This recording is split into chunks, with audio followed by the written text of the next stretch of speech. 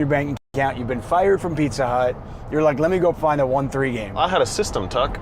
Okay. I'm just gonna double up and leave and come again the next day, rinse and repeat. How did that work out for you? It didn't work out.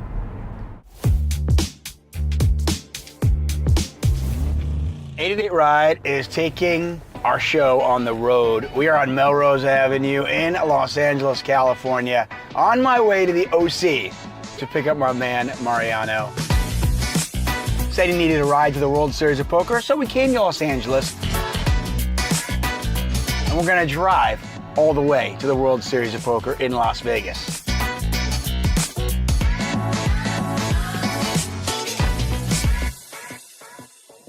So where are you from originally? Born in Argentina in '94, and then my family came over in 2002. You moved to LA, obviously you're young, you're here with your family, Yeah. You grew up here. You're in the music scene somewhat. Were you a bit of a partier? Were you like a club guy? No, I've always been sort of a homebody. Studied music production and mixing mastering in college. And I always just sort of produced for fun on the side.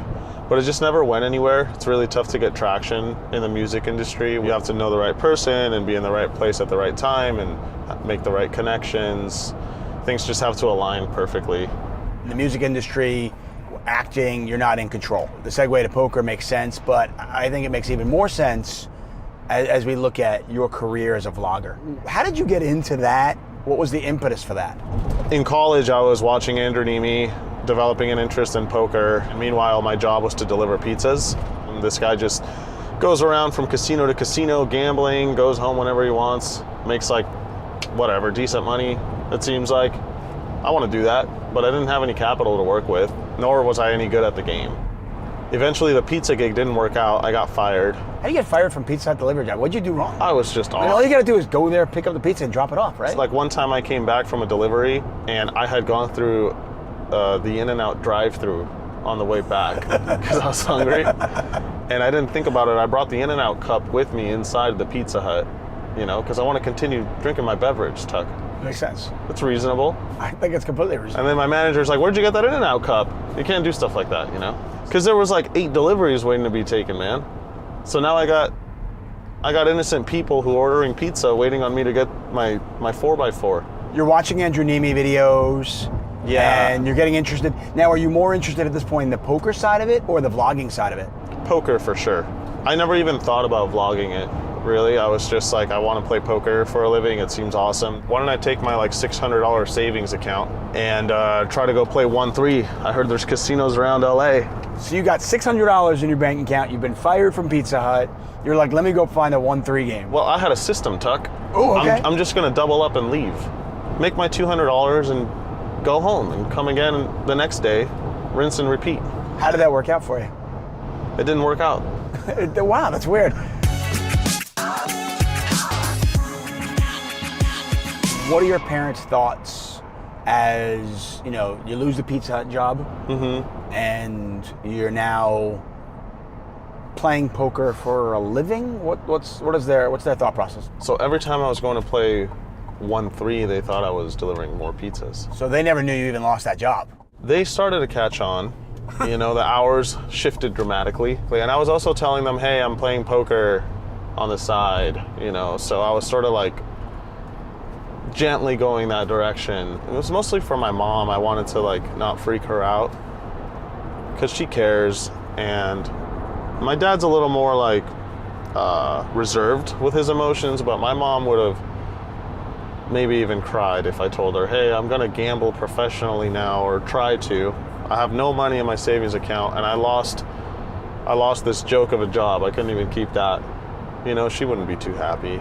So when did you finally tell them the truth? I think in the end I ended up telling them that I just quit Pizza Hut and that I'm just playing cards for now while I figure out something else. So essentially I never wanted them to have a sense that I didn't have security in my life. You know, now they know everything, of course. They know everything. Do they watch you? Yeah. They watch Yeah. We like look back and laugh about the Pizza Hut days and stuff. So now it's all good. So were you vlogging right away? What was the impetus to vlog this? No, I started just playing, and then I wanted to start a YouTube channel for music. And I tried that and it got 0 views. And then I was like, well, why don't I try vlogging the poker thing? I mean, I had my phone, so I filmed with that. I already knew how to edit video and audio just from like school. I had access to 1-3 games about 30 minutes from my house, so next time I went to go play 1-3, I brought my camera and I tried to vlog, and I made one. And that one got like 1,000 views, and that was more than I'd ever gotten. So I just kept going, and here we are. You're vlogging and you're getting some views and you're getting a little notoriety. At this point, are you making money at YouTube? Nothing significant. I think I was making like $300 a month, $200 a month maybe. Okay, but I mean, you're playing 1-3, so that's not No, bad. it was... That's like another session. At the time, it was pretty sweet, yeah. But even in the time that I've commentated on you, Uh-huh. you know, I have seen obviously a huge jump up. When you sit back and you kind of look at that, what are your thoughts? It's awesome, Tuck. To be honest. Best answer ever. I mean, this is like what I always hoped would happen. I just didn't know if it would ever happen, and if it did, I didn't know when it would happen. In terms of like bankroll management, were there moments over the last year or so where you were like, I have an uncomfortable amount of my net worth on the table right now? Recently, there was a game where after the stream ended, they decided to start another stream. And the game switched from like 100, 200, 400 to, I don't know, double that, if not more. And Brad was like straddling to 5K every hand or whatever. Wow. Okay, so right. So we're talking about like, it's $5,000 just to call. Something like that. You want to raise, you're putting in 18K? So that just got too big for me. That's the same reason I didn't play the million. It was just too big for me. So yeah, there's instances, but almost all the time that I play, like it's gonna suck if I lose a lot, but it's within what I consider manageable. Okay, so what your mom, your dad's reaction watching you play for hundreds of thousands of dollars? I know even day after, they're like pretty stressed out about it. My dad especially, seeing like sometimes the dollar amount of these pots, it gets his blood pumping a little bit. Can you still play, like if you play small, does it bore you? No. Last weekend I went and played some 2-5 in Vegas, and I was like trying my absolute hardest. Yeah? So it's for you, is it, I just want to win.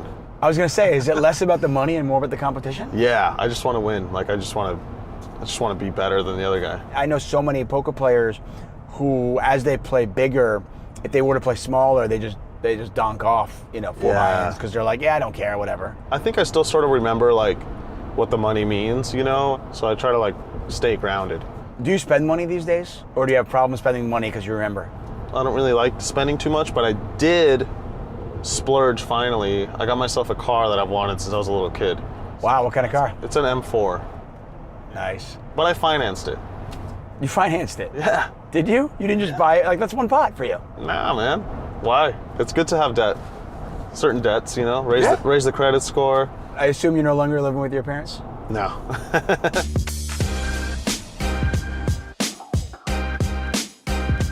Where do you see yourself, 3, 5, 10 years from now?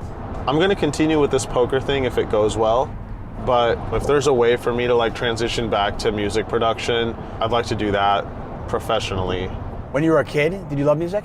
Yeah, always. What is it about it that excites you? I just love it, when I'm doing anything music related, when I'm like in a studio, when I'm mixing audio, I just love it. Nothing really feels that enjoyable to me, even poker. Even though I do obviously love poker, I still play. What do you play? I play some piano, some guitar, some drums, except I'm not particularly good at any one of them.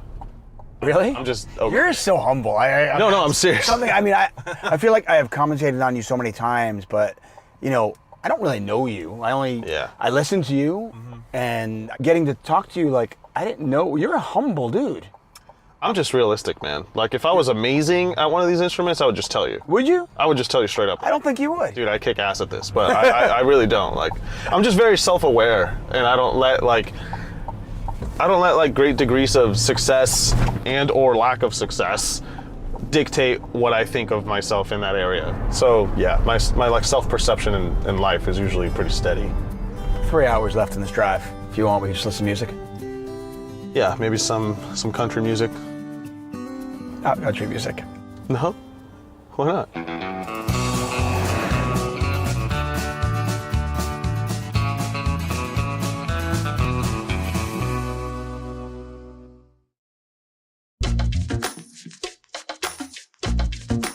Why is it so hard to get a ride right now? This is ridiculous. What is this 888 ride? Let me try this out. Hey, Deeb, you need a ride? Tuckman, what are you doing here? Times are tough for poker commentators these days.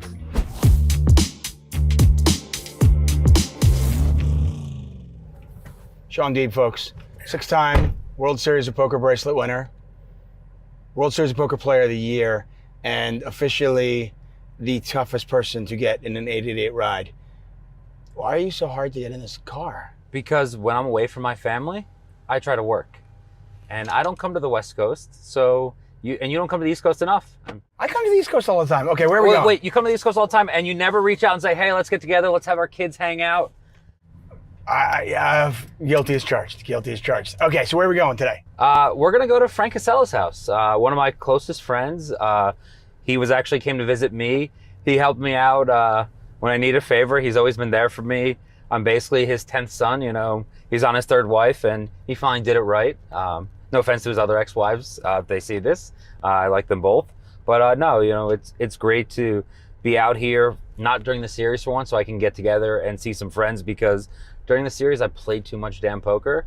I don't get to socialize nearly as much with people that, you know, I've been so close with over the last 20 years of my career.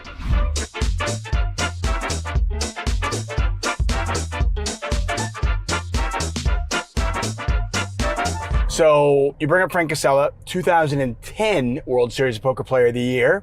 You won that award in 2018, years after you, quote unquote, retired from poker. I retired from tournament poker, I think was my in it. Well, yeah, I took like a whole month off when I was like 24, 25 years old. I was totally burnt out, you know. First 7 years of my career, I think I had on average about 3 to 4 days off per year. Like even when I was traveling to poker tournaments, I'd be playing online, playing cash games in the airport, on the plane. I was such a addictive person when it comes to that stuff, on playing and putting in volume. I loved every single day I played, so I played so much poker those years. So it took a while till I figured out how to rewind a little bit and take some days off, and you know, but it was the glory days. Like you look back upon that, and I'm so glad I played as much as I did, because I got a lot better, made a lot of money, and made some of the greatest like social circle you ever could in this industry. Okay, so I'm going to put the Player of the Year question I had on the back burner for a second, because you brought up your work ethic, almost obsessive to a point where maybe it was unhealthy. I remember meeting you in Kiev many, many years ago. And you were... Was that the first time we met, was Kiev? First time we met was in Kiev. You talked about my good buddy Bart Hansen. Yeah. And you were like, oh, I love Bart. And we're like, and we talked, and then you and I went and got some food. And you were telling me, I was like, hey, so what is... I was like, what do you do right now? And he was like, well, I'm playing this live tournaments, and then I'm going to go back to my hotel room, and I'm going to 24 table online. And I was like, wait, what? And I remember watching you. You were like, just watch. And I was blown away. I couldn't understand how, first of all, if I didn't even have decisions to make, just pressing 24 different buttons would be difficult for most human beings. You were making decisions, and good ones at that. So back then, I was actually up to 40 tabling, and 40. Most people like assumed I had like multiple monitors and this. I did this all on a laptop with a touchpad. True story. I saw this. Well, I saw 24, but still, I don't know how you did it. So I always love when I'm, you know, years later as I got more known and got friends with some of the industry people, I met some of the early Stars employees. I went to one of the meetings that Esai and PokerStars put on of players to do player relations and talk about the industry and the ecosystem and just get some player feedback. And so I went there, and one of them was saying one of their favorite bits of data is they had like this chart, and it showed the number of players active and how many tables each were playing. And like 80% were one tabling, like 15% were two, like 4% were four. And all the way to the right, there was one little blip of 40 tables, and they go, there's Shaun. Like, I was the first massive multi-tabler in online poker. And I don't know what about me. Maybe it's just my ADHD. Like, I used to do speed math competitions as a kid. I process information very quickly. I talk quickly. And I just kept hitting register. And I timed out way less than almost anyone I know back then. I made my decisions quickly. I have a great memory on players and frequency. So, like, I could have told you every player, how they played, what hands we played against each other. You know, oh, we made this final table. Oh, I 5-bet him. Oh, he did this to me. Like, I had such great, you know, instincts of player history. So were you able to actually play exploitable poker and make moves against certain players, even 40 tabling? Yeah, I was making drastic range differences versus different people. Like, I knew who was tight, I knew who was loose, I knew who liked to 3-bet and 4-bet, and you know, there was a couple times where I took shortcuts. Like, now looking back on poker, what we know now, I did a ton of 4-bet shoving because everyone was 3-betting too many bluffs, and I 3-bet shoved out of the big blind a lot, and I open shoved a lot for larger stacks than most people were doing. Nobody did that back then. There was a few people doing, but not the frequency I was doing. And I realized that I was simplifying my decisions. So, like, years later, the sit and go players started doing that. And I remember, like, the guy George A7, one of the Supernova elites, was like, there was an interview where he was mentioning something about, like, I do this, I do that, and I wait to this stack that. And, like, that was stuff intuitively I just stumbled upon. Like, I did everything trial and error. Like, the volume I got in hands those first few years of my career, I was playing millions of hands when most people were playing 100,000 hands. So I saw 5x, 10x, you know, 20x the hands that most people saw. I had so many final table and shorthanded situations that as my career progressed in, like, the big field tournaments, you're making more and more final tables, I end up having so much more knowledge of heads up, 300, 400, ICM, and all these things that most people were not as comfortable with. So they were playing for life-changing money for them at the time. And I was just like, I've done this before. And I never really cared what stakes I was playing. I would be playing... How old were you when you started? Poker or online? Online. The day I turned 18. The day you turned 18. The day I turned 18, I made a party poker account. Yeah. I had Brian Rast in an 8-8 ride a few years ago, and he talked about online poker. And he said he thinks online poker is in trouble because of, you know, solvers, GTO. This had to be pre-COVID, though. It was pre-COVID. Yeah. He said GTO and solvers and all this stuff, and he goes, I didn't get into poker so I could play chess, you know. And if you missed that 8-8 ride, it's available on our YouTube channel. Check it out. Brian Rast is amazing. Future Hall of Famer now. Poker Hall of Famer. I was going to say, not future Hall of Famer. He's a Hall of Famer. Yeah. We'll talk about that in a second, too. I know we're getting, because I almost brought it up with the Isai thing, you know, because I think Isai personally is the biggest snub for the Poker Hall of Fame in the history of our industry. It is a joke. You might get in before Isai. If I do, I will. If I know Daniel's campaigning for him every single year, I literally will say, you guys do not have a pulse, understand the pulse of this industry, to not know the reason we are here, the reason why poker is still respected, why poker is still trustworthy. Isai saved this industry so many times, and he is such a great man. Talk about poker today in terms of online poker. Obviously, you said post-COVID. Yeah. But are you worried with the solvers, with you know, real-time assistance? Yeah. Thank you, and you know, and cheats out there, and we've had some cheats outed, and I'm sure there are plenty of cheats that are not outed. I've been a part of many of those outings. One of my favorite things in the industry from early on in my career was to call out the scumbags and try to clean up the industry. But I think that, you know, those things are a concern, but the players have done a great job of doing it. The sites have made such an effort to curtail that stuff. And I think COVID showed that convenience for poker is great. You don't understand how many people I've met, because the numbers are booming everywhere. Tournaments, online, everything is doing great in poker. And it should, because it's an amazing industry. It's amazing, intellectual sport. It's amazing to gamble and have a chance to have life-changing money. Is it a sport? It's a mental sport for sure. Mental sport, okay. You know, I'm not going to get into the whole sport thing. It's your take. I know, because you play hockey, you think that's a real sport, you know? No. I'm not comparing the two. I'm just, listen, you think it's a sport, it's fine. It's not worth it. It's not worth an argument about it, okay? You and I go way back. Yeah, but we have argued many a times. We've done a lot of stuff in the booth. Okay. But yeah, so I think that... Are you concerned or not? No, I think online poker is getting better and better every single time. I don't love that people have switched to the private clubs and the apps, because I think security is a lot more lacking. But every year, new states are being regulated, new sites are coming, new security features, and it's always going to be a cat and mouse game. I mean, I always make this comparison to people outside of poker is whatever industry they're from, so there's shady people in your industry. If you're an accountant, if you're a lawyer, if you're in real estate, you're in construction, there's scumbags wherever there is money to be made. Yeah, poker commentators. Yeah, I mean, Jeff Platt is I don't even want to say it. By the way, I don't even want to say it, but we have some poker commentators that maybe are less than. I hope you know how I almost ended Jeff Platt's career this year. You should have. You should have. Somebody needs to do it. I started the whole Jeff Platt jinx, and then Right. Wyman ran with it.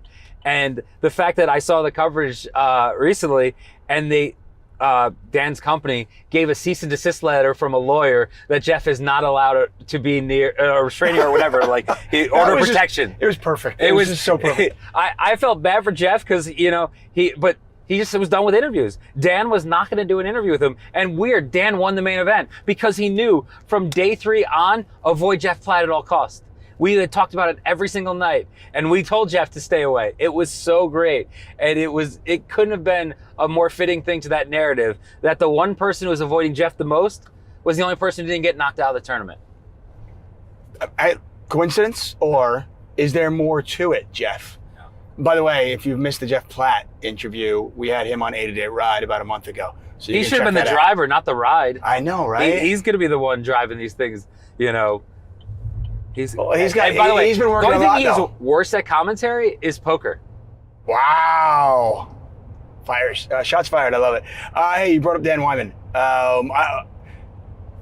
Reigning World Series Poker main event champion, a worthy champion, and a good friend of yours. Talk about him for a second. So, currently, this stage of my poker career, Dan is my best friend in poker, has been for many years. We met at a final table many years ago, and my interaction with him just shows our humor and how much I knew I was going to like him right away. So we're at the 10K pot limit hold'em final table. Notables are ADZ was there, rest in peace, Phil Ivey, Andy Frankenberg, myself, Ali from LA who plays Badoogie, Right. and like Sam Stein, and me and Sam are good friends. And Dan's this young kid with like a mullet with a trucker hat. And this is back when they used to do the written player bios. And he's like 23 years old, Dan Wyman, 23 years old, and former lumberjack. And I look at him, I said, who runs that bluff? And he just started laughing. And so then he leans in like a few minutes later and he says, hey, who's that black guy? So I just started cracking up. I was like, you're pretty funny. And then, later on, the next year or two, Open Face became popular. We started playing. This is the one thing that I'm so mad at. Open Face Chinese. Open Face Chinese. This is the one thing about Dan that I'm so mad that World Series didn't mention. Dan isn't even, the most famous thing Dan's done is not winning the main event. He created Fantasyland. Really? For anyone who's played Open Face, Dan is the one who created that and popularized it.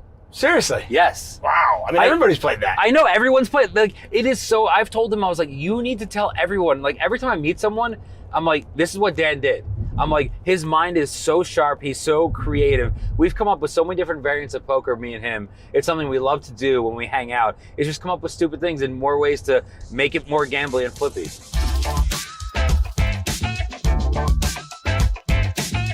When I talk to people about poker, I always say, to me, what defines a great poker player is when I grew up, I sat around the kitchen table with my buddies and we played different games.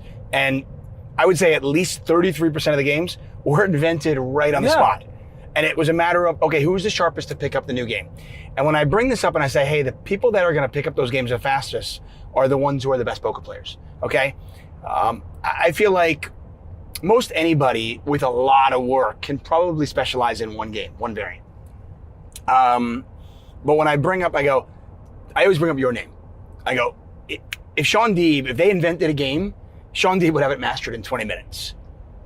And I guess, is that you and Dan Wyman? That's just, I put like Seaver in the same category. I was going to say, I would say it's between myself and Seaver as the two guys who probably are the best at when a obscure game is brought up, who will become the best. Like, I will not be the best in the first 12 hours, but I will experiment. I talk about early in my career with trial and error is how I did everything.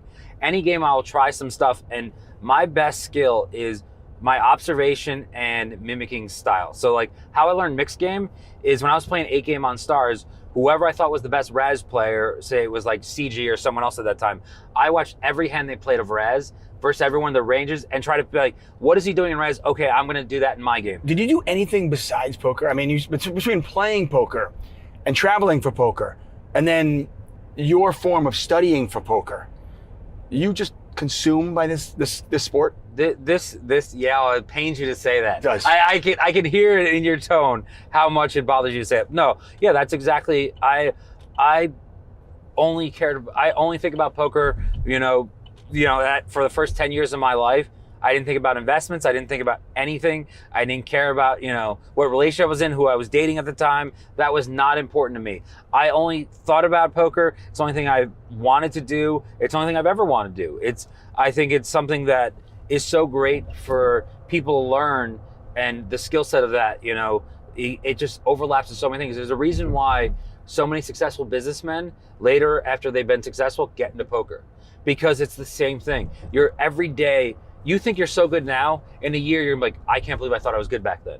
And that's what I love about this game. It's always elevating itself. Yeah, that's the quote Jason Kuhn said to me when he did commentary with me during the World Series of Poker. And Jason Somerville, there were so many great poker players that used to come in the booth with me. And I am so grateful that you guys took the time to do it. It was amazing for me as a commentator and as a player. And obviously all for the fans, it was just what a treat. But I remember Jason Kuhn came in and he said, if you didn't think you sucked at poker 6 months ago, you're not working hard enough. And it always stuck with me. And I think it's true in all aspects of life, whether you're a basketball player, whether you're an investor, whatever it is, if you stop learning, you're dead. And that's what I tell my wife all the time. Like, when I'm trying to get away, I'm like, I don't have the time to study. I'm not good at studying. I'm going to get passed by at the game. And the worst thing about poker is when you get passed by and become a losing player, it's going to take you a long time to realize it. So many people are convinced they're just running bad or this or that. Like, it's so hard to be objective, especially when it comes to tournaments, because the variance is so massive. Okay, so you're experimenting, and I want to get into all these different aspects of your life. It's such an interesting story. When you're experimenting and you watch the best Raz player, and you're like, okay, I'm going to just try this stuff and I'm going to experiment. How did you know what worked, what didn't work, and how were you able to separate that from results-oriented thinking? So I would just kind of say, like, all right, this guy just always seems to calm me down. So they think I'm a maniac. They think I do this. So like, there's so much of adjusting and readjusting. That's the psychology of poker, where solvers just struggle with, because their poker is an emotional game. And there are no poker players out there right now who can be completely emotionless. You tell me the best in the world, Ike Haxton, Jackoon, Ivy, Negreanu, anyone, they still have emotion. They try to suppress it the best they can, but it's still there. And they're still gonna be like, wow, this guy seems like he's attacking me or exploiting me here, or man, he's really done this. You don't know the frequency they're actually doing it. You have to extrapolate so much out of such a small sample size. And that will still always be in poker. And no matter what, there will always be someone new trying something. I had a conversation actually with Jason Somerville, who you mentioned yesterday, because he was there when I was filming for Poker Night in America. He ended up joining the game, and we were talking about PLO tournaments. I've had amazing results in PLO tournaments. I think I'm one of the best in the world at that. That was your first bracelet, 2015, right? No, that was Parliament Hold'em. Parliament Hold'em, who plays that? Me and Dan Wyman. That's how we became friends. That final table was not the one I won, by the way. By the way, didn't you get all your chips in that Parliament Hold'em tournament, the very beginning of the day, from Bart Hansen? I did, yes. The very legendary Aces vs. Kings hand. Wait, the guy who plays Crush Live, the founder and pro of Crush Live Poker? He got crushed in live poker. Yeah. I always Aces vs. Kings, like first hand, 300 big blinds in? Yeah, it was bad by him. Very bad. Bart, I love you. I'm sorry, Bart. So I got, just overlapping the social side of poker. So the reason I knew of Bart for so long is John Aguirre. Right. Who I'm actually going to hang out with later today. He moved back out here. One of my good friends who I never get to see. So, it's so great how many people were in poker, left poker, came back to poker, and it's just a cycle. It's like, that's what I love about this industry is everyone who thinks they're out, you end up coming back. When was the last time you stayed in a hotel in Vegas? The World Series. Okay. The whole World Series, I stay on property. You do? Okay. Yeah. You don't stay with friends? I've stayed at Frank's house for multiple years. I think it was like 16, 17, 18, 19. But once I was just like, as much as I love spending time there and hanging out with him, I like being on property because dinner breaks, I get more sleep, I don't have to worry about driving. If I want to drink during some events, it just simplifies my life. I get to focus on just poker. I remove as little as possible. When my family comes out here, my wife and kids stay at Frank's house. Right. So like, we're super close, our families are intertwined. His new kids are the same age as mine. And it's so great because one of the things I love about poker now is, one of my close friends, Cliff Joseph, I talked to him, I'm like, how did you grind online? He's one of the original legends. I mean, Yeah. he like what did he staked how many his how many stable winning is poker hundreds players? of people. So many people's career are owed to him. I was staked by him early in my career. Like, and we stayed close throughout. And I always say to him, I was like, I look at how many hours I played. I know you were there every night playing tournaments with me. I struggle when I'm at home playing cash games with my kids. How are you playing tournaments 12 hours a day while raising multiple kids who turned out amazingly successful and great kids? Like, it is so hard looking back on and that generation that were 10 years older than me with families doing the same stuff we did. Well, I think for all those years. I think a lot of those players back then really struggled with that balance. How do you do it? It's a question that I ask any successful poker player that has a family. And you're married, you've got 2 boys, right? Yep. 7 and 9? 7 and 9, yeah. Me and my wife just had our 10-year anniversary a few months ago. Yeah, and you're like a unicorn. I mean, you're the actor who didn't move to LA. You stayed in upstate New York, and you're making this work. How do you do it? How do you balance? So I moved back. When me and my wife got married, we were planning on having family right away. I said, she got pregnant, the week we got married.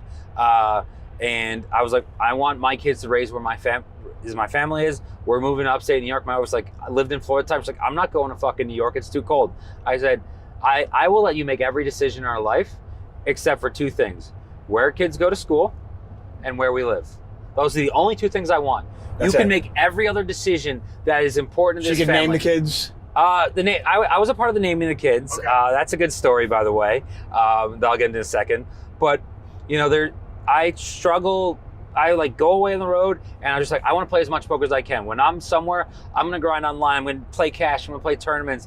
I'm gonna put as many hours in as possible. So when I go home, I don't feel the push to play online and to grind as much. Like, I play a lot online currently, but I go through phases where I'll go a couple weeks I don't play, or a couple weeks where the games are good and I play a lot. And then I'm just like, these are my go-to tournament stops. I want more bracelets. I'm going to go to the World Series. I'm going to do this.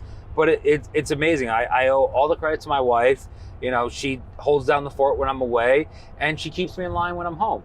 And it is so difficult to readjust every time I go away for a trip, especially a longer one, because the whole family routine has changed, their favorite food has changed, what they're doing, what they like to do. It's so hard to keep track of that stuff, but it's amazing. I love the, trial and error of that. Every time I come home, it's readjusting to what the kids have been up to and what my wife is experimenting with to get them to act the way she wants.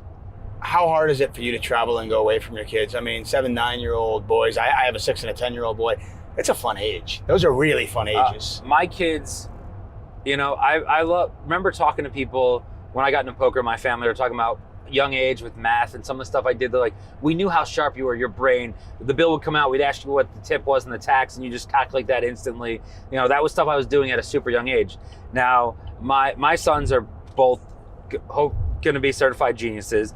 But obviously, sorry to my oldest Evan, who's an amazing kid, but Chance, my youngest, he has impressed me so many times. When he went into kindergarten, like, he heard me doing mental math questions with Evan in the car throughout the time. Like, I love when in the car with him, just giving them math questions. We talk some things, word problems, whatever.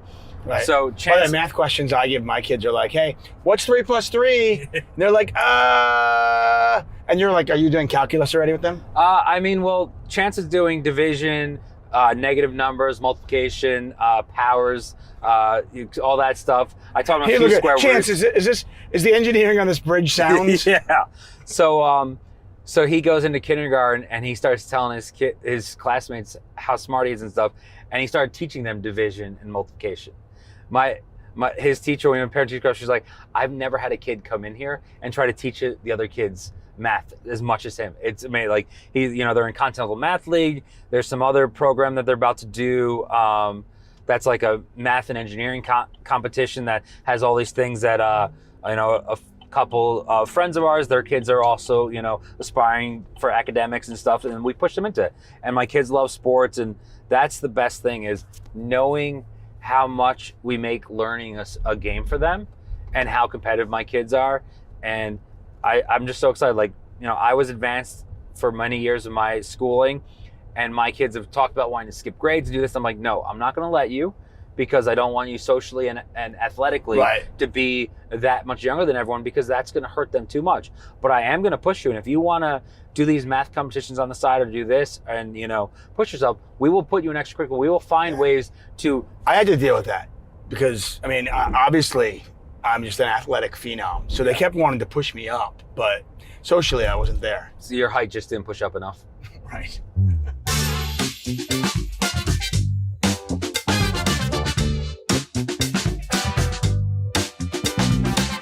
Me and my now wife were dating, like we were probably like a month into our relationship. How'd you guys meet? At the Chad Brown Invitational down in Jacksonville, Florida. Oh, rest in peace, Chad Brown. Yes. She was dealing the final table. I was making fun of her for being old. Yeah, there's actually, you can find it on YouTube. Wait, so this is another dealer, poker player love story, like Chance Kornuth? Yes. Okay. I ended up hanging out with her. Her boyfriend was a big fan of mine and wingman very hard for me. And then we started dating 2 years later. Shockingly enough, you know, what kind of boyfriend is that? This is the loop of poker. Do you know where me and Ashley's first date was? Where? Frank Casella's house. Wow. She was out in Vegas on her way to Seattle for a wedding. Had a couple day layover here to hang out with people. She'd never been to Vegas. I get knocked out of the tournament. She says, "What are you doing?" I said, "I'm actually going to my friend Frank Casella's 4th of July party." She's like, "Can I come?" I was like, "Sure, whatever." There's gonna be like 500 poker players there.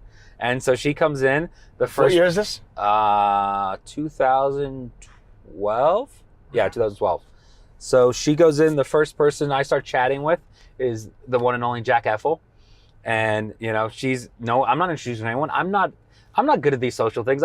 She's not my date. She's a friend of mine. I brought her to a party. He's socially awkward. He's terrible at these things. I'm really bad at some things. So Jack is there, and me and Jack are talking about an instance that happened at the World Series, and Ashley wanted to come deal the World Series at some point. So she introduced herself to Jack, and she goes, "Hi, I'm Ashley, and Shaun's an Ashley. Want to introduce me?" And Jack puts his arm around me and goes, "Not Shaun. We all love Shaun." I tell Jack all the time, great wingman. I meant to say this earlier, so rest in peace, Chad Brown. When he was on his deathbed, we had just had Evan. So I was able to send him a photo and say, "Thanks to you, I have a family and a son now," you know. And we thought about naming him Chad, but, you know, that was one of the names we discussed. But unfortunately, there were some Chads I don't like in poker. Okay, that's fair. But yeah, so I mean, it's been a crazy life. Looking back on how many things had to go right for me to end up where I am, how successful I am with the relationship I have, you know, the healthy marriage, the healthy kids. I just owe that to, you know, all the people I've been friends with have given me so much advice, you know, that I've learned. What's the best advice you've gotten when it comes to balancing poker and family? I believe this was from Tim Pham down in Bahamas. He basically was telling stories about with his wife. He's like, telling the stories like, you know, I tell my wife, if things are going good, she finds chips, cash, anything around the house, and she takes it and I don't notice it, keep it. So my wife has always had that policy. You know, I have a good run or whatever. She has some stashes of cash, you know, not stashes of cash, but like she has, you know, in some bank accounts that I don't even know about, some stuff and safe deposit, whatever. I don't want to know about it.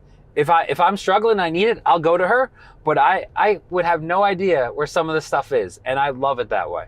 You know, I think that's a good little bit of advice because you never know when things are going to go bad. You never know when the times are good. You know, I talk about the game passing you by at some point. I want to, you know, I've done a lot of investing, you know, a lot of buying in real estate, different things, because I'm not going to poker. Eventually, poker's not going to be as profitable as it is. So, is that a fear of yours? Or is it just, have you accepted it? I am not Doyle Brunson. I'm not Billy Baxter. I will not be a winning poker player into my 80s. It's just a fact. Why is that? Because the game will be too advanced and you just can't stay sharp enough. And how will you know? You said this was the toughest thing, and I agree. Because we are all results oriented, and it's very difficult for us to understand and know when we are no longer a winning player. How will you know? You will never know until it's too late. There's no, unless you somehow. You'll just think you're running bad. You think, oh, I mean, I was Yeah, really good. I was really good 2 years ago, so I can't. I ran to the top of his range. I had a great read, and I just got unlucky, and I just get in the key flip, and I lose. It's just, you're never going to know until you've lost so much that, holy shit, like, maybe I was the fish this whole time. Maybe these guys that I couldn't wait to play with, it's reversed, and they got better than me. Or maybe this one thing I was doing, they figured out and exploited me, or my frequency is just off by enough where it just can't win. I had a student that I was talking to for a while, and he was like, I was like, why were you playing at 5 a.m? I was like, why were you there for 14 hours? He's like, well, I was stuck, but the game was really, really good. And I just kind of like looked at him, just dead stare, and I was just like, the game was really good. Because you, right? For them. Yeah, you brought up the story about money sitting around.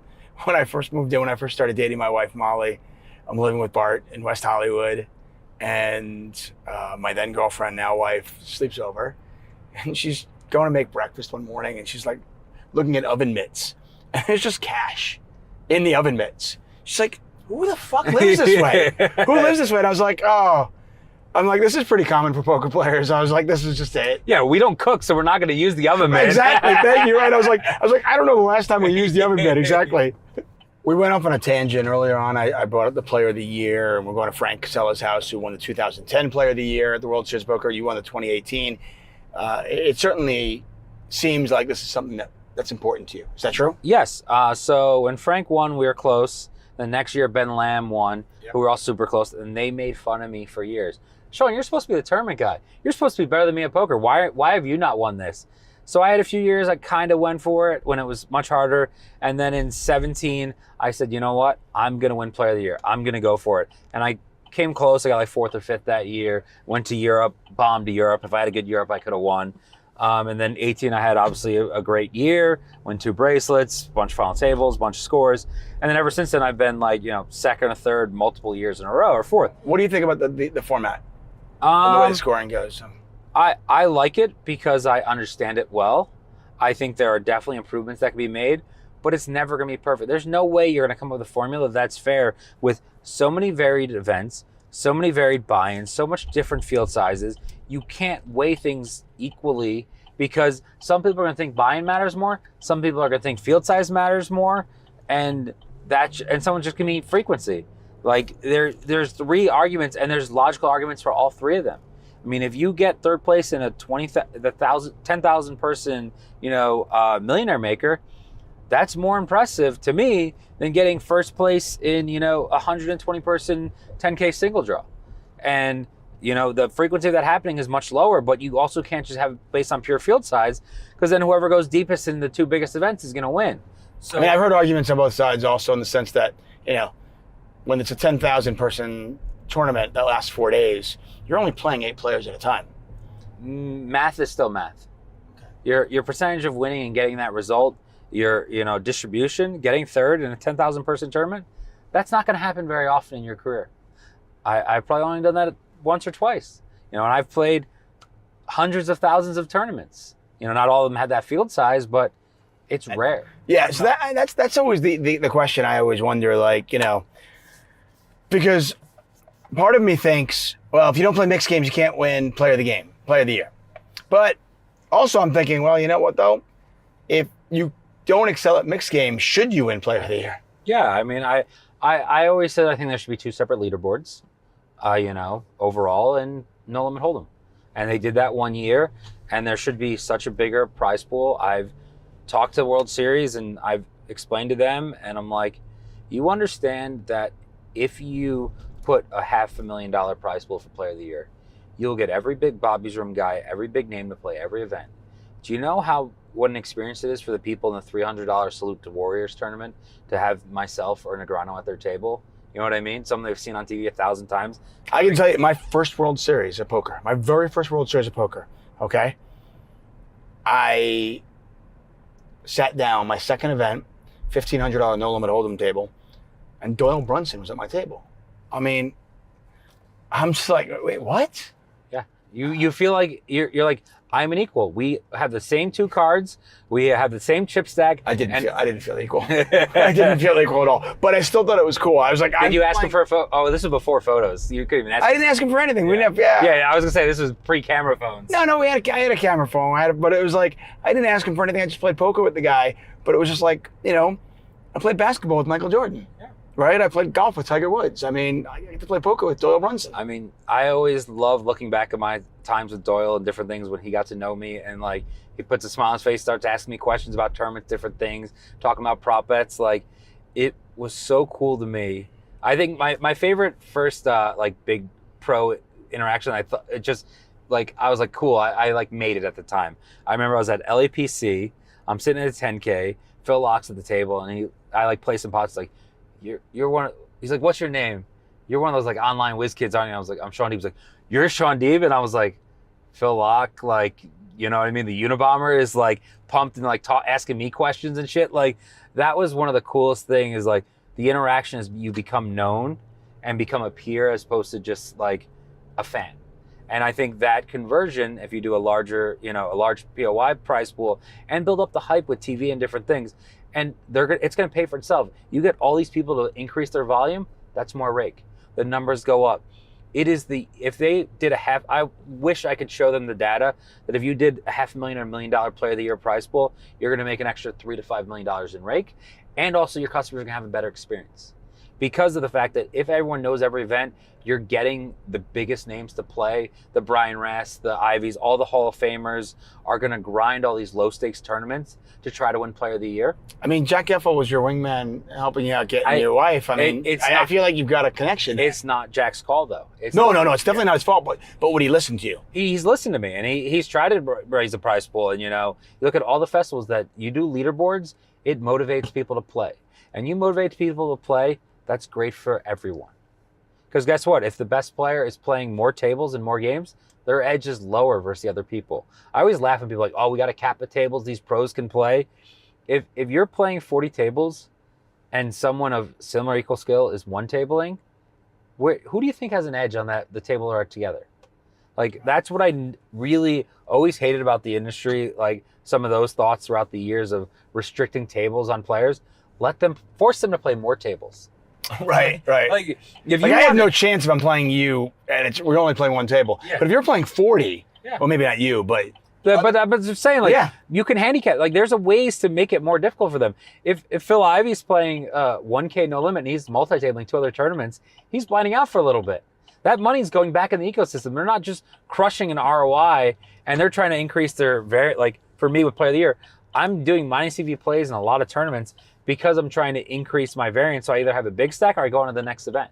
If Reg is about to close to something, I'm short in another tournament, I'm blasting off to go in the next one because my equity is so low for POI points. People probably panic when they see you at day one. They're like, I can't believe I got Shaun Deeb at my table. That's the best thing ever. I literally tell people in like the unlimited, oh, you're just gonna go all in every hand. That's good for you. If you know I'm not gonna fold king queen off for your 100 big blind shove in level 1 because it's a tournament where I can just rebuy 20 times and I'm going to just fire lots of bolts, I'm going to take the worst of it there. I'm okay taking the worst of it. Right. But it's hard for, I know people. It's hard for Joe. It's hard for a layman to just I think they understand, but at the same time they're thinking, listen, I came to Vegas with $12,000 total. Yeah. And I don't have 6 bullets for this. Yeah, I think myself and Angela Jordanson, who I think everything she does poker is great, one of those people doing amazing things for the industry who aren't well known yet. She's a low stakes person. We had all the Twitter spaces pre-series, and we were talking about freeze outs and no freeze outs, and she was saying how it's so bad these low stakes things are unlimited re-entry and people can just gamble, and the Recs are not getting the experience they want, and they're getting knocked out by this person who just played bad. I'm like, people are going to take bad beats. We always talk about the minefields and all the old school terminology of poker. Like, that's just kind of part of it, and just embrace it. And I don't think Angela's wrong with her theory. I think there is a place for some of those freeze outs, but I think also that once you just tell people, be accustomed to it, expect that you're going to be in for a couple bullets, expect this, and they're going to come out with a proper bankroll as opposed to, I'm firing 1 bullet in this tournament. Like, expenses are so high. If you're playing, what I call the ATM tournaments, like sub 1K buy-ins, yeah, you can get the buy-in out of an ATM. So if you're doing some of those things, like, you should, your expenses, you're spending $1,000 on hotel and flights. Like, you should be playing a few $1,000s worth of buy-ins. You should be having lots of builds. It shouldn't be traveling in where your expenses are 3x what your buy-in you're playing is.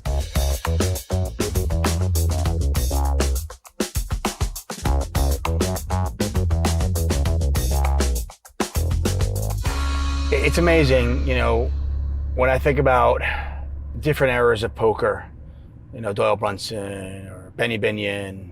By the way, this is the neighborhood Doyle lived in.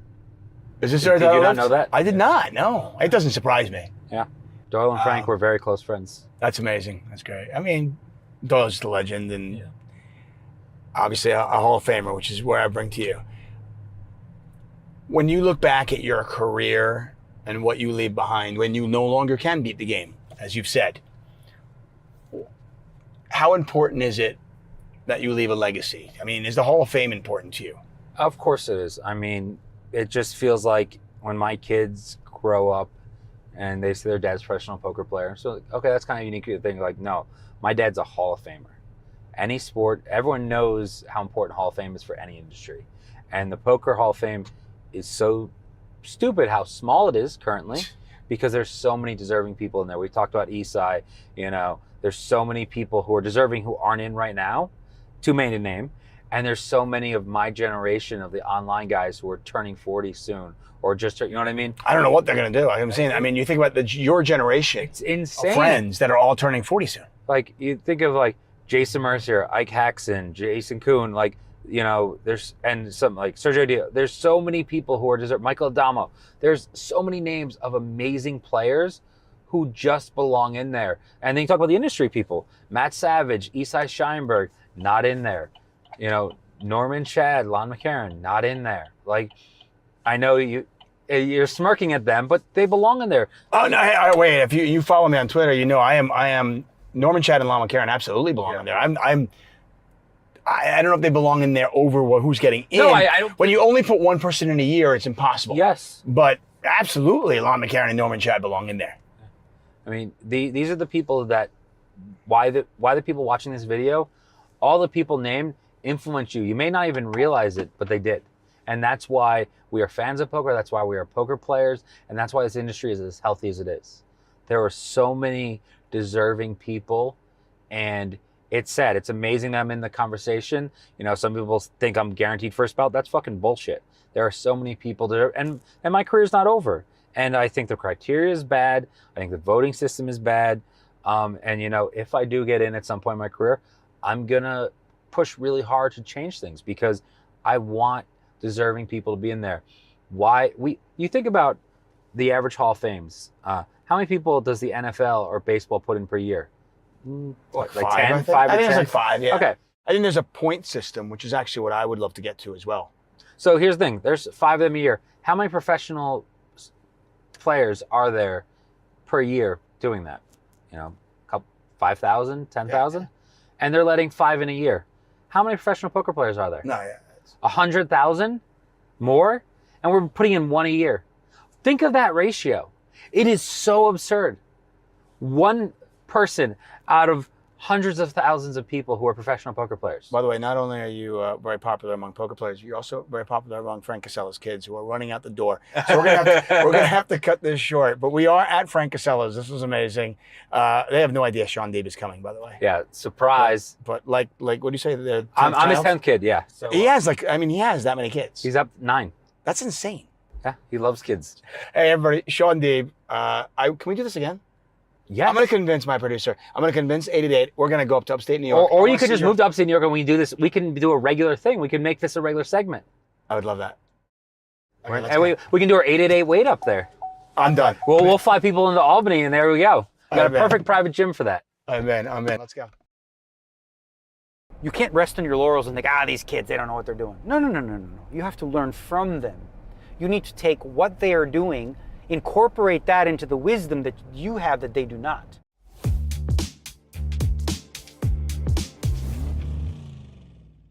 The man I have in the car right now needs no introduction, yet I will introduce him. Good.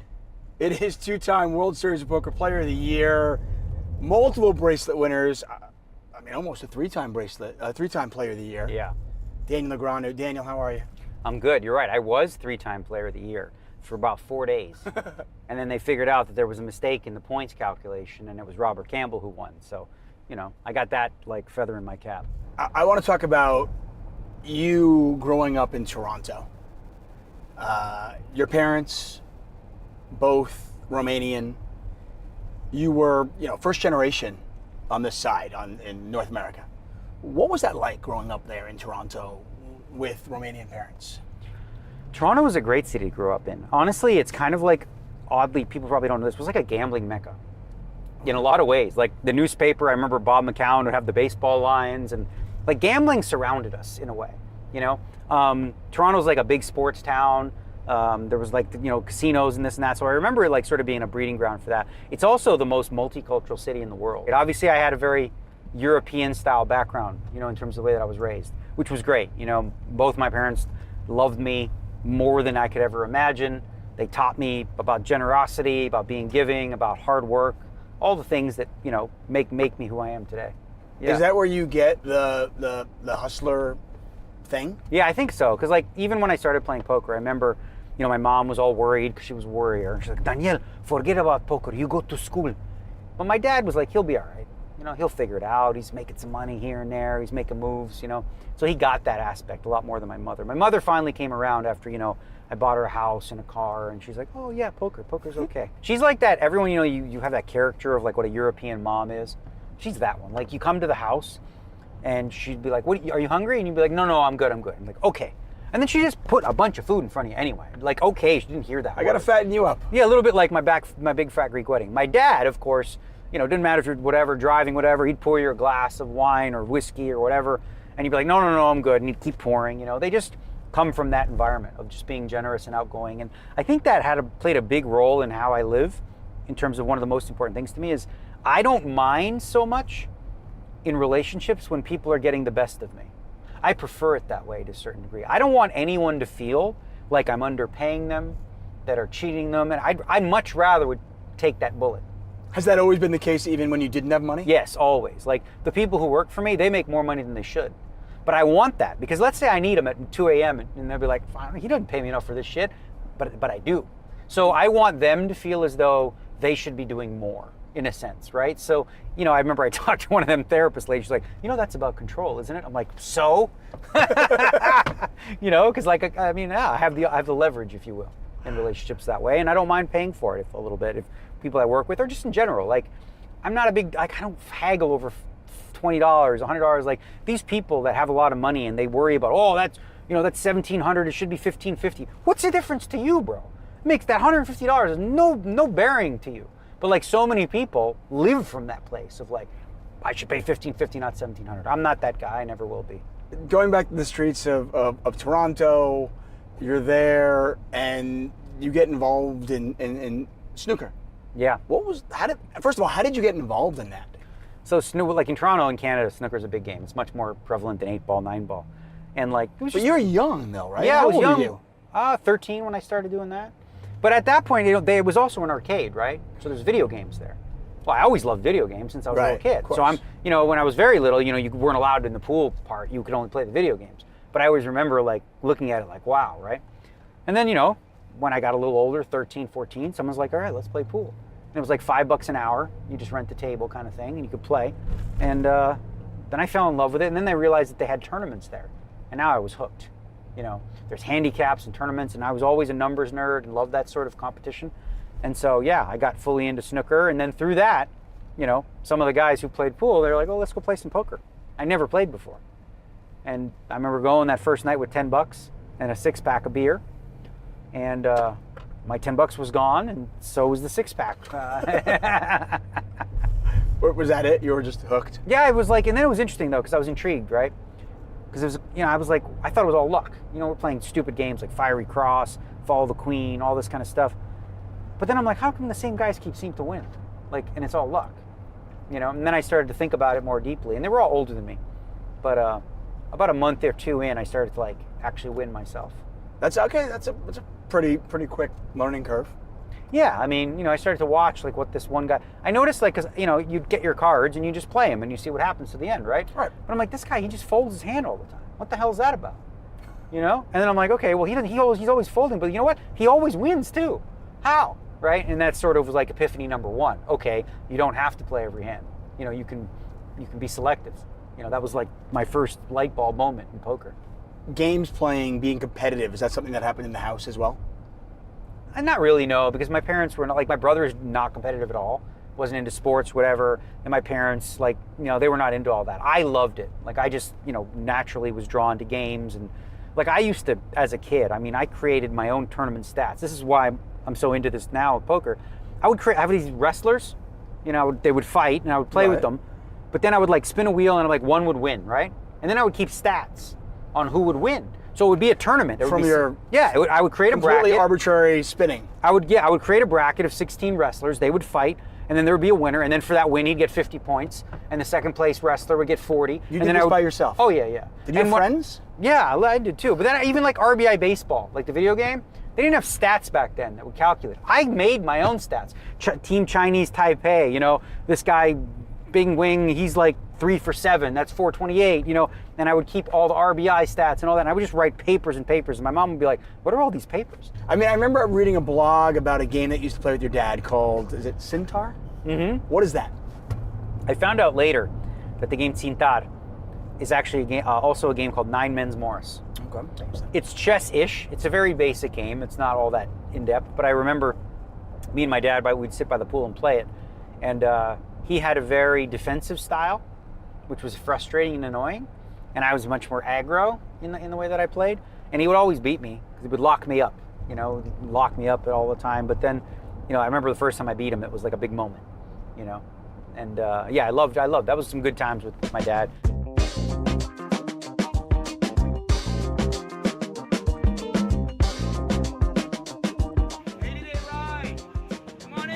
You know, I still remember you winning the second time. I was in France when you won.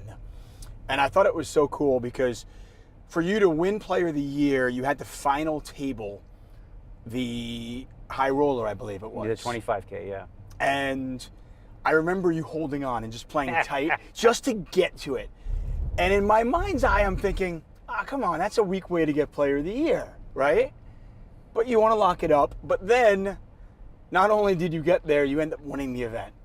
So I remember it vividly. It was like 11 left or something, and I had the massive chip leader on my left. So even if you're just playing it straight, you know, that's an ICM spot, you're supposed to play tight, right? The fact that he knew where I needed to finish only made it more difficult, right? Because he's putting even more pressure on me because he knows how bad.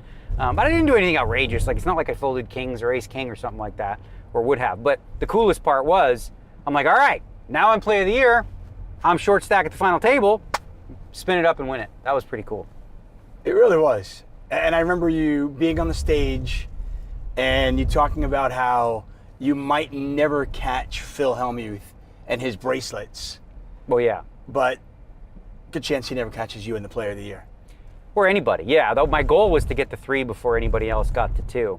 And, you know, it's a different award, right? Like, bracelets, they're great. I love them. I'm great. But there's something about the Player of the Year that just is, like, so much more grueling and so much more of, like, a long-term task.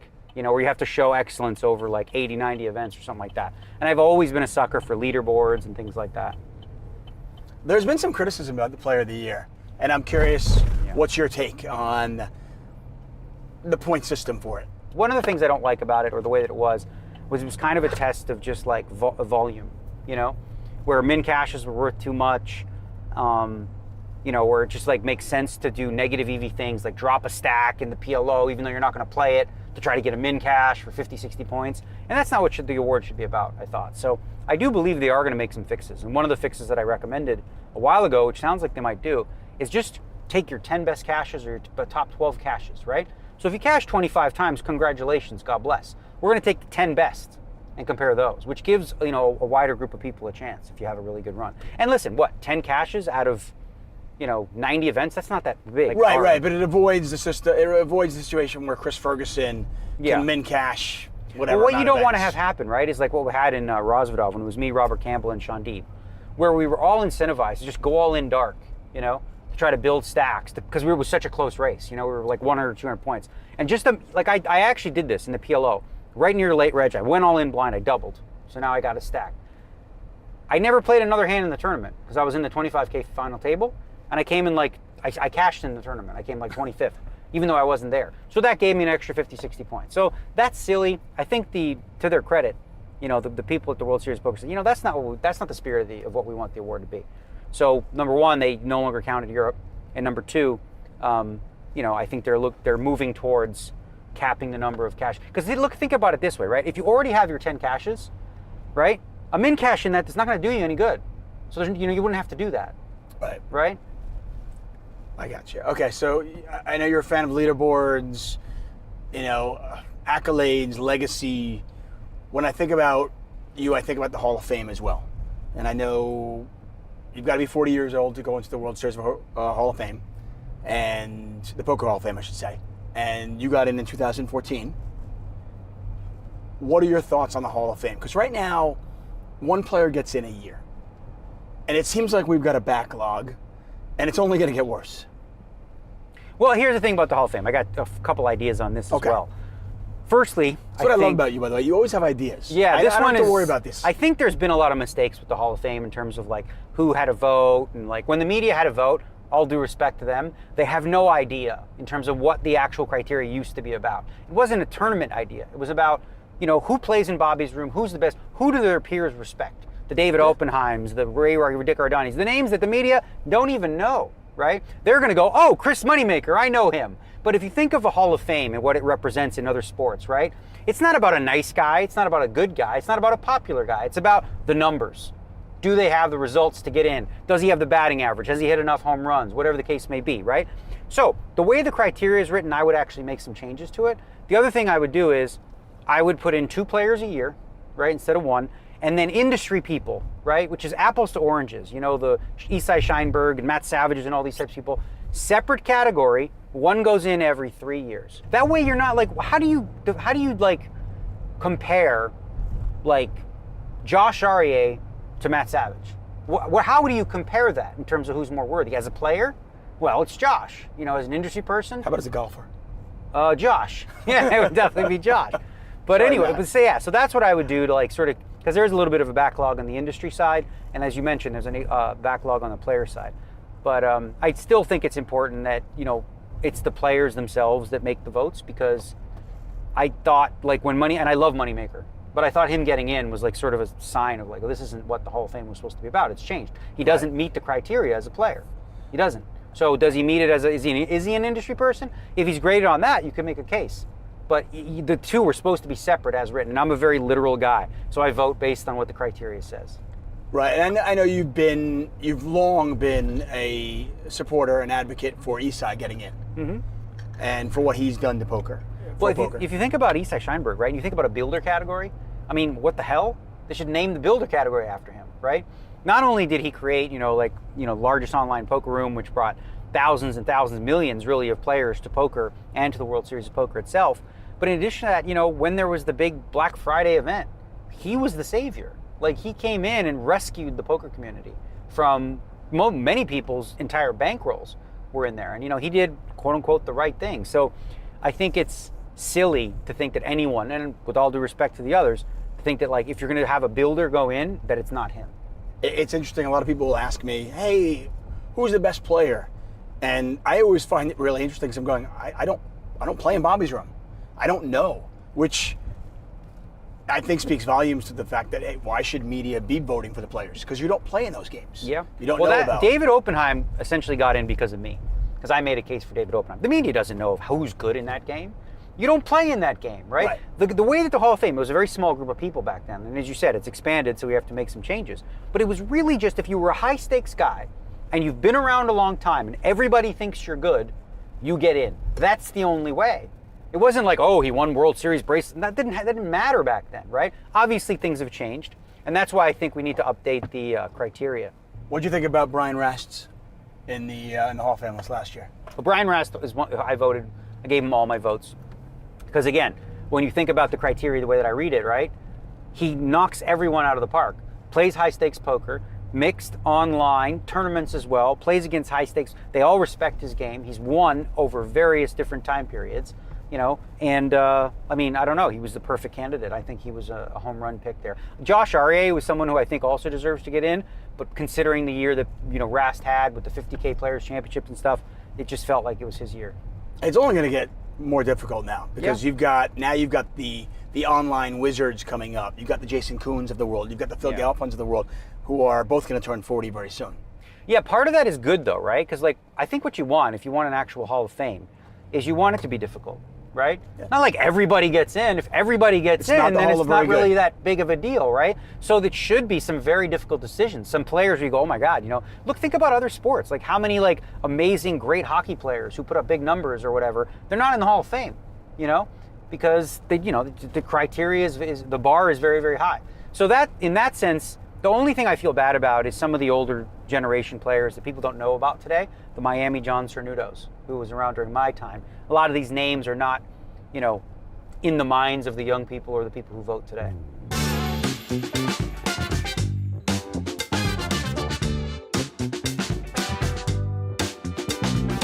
When you look at Vegas and you look at the transformation of the city, and now that it's your home, and obviously it was your home for a while, and I know that you left after Black Friday, but then you came back. What do you make of the city and how it's evolved? Well, Vegas has changed a lot. I'm a little bit of a romantic, and I reminisce, and that's why I love movies like Casino. Whenever that's on, I'm always watching it. There was something romantic about the Vegas in the 70s and 80s, and obviously I wasn't here then, but I can feel like I can smell it and I can taste it. And I was here in the 90s, so I saw the evolution and the changes to more clean, corporate, buttoned up kind of city. And,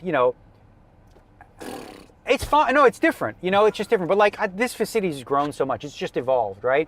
With all that corporate, now we have sports. Remember for years, for decades, well, you can't have sports in Las Vegas because it'll be fixed, and, gambling and all that stuff. And it's there's gambling everywhere now. So, now that we have sports, we have family-friendly stuff. And I say the biggest thing I think that changed, Vegas used to be a place really for adults to come gamble.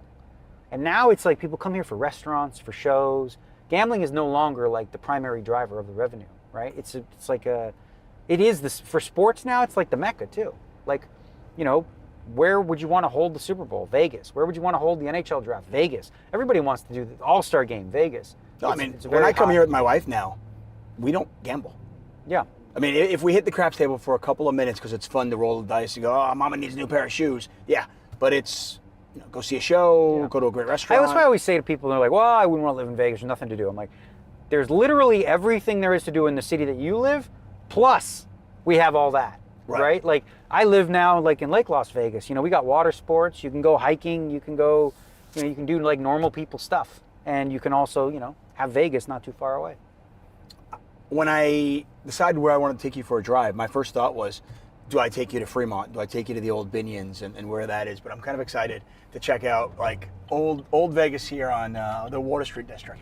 Yeah, like I said, we just moved here recently, and just driving down the street, it just feels a little bit like, what I remember downtown Vegas being in the 90s.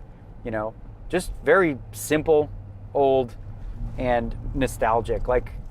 I think of the times of Stu Unger and all those guys with smoking at the table, and obviously I didn't like that, but I don't know, there was just a vibe about it. It was very, all these people back then when they came into poker, they had unique stories. Pool hustler, this guy, this, and today it's a little different. It's well, the guy went to MIT, he studied solvers and now he's an online poker player, and then it's boring, but it's just different. I kind of love. It is boring. We can say that. It is. Comparatively speaking, it's a little more boring than Eskimo Clark. Yeah, Puggy Pearson, those guys. Yeah, just Puggy Pearson, who didn't have a first grade education. This is a true story about Puggy. I just found this out, but he couldn't count the pot. He couldn't count it. You'd have to ask people how many chips this is or whatever like that. And meanwhile, he was he was a winning poker player. But just a different vibe. But again, I like both. I just always will have nostalgia for the romanticism of degen gambling. There's something about it that's romantic. When was the first time that you gambled? Do you remember? First time I gambled, probably with my dad, playing Scene Tot. Yeah, $2 a game. After a while, Would he take your money? Yeah, 100% he would take my money. Yeah, he would take it. Not like it mattered, right? Because if I ever needed money, they would give it to me. But yeah, we played $2 a game, and I remember when I beat him, framed the $2 basically. Yeah. Do you remember, you brought up the big score, 300,000, but do you remember your first big score. 'Cause, I mean, I remember playing a poker tournament at Hollywood Park in LA, and I came in second place. And I was playing Nooners at the time. I had just gotten really into poker, and I won $1,900. And I thought it was more money than I had. It was so much money to me. Yeah. I came home and I was dating a girl, and I'm making it rain with singles, and I was so excited. Do you have a moment like that? I have one for poker and I have one for pool, actually. I was never a great pool player, but there's handicaps, and we had like the classic, which was there was like 2 a year, and you play to the classic, and it was a double elimination, and I I coasted through, this first round I played this guy Paul Chan, I beat him 3-0, best of 5, and then I coasted through to the finals, right?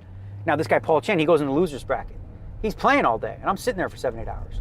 Now, I got to play him in the finals. He wins the first 2 games really quickly. I'm like, damn. I win the next 2. So we're tied. He ends up beating me, but I won $500, and I remember having the check and bringing it home. That was a big deal in poker, in pool. But with poker, I remember it was the Canadian National Exhibition had the first sanctioned tournaments there, and I was heads up with a local ticket scalper named JC. And we went way back. We played in the private clubs and all this kind of stuff. And I remember winning $13,000 in that one. And that was a big deal because that sort of prompted me to feel all right, next stop, Las Vegas. Okay, so let's take your journey through Las Vegas. And I've heard you talk about the walk to the Mirage, right? Was the Mirage the first place you played, right? There was 2. So it was when I first came to Vegas, the Mirage was where it was at. Binion's Horseshoe was where the tournaments were at. So we played a little bit of both. So talk about the early days of playing there and the relationships that you started to form with people that we think of as the legends of the game now. Yeah, I mean, that was the cool time, right? I remember Huckseed looking at him wow, this guy is, he's a legend, right? And becoming friendly with him, in the late 90s and stuff, and just sitting on the curb at the Horseshoe where there's chewing gum and the smell of urine. And I don't know, it was super cool. And I remember way back when Geraldo Rivera came to the World Series of Poker and he wanted to do a little bit. He was interviewing players, and I thought, well, this is a good opportunity. Let's do this. Huck was not about it. He's like, nah, let's not do that. Right. I remember even before meeting Huckseed and stuff, there was just a group of guys, you could tell we were all struggling. We're all playing 10-20, 20-40, in and out of money, and there's sort of a bond that's brewed between these people that I just met, that they were semi-pros or whatever, and I don't know, and then when I started to make a little bit of money, some of those same guys, now they sort of, depended upon, took advantage of me, if you will, wanted a little bit of help and stuff. And I remember learning pretty early on, that I need to take care of, it's the airplane, I gotta put my own mask on first. Because I remember going to Commerce on one trip, and I went to Commerce with 40,000, and I won 200,000, and I left with 35 because I was helping people.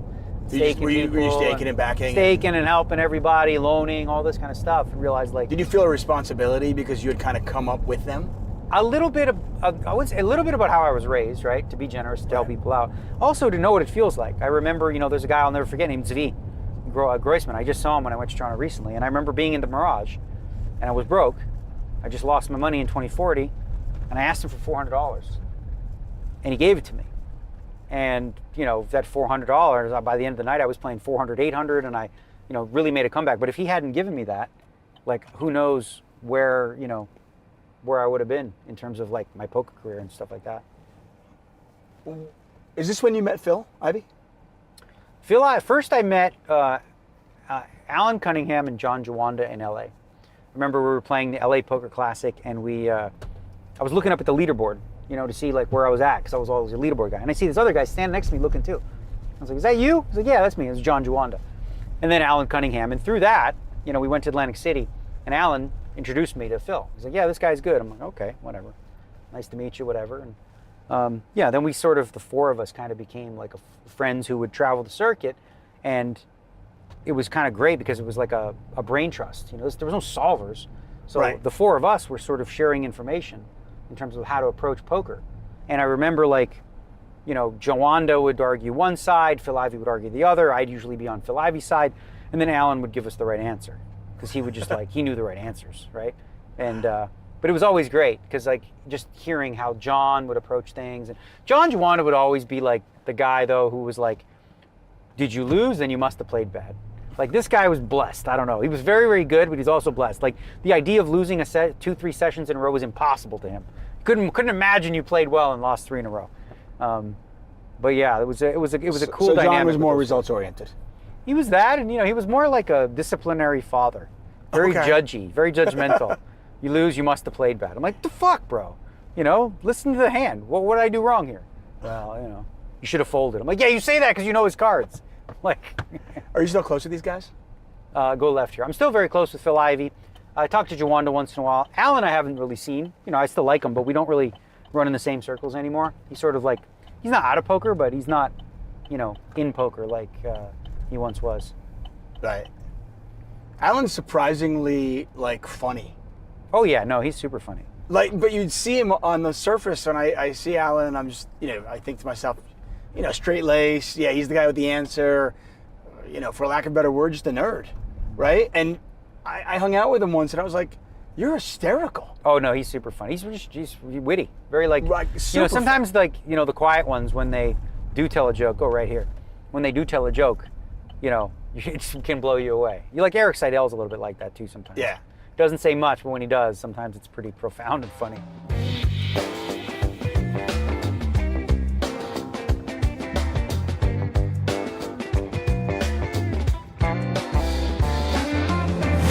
You brought up, just for a hot second, you brought up Geraldo coming to, Vegas and doing a piece, and you thinking, okay, well, maybe this is an opportunity for me. Was that something that you always thought about? I know I read somewhere you were an actor when you were a kid, or you thought about possibly being an actor, and then you kind of went more of the snooker route, and then poker, obviously. So different road, but when we get to know you and the personality that is Daniel Negreanu, I don't think it's far-fetched to think that, you could have been, Michael J. Fox, right? Yeah.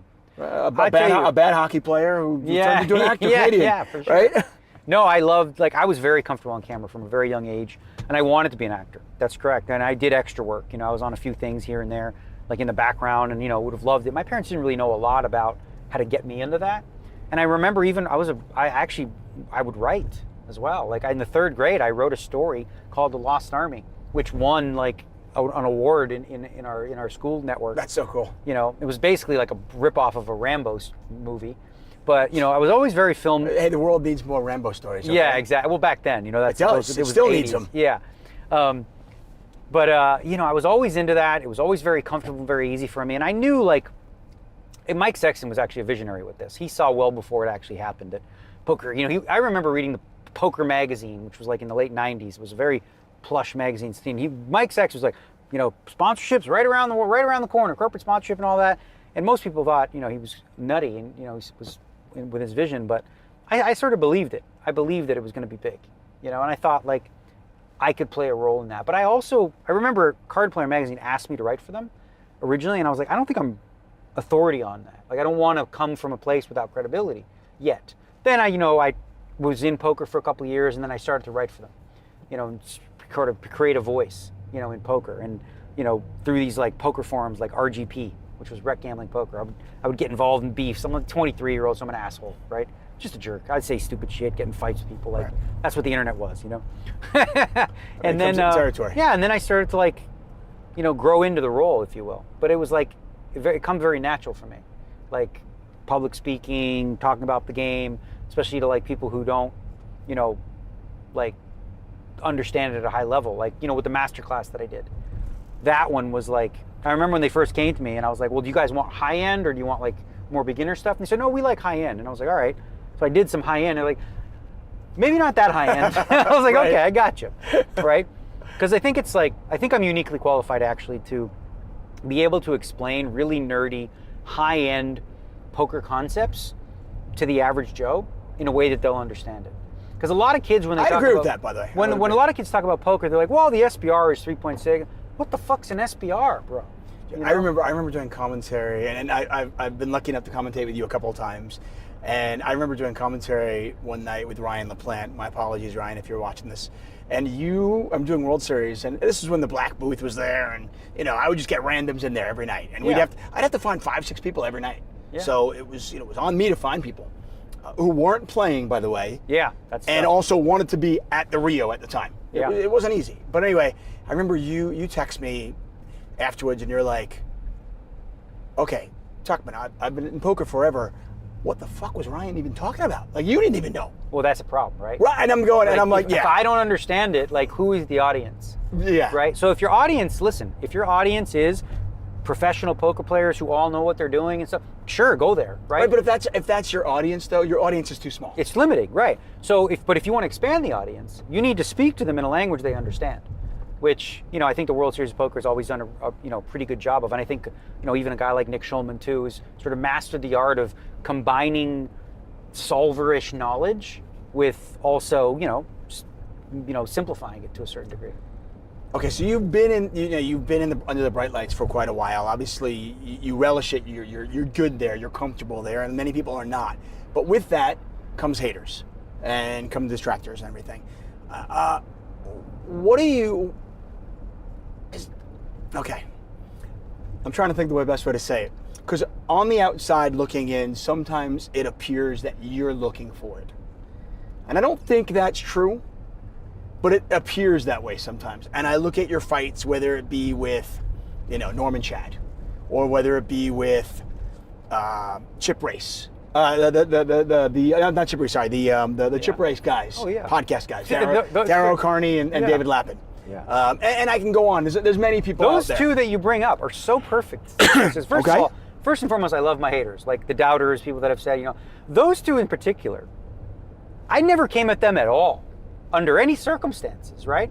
Norm would always pick at me for using the F word and this and that, and sort of schooling me on how I needed to be. I'm like, I'm just me, right? I never picked on this guy. He just kept coming at me. I never noticed it. Other people around me said, he's like coming at you, right? I'm like, I don't know. I always thought it was good-natured until I realized that it wasn't. Like he was actually like trying to insult me, right? Whatever. So I snapped back a couple times in response, right? It was never initiated. I never came at him. Those two weird dudes, like. He wrote, it's so funny, like that. Those guys, like, because people send them to me sometimes. They could be talking about anything. They could be talking about whatever. They'll find a way to make it a dig about me. You know what I mean? And they literally, imagine trying to paint a picture of somebody in the worst possible light with no redeeming qualities whatsoever. That's where they go for, right? And it's not even like honest. I think most people who see it go, wow, that seems like extreme, unfair, and unnecessary. But you know what? You're basically the husband in Titanic. They had Zane characters. Yeah, something like that. Or and it's outrageous. And the thing that, I guess the only thing that annoys me is when people actually flat out lie. And just make stuff up, or just say things that are actually not true, or quote me as saying things that I didn't actually say. So those beefs, those ones specifically, those were nothing I initiated. No, the question is, you have two choices, right? People start throwing shit out there about you. Ignore it, let it become fact, or argue for yourself, defend yourself to a certain degree, and then people say, oh, why you even bother with that, right? So it's a lose-lose either way. But here's the thing. When you have haters and you accumulate them, you have to look at the benefit you have to look at the other side of that coin. It's like, that's because you've become something, right? If you were an insignificant pawn in the game and you didn't matter, nobody would care. No, of course. But when you are in the limelight, and here's the thing, I love this one quote. It's something that I've learned to realize more recently is, you either die a hero or you live long enough to become a villain in people's eyes, right? When people start to put you up on a pedestal, like you look at the Michael Jordans of the world, right? He was around before social media existed, Oh, but if he wasn't, they would have found ways to rip him apart. I mean, they did anyway. They did anyway. It would have been a lot worse. The gambling. We live in that society now. The controversy of why did he leave? Why did he go to baseball? You have so many people that don't understand that, humans are complex. There's good and bad to everybody. I know my negative traits. I can be arrogant. I can be condescending. I can be an asshole. I'm aware of that. I see it sometimes. I laugh at myself. I give myself that because I know that's not all of. For what it's worth, I remember doing World Series of Poker commentary, and I remember you making the comment, "Hey, sometimes there are some commentators I just prefer to I just watch the show on mute." It wasn't you, by the way. You told me that, by the way, after the fact. But I'm listening to that going, oh, What a Oh, I know. son That of was a bitch. real dick. That was a dick dig. Yeah, listen, I've learned to like not do that as much anymore. But yeah, I can go there. And then when I do, I'm like, yeah, I shouldn't have done that. Whatever, because I'm human, right? And I'm okay with that. And I think like even people I disagree with, and this is probably something I've learned in the last 5-6 years, just in general, like even politically or whatever, like just because I disagree with people and think they're really wrong on something, I don't need to demonize them and villainize them, because like there's good and bad qualities, there's complexities. Like the perfect example of that is a guy like Elon Musk, where people live in this idea that you have to love him or hate him. How about you can appreciate, love all the things he does for the world, also realize that sometimes he's a dick and an asshole too, because he's human. Okay, speaking of somebody who can be an asshole and somebody who I know you have to be opposed on so many levels. Are you and Mike Mattis still friends? Yeah, Mike Mattis will text me all the time.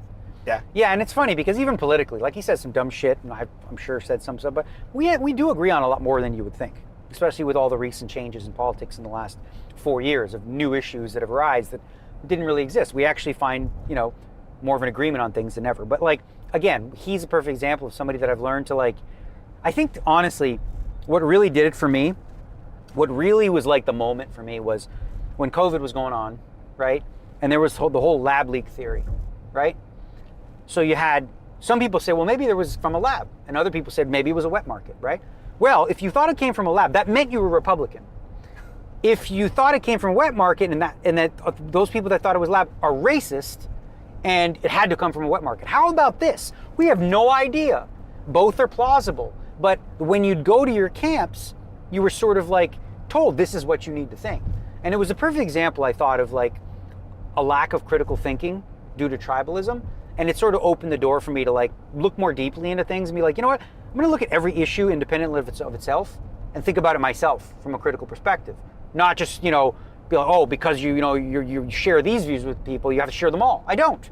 I have views that I agree with there, I agree with there, because I think for myself. It's a big year for you. You're turning 50. Yeah. 50. Are you going to play the seniors event? Oh, I can't play the seniors event this year because I don't turn 50 after? until July 26th. Okay. But I don't know, maybe. Like everyone's saying, oh, you got to play it. It'll be fun. I think it might be fun because I do think that there's something... I think it would be fun for the seniors. Forget about you. I don't care about you. For the seniors, like my dad played in it, okay? And it was the coolest thing. He loved it. And if he had a chance to sit next to you, Yeah. that would be just, I think that would be the coolest thing. I think there's something, too, to be said about just like, people in my age group, from my era, if you will, like having that common bond of like seeing the world probably, a little more similarly than maybe the kids do today or whatever. I think there's something fun about that. It's a little different. Like, I imagine you're not going to have robots tanking for 45 seconds. You know what I mean? Pace of play will be good, be casual. Yeah, I think I might, just for the shits and giggles. Okay, now you're turning 50 this year. It's time to reflect on life. One of the things that amazes me about you is all the things that you've accomplished, all the tournaments you've won, all the accolades. You secured your legacy, and certainly in poker, right? You're married now, and yet it seems like you still push yourself to play against the best. And you brought up somebody, we were talking about people that, you don't get along with online or something, and you and Doug Polk were going at each other for a while, and then suddenly you decide, okay, let's play heads up. Yeah. Why do you do that? What's the point of it at this point? I find so much joy in goal setting, right? And there's controversy about whether that's a good idea. For me, goal setting is an essential part of my life.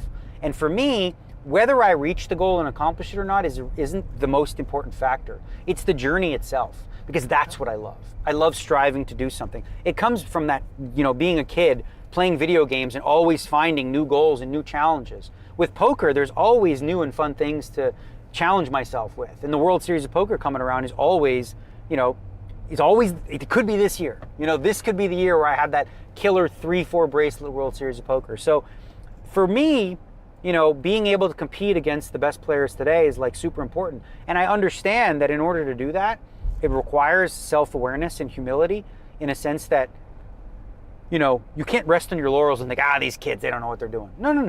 You have to learn from them. You need to take what they are doing, incorporate that into the wisdom that you have that they do not. I have 30 years of wisdom in the game, and I can also understand how theory works now because I put in the work. So the match against Doug Polk, as you said, I lost $1 million or whatever, right? People are like, well, that was dumb. But like, frankly, I put so much work in It improved my level of skill. So the $1 million didn't change my life, but the benefit I got from going through the theoretical practice, benefits me long term, I think. What was it like being coached by, one of the new players? Being coached was fine because, here's the thing, right? Like with any, Tiger Woods had a swing coach, right? Didn't mean his swing coach was better than him necessarily. No. He just was like, okay, Connor McDavid has a coach. help me do things I don't know. I don't know how to turn on a computer like that. I didn't know how to use a solver. How do you put in an input? I don't know. It's all new world to me. All this theory stuff. I didn't understand the basics of it. So why not hire a guy who's, like a math genius and science, he understands all this stuff to explain it to me, to make it palatable so that I understand it. And now I have I will say this, the first 45 minutes when we were working, I'm like, this is bad. I don't get it. Was it like you being in science class? I was like, I'm not sure I can get this, But then with time, it's like, what I finally learned how to do, which I think is a big mistake that a lot of young people do when they apply solvers, is they take the literal, output and go, this is the answer. That's not how the best way to use solvers is, I think. I think the best way is to understand, why does the solver want to do this? Why does the solver want to call with a pair of fours, but fold a king and the queen? What is the theory? Why does this make sense? So you have to dig deep and understand why. Oh, I see. Because the 4 is a bluff catcher, and so is the king-queen in this spot, but the king-queen blocks stuff and things like that, right? So you start to understand how and why a solver does the things that it does, and then you can sort of humanize it, because no human will ever be able to memorize every output. And besides, solvers are capable of much more than us humans are. For example, when you use a solver, most people do this. They put 3 different sizes in and say, okay, Tuckman, what should I do? Should I bet small? Should I bet big? Or should I bet overbet, right? One of those 3 things. That's it. You know what a solver could do? A solver could split into 32 different sizes, and say, oh no, you should bet 3.4x the pot.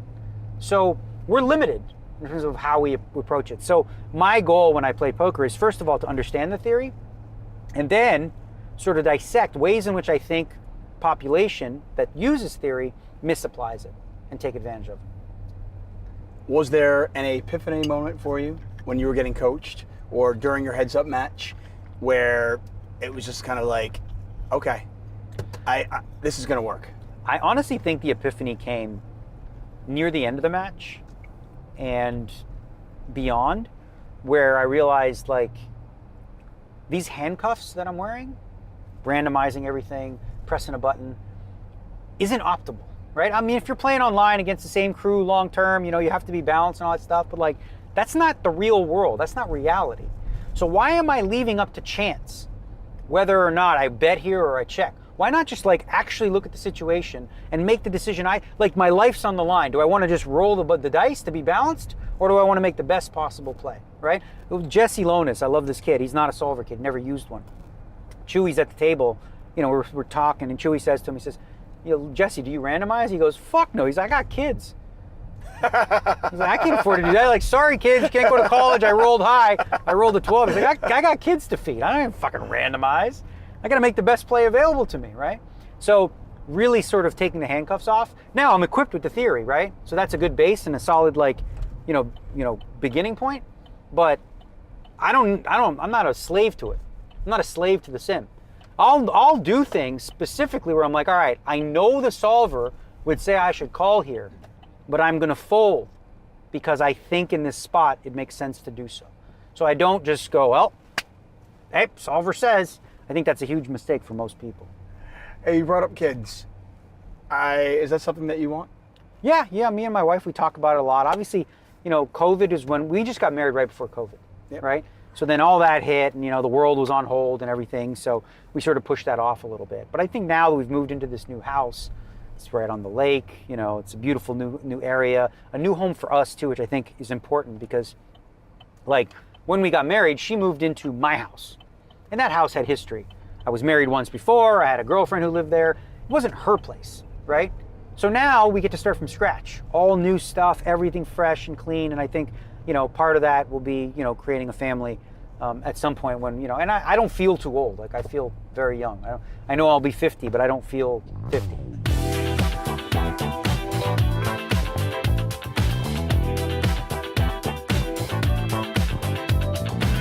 I'm I'm going to bring something up because it was something my grandfather used to say to me. My grandfather died pretty young.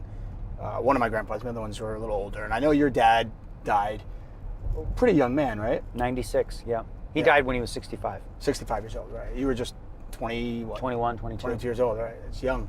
But I remember my grandfather telling me this many, many years ago.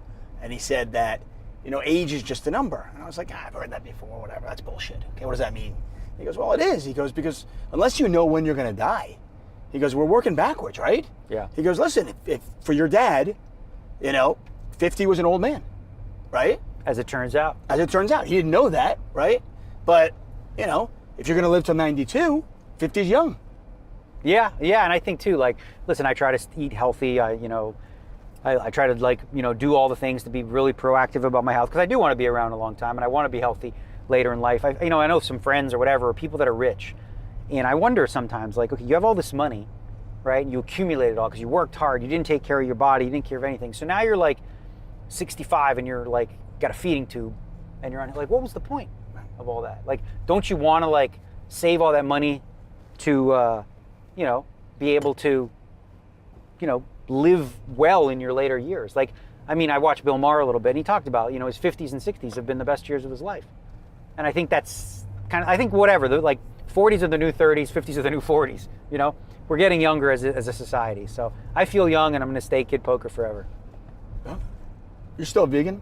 Yeah, still vegan. Do you owe a lot of your health, you think, to that? Well, here's the thing. I've been a vegan for over 20 years, and I believe, like, listen, everybody's diet is personal to them. Whatever works for you. I don't think the optimal diet is the same for every human being. Like a 5'2", you know, girl is not probably going to have the same optimal diet as Alex Foxton, who's 6'4", 240, right? Right. And as you age, like when you're a baby, what's the proper diet? It's a lot different than when you're 7, and when you're 20, when you're 30. For me, being a vegan has worked incredibly well, and I've found that, like, my health numbers, you know, like I go to the doctor every 6 months, take blood work. He calls it pristine. So what I'm doing is working for me. And I don't see. You go to the same doctor as Trump? No, but he actually okay. used the word pristine. Yeah, he did call my numbers pristine. Yeah, that's all. Yeah. Right here? Yep. I love it. Daniel, thank you so much. Honestly, this is, I feel like I just kind of touched the surface on all the things that I could talk to you about. You've been around the game. You've been around this so long. I'll ask you one last thing. What's next for you? I mean, honestly, I don't typically think too often of, like, what's next, because I love what I'm doing now, right? So for me, continuing to live the way that I do, right? Continuing to enjoy life, continuing to be a good husband, you know, probably the one thing that is the what's next is having kids, right? And that, obviously, everyone says, oh, it'll change your life. And I'm like, I'm aware, you know? And part of that's a little bit scary because I do love my life. But I would say, if anything, that's probably what's next. Yeah, I mean, I can definitely say, I mean, I've traveled a lot, and I've been pretty lucky with what poker has given me, and I know that. Maybe not as lucky as you, but I feel pretty lucky. And I can say that in terms of my life changing, whether I've lived in London, whether I've lived in New York, whether I've lived wherever, Vegas, LA, there's no change more than kids. Yeah. Right? I mean, it's just like, thank you very much. I'm not blind to it. Like, people say it, I'm like, oh, you know. I mean, I know. I mean, I get it. I hear you. I'm not listening. I do listen. Hey, thank you very much. You got it, bud. Appreciate it. You got it.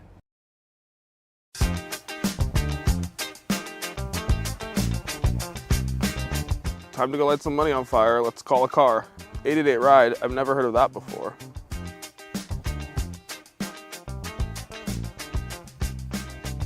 Oh, he's right around the corner. Let's do it. Tuck? Need a ride? What are you doing here, buddy? Picking you up. All right, let's Hey, roll. listen, commentary doesn't pay what it used to.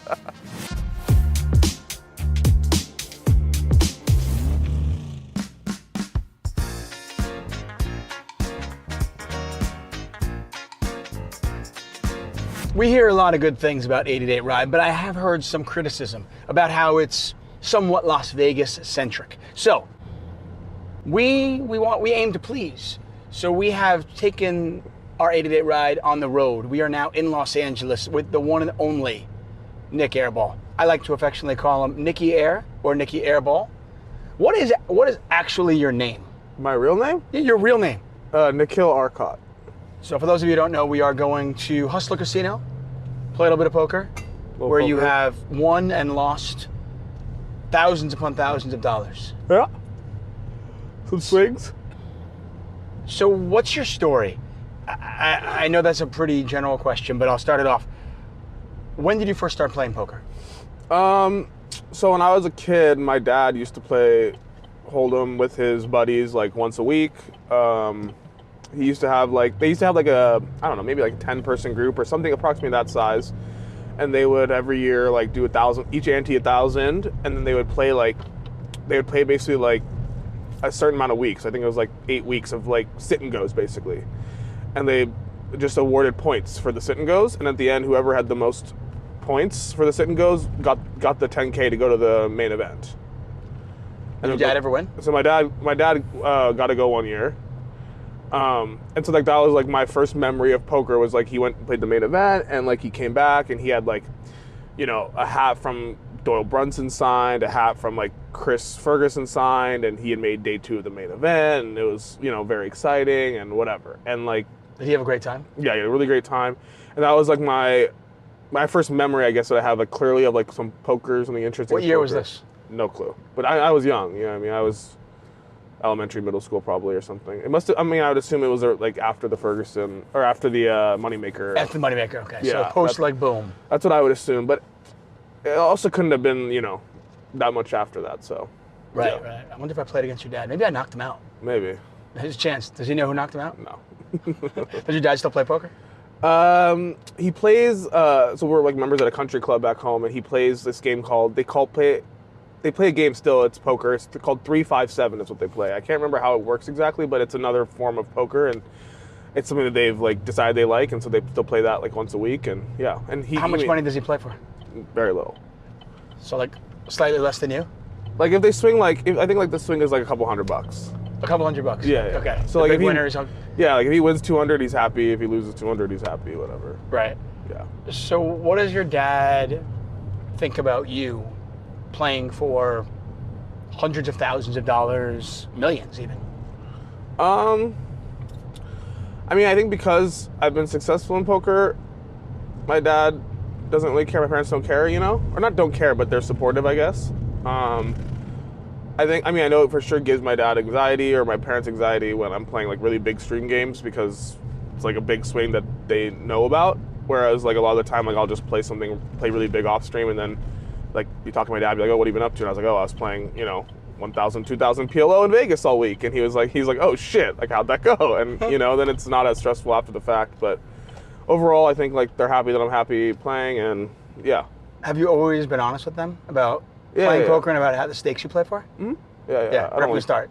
I mean, it's my life, my money. I can do what I want. Like, if they get upset, it's their choice. But I'm honest about what I'm doing, yeah. So that's a question that comes up. And I always tell people, I'm like, it's none of our business. But I'm doing this, and I'll ask you, and you can always say, hey, it's none of your business. Where'd you get your money? I mean, was it in poker? Did you make your money in poker? Yeah, I made some money in poker. I made some money working. Made some money in investments. Kind of all over the place, yeah. A little bit of somewhere. Yeah. What about tournaments? You don't really play many. I know, you know, maybe the main event. I played last year, never playing again. It's boring. You didn't like it? No. You're all cash. Yeah, it's not interesting. I want to play for money. You want to play for real money? Okay. Yeah. Well, I mean, imagine also when you're playing for as much money as you're playing for 5 or 6 days, you know, and if you run really, really Basically, well, you win $60,000. The way I see it is like, if I ran as hot as I ran in the main, and you would need to run in the main event to make the final table, I would probably make way more money in cash in those 7 days. That makes sense. With the stakes you play. Yeah. Have you ever been nervous playing poker? Because you don't seem nervous.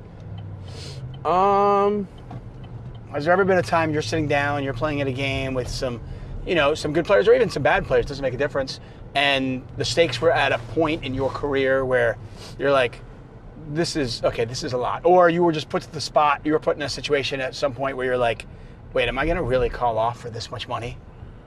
I don't think I ever like have that thought in game, like when we're playing. I think sometimes like when you first sit down, you're like, oh, this is maybe like a little bit irresponsible. You know, like just like the $1 million, you know, you just buy in for $1 million. It's just like, this seems a little bit unnecessary to be playing, like buying in for $1 million, you know, but whatever, like we're going to do it.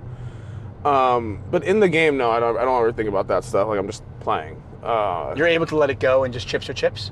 I mean, I don't know if chips are chips. Like, I'm still like, if I'm down like 500,000, I'm still sitting there like, fuck me, I'm down 500,000, you know, or whatever. But, or like, you know, if I'm stuck 200,000, I'm like, fuck me, I'm stuck $200,000, you know. But at the same time, it's not like I'm never gonna be on the river and be like, oh man, he bet 100,000. Like, it's $100,000. Like, I don't really think about it. It's just like, oh, he bet 100,000. Like, relative to the game, what is that? Like, 2 buy-ins, 200 big blinds. Like, is he capable of bluffing for this amount of money? Like, is he capable of having, you know, thin value bets? Like, that's kind of what I'm thinking about, and move on from there.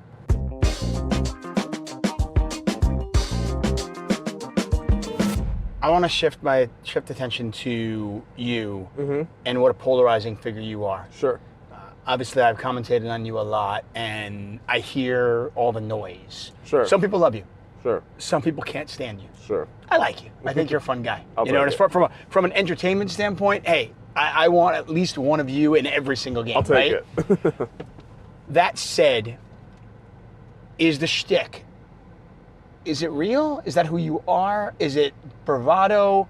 Is it just for show? I asked the same question to Phil Hellmuth many years ago, and I've asked him again and again. Is this Phil? Is this who you are? Or, you know, for you, is this Nik? I mean, there's a combination. Like, some, you know, when we're on stream, I think, like, you're on stream. Like, it's supposed to be entertaining, right? Like, you're supposed to, in my opinion, like, make it fun for the viewers, you know? So there's definitely an element of, you know, I'm trying to be entertaining for the stream and for the viewers and whatever. And, like, I think that's kind of, like, part of being on stream is not just sitting there like a robot and trying to play perfect or whatever. So there's definitely, like, a factor of that. But then also, I mean, I think that sometimes, like, there's, like, context and doesn't come across on the stream. Like, if I'm, like, you know, trolling someone or giving someone shit or whatever, and, like, people are like, oh, he's being such a dick or whatever. It's like, well, you don't know my personal relationship with that person. Like, you don't know, like, you have no idea if I'm being a dick to him or not. You just perceive it that I'm being a dick to him. You know what I mean? And, like, Do you have an example? I mean, I have one. Sure, you give me one. I don't know. Recently on Hustler Casino Live, Mariano, who we've had on 888 Ride, by the way, Sure. tanked a long time with Pocket Kings. And, you know, you were quite vocal in your criticism toward him. Yeah. What was your take? I mean, that's like even different to me. To me, like, I mean, first, I mean, me and Mariano have talked about this since then. It's green over here. I've moved on or whatever, but I mean, it's nothing to do with like that's just, I was just trying to do, like, part of it is I'm fucking flabbergasted that he's in the tank, and I think it's so super out of line. And then part of it is, like, I'm trying to, like, tell him, like, dude, you can't do this. Like, this is fucking insane. Like, you're a professional poker player in the super soft live stream games. Make a fucking decision fast when you have kings, like, pre-flop, you know? Like, if you're on the river and you're facing a big bet and it's a weird hand, take your time. You know what I mean? Maybe not all the time, but take your time. And that's, you know, coming from me who just took 20 minutes on a live stream. You know what I mean? So is your attitude just, hey, if you're a pro on a live stream, if the recreational player has aces and you have kings, you're just supposed to lose and just he's too taking bad. fucking money. Who cares? Yeah, whatever. I mean, there are a lot of situations like on the river where I just snap pay someone because they're not a professional poker player and I just don't care. Like, if they win, great, the money's in play. If they lose, great, I get the money, and it's fine. You know what I mean? I'm not going to make any big fold or whatever, like something crazy. But there's also situations where, you know, the money gets large and you want to make the right decision, and there's good players in the game and you can take your time a little bit. But I think for me, like, the way I see, like, tanking or whatever is, it's like goodwill. It's like, if you play fast all the time and then you get in a tough spot and you want to take your time, take your time. But if you play slow or medium or not fast all the time and then you get in a spot and you want to take your time, sorry, you already took my time. Like, you accumulated 10 seconds on every street for the last 3 weeks, so that now you don't use that accumulation here in this tough spot. Right. Whereas, you spent 30 seconds on the second move of chess. Like, you 4-bet me and I snap called 20,000, we go to the flop, you bet, and we're already on, like, I've lost like 500K pots in less than a minute, like, so many times on stream, it's insane. Like, I mean, there's that pot I lost. Let me ask you this before you get. I want to ask you. So you talked about, you know, if it's close and you're up against, you know, recreational player, spot, call them what you will. I'm paying you off. And if you have it, I'm not going to make a big fold against the recreational player. Yeah. So is that kind of your mantra in the sense that you're like, listen, if I have 48% equity or 47% EV here, you know, maybe it's cold, but it's close enough that against a player who I know is going to put the money back in play, I'm just going to give him the action. Yeah. Because it's going to pay off long term. Is that what it is? Yeah, I'm never going to make a big fool to like someone like Santos who's giving like a ton of action or whatever. Right, somebody like me. I mean, you're always going to pay me off. Exactly. But I mean, just like thinking of the time thing, like I remember there was a hand I played against like Wesley last year where I lost like I remember it was like a 500 and something K pot where we both had flushes. And the whole hand was like 40 seconds. And I just remember thinking to myself, like, that was kind of stupid. Like, you should have taken a little more time for like a $500,000 pot. And so, like, I think that that's just kind of like epitomized my opinion on the tanking, which is like, if you constantly play fast in big pots, small pots, medium pots, when you finally decide you want to take your time, you can take your time. And like, I've had like, I think last year, in the last year, I've had like 3 long tanks that I can remember. 2 were on Poker Go, and then 1 was last weekend at the lodge. And never did anyone in the game complain, call clock or anything, because I have like a pretty good track record of playing very fast, you know, and keeping the game moving. And I think, you know, you build up the goodwill to tank. Like I tanked 11 minutes on a No Gamble No Future episode. Phil Hellmuth was there. And at the end of the episode, or at the end of the tank, I was like, sorry guys, I was like way too long. It was like super out of line. I don't think I've ever seen you tank 11 minutes total. Yeah. I mean, in all the in a 5-hour so, stream. like, I just don't tank, right? So I said I'm way out of line, and Phil's like, dude, you always play fast. You can tank for 11 minutes when you're facing a 200K decision. He's like, it's okay. Like no one here is upset. Did you get the right? Did you get the decision? Yeah, right? I made the right decision. Yeah. So like, luckily, like, so the 3 times I've tanked really long was once was against Jennifer Tilly on Poker Game, No Gamble No Future, where she like 5-bet shoved on me, and I was already stuck 300K, and I was just like, I don't know what to do. Like, I'm stuck a ton. I have queens, but Shout out for the fine people at No Gamble No Future. yes. And it was like a really tough spot because I just didn't think Jennifer would like ever be bluffing there. And like, once I called, like Professor and a couple other guys were like, oh, she has aces, and like she didn't. Like she had ace king, and so I was like pretty happy with that. Like I made the right decision. The second one was a hand on high stakes poker that's going to be released, I think, probably in the next few weeks. So I won't like say what happened, but on the well, I don't even know if this podcast will be released or not. But yeah, don't give us all the results yet. I will give it results, but I'll just say like what caused the tank on the river. I bet 200,000, and Charles shoved on me for like 800K effective. Okay. So like that was like a raise in the river. Yeah. So that was like if I called there, it was going to be like a $1.6 million pot. So like I went Wow. into the tank, you know, and like I think that's Well, reasonable. something to look forward to on high stakes then, for sure. Maury said that's like one of the best hands ever. And then the last time was, you know, this last weekend I was at the lodge and I tanked 20 minutes on the river, and like I think that's just like way too long. Part of it was part of it's like it's kind of weird. It's like I feel like in that exact spot I was thinking about it, and it's like when I'm in a game and if someone goes in the tank for a long time, I'll call clock, right? I'm happy to to police them. We've seen that, right? I don't really care. You have shown with I don't care. you have no issue being the bad guy. No problem. Right, you'll play the villain well. Yeah, I don't care. As far as I'm concerned, by the way, every story needs a villain. Yeah, So- well, I mean, I also just think, like, in my personal opinion, I'm the hero, but whatever. Like, Well, I bring the hey, listen, action, hey, listen. I bring all these players, like, make the creams entertaining, like, I'm telling you, like, I fucking keep the game moving, I supply the chips, like, you guys everyone out there is like, Nick's such a dick. It's like, dude, last year at the $1 Million game, the first day, $4 million in play were my millions. They were my $4 million. No, I lent the chips. You guys don't get your fucking game without me. Depending on who the story is being told by, Yeah. you have different heroes and different For sure, villains, yeah. okay? But either way, a good story needs a villain and needs Yeah. heroes. We need people to cheer for, we need people to root against. For sure. And Phil Hellmuth has played both sides as well, which Yeah. which is good. So back to my like point, Please. which is that I was in the tank for 20 minutes, right? When you're in the tank in those spots, like it doesn't like, so at least for me, immediately I'm like, sorry guys, like it said a couple times, like I'm sorry I'm taking too much time. But then at some point you have to like move on from like worrying about how other people feel and just focus on the hand, right? Yeah. So that's what I did at that point, and I was trying to think through the hand and trying to make a decision. It was like a tough spot. I don't know if you saw the hand. Did you see this hand that I tanked 20 minutes over the weekend? Literally 20 minutes. No, I haven't seen it. It was on Twitter a bunch. So basically, Okay, like, I'll go look for it. it was a hand where I opened, I'll just tell the whole hand, I guess it's interesting. I opened Deuce Please. 4 suited. So this is on the lodge? Yeah, I opened Deuce 4 suited. Tesla, who's like this maniac, who's been playing on the lodge, he calls and then gets to the blinds, and this guy Stash, who, like a professional poker player or whatever, good player, tight, whatever, he squeezes, and we both call. We're all super deep. And like I'm sitting $1 million deep, and they each have like over 250K. And the flop was King 7-5 with 2 spades and a heart. I have 4 deuce of hearts, and it checks around. Turns a 6 of hearts, so I turn the open ender flush draw. Stash bets like 6.5K into like 8 or 9 or 10 or something. I make it 16-5, and then Tesla just 3 bets it to like 32,000. Wow, okay. But he like clicks it. It's like kind of weird. Right. And then 6 to 16 to 32. Yeah, and then Stash calls, and I call. So like we're going to the river here, and now there's like 110K in the pot.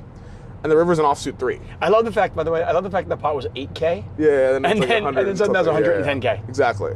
So it might have even been less than 8K. But anyways. Wait, so the river's an offsuit 3, so you bank the straight. I make a straight.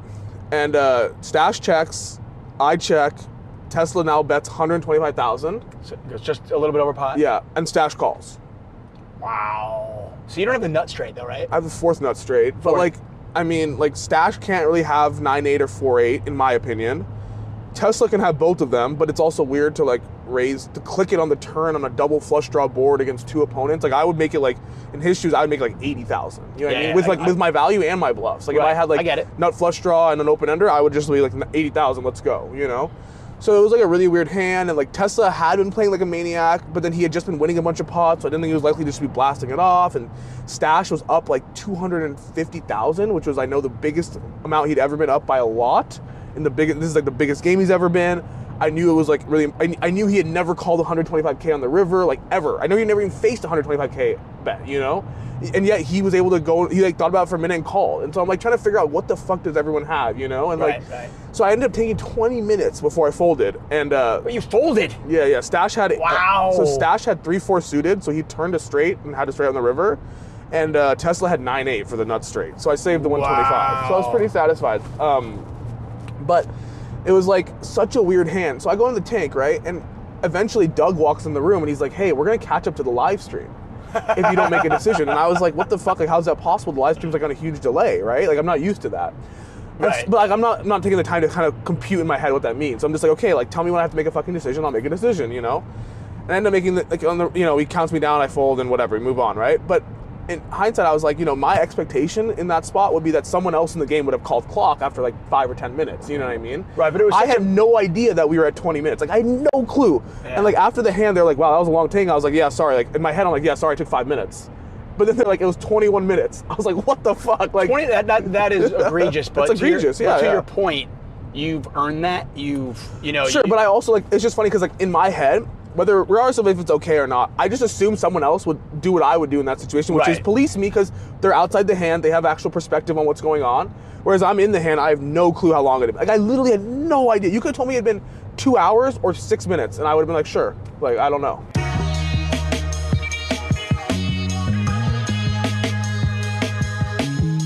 Okay, I want to shift subjects for a little bit. Still staying obviously poker, but you talked about all these different shows. We got the stream in the lodge. We've got Hustler Casino Live, where I've commentated over you for many that's years. my stream. We've got High Stakes Poker, one of, iconic TV show. Just iconic, exactly, epic, and it continues. And No Gamble, No Future, another great show on Poker Go. Why do you do these live streams? Why? I mean, you don't need to. What is it about it? Are you, for lack of better words, do you need the attention? Do you want the attention? Do you crave that? So I think like when I first started playing on the live streams, it was like a way to get into games, and like it was mostly just about getting into games, and like it's a good way to like put yourself out there, get into games, basically. And then at a certain point, like I didn't really need to play the live streams anymore, but I still play the Hustler one regularly because it's kind of like a dance with the one who brought you kind of situation where like I know it's really good for Nick and Ryan now when I play. That's Nick Fertucci, Ryan Feldman, the owners? Yeah, and they've told me that. They're both my close friends. Like, they've done a lot for me, and, like, I just feel like I owe it to them to play on the stream. Like, I was talking to, like, Charles and JR, and JR was saying, like, it's tough. Like, he's not playing on stream these days because the games, like, aren't that great, and there's a lot of negative aspects to it for him, right? And he was saying, like, why do you guys do it? He's like, these are the worst games you guys play every week. And I was like, yeah, they are, but me and Charles both said the same thing, which is like we feel like we owe it to Ryan to like continue to support him, and owe it to Nick to continue to support him. So that's why I continuously play on the Hustler stream. In terms of like the, and I guess at the same time it does give you an opportunity when the games are good. Yeah. That like, you're the first one that gets to call. Yeah, like I always get to play in the best games and everything, which I like obviously really appreciate, and I try to like make myself valuable to them so that they can also be valuable to me. Kind of like it's like a relationship versus like a one way either way. Was it important to you in the beginning to get known, that people know who you are? I mean, did you care what people thought about you? So no, never really cared what people thought about me. It was important for people to know who I am in the sense that like I wanted to get into games. Like it's like very like to me it may seem like I've always wanted like the attention ever, but it's like very clear to me. It's like I always just wanted to get into games. Like that's all I cared about. Like before I was on stream, I couldn't get into as many games. Once I got on the stream, I was able to use that. I mean, it's got to be a little bit about the attention. I mean, you play on everything. I mean, like I enjoy, and then the much heralded heads up battle versus Matt Berkey? I mean, the heads up battle with Matt Berkey was just like a grudge thing. It had nothing to do with attention. Like, it was just purely like, fuck you. I want to like prove a point. Right. I mean, like, there's an aspect of like, when I'm on the stream, I want it to be good content, and I want it to be like worth my time and their time that I'm on the stream. So like, I want to be entertaining. I want to play cool hands. I want to like talk shit, like whatever, like. But it's not really like it seems like it, but it's really not like I want like pure attention or anything. It's just it was always started as I just wanted to be able to get into games, and like it was frustrating to not be able to get into. I'm only game. asking you because I mean, I've never been about attention or anything. It's not about me. It's about the product. So I mean, it's not me, right? Yeah. I mean, I'm not needy like that at all. Yeah. I'm not, I promise. I mean, I don't know. No, I get it, man. I totally understand. And so like, it was all about getting into games, and then once I started getting into games, it was kind of like I felt it was like something to do for a while, and then now it's kind of like I feel like I owe it to Ryan and Nick to play on them. Okay. In terms of the lodge, like, it's a headache for me to go out to Austin, but I don't. Cool city though. Yeah, I mean, I don't know. I've never really been into this. I was gonna say you don't even. Yeah. By the way, I asked you, and you can tell everybody. I asked Nick. I go, hey, how about I pick you up, and we'll do like a day in the life of Airball. Like we'll see what's your day like. And what was your response? There's no day in the life. What's your day? Sleep and poker. That's true. Okay, true story. We actually went to pick him up, and he wasn't ready because he was sleeping still. And we're taking you to a casino to play poker. Yeah. And you played yesterday. Yeah, every day. So it's. I mean, I played 369 live sessions last year. I thought you were going to say 369 days. It's 365 days. I played 369 sessions. Every single day.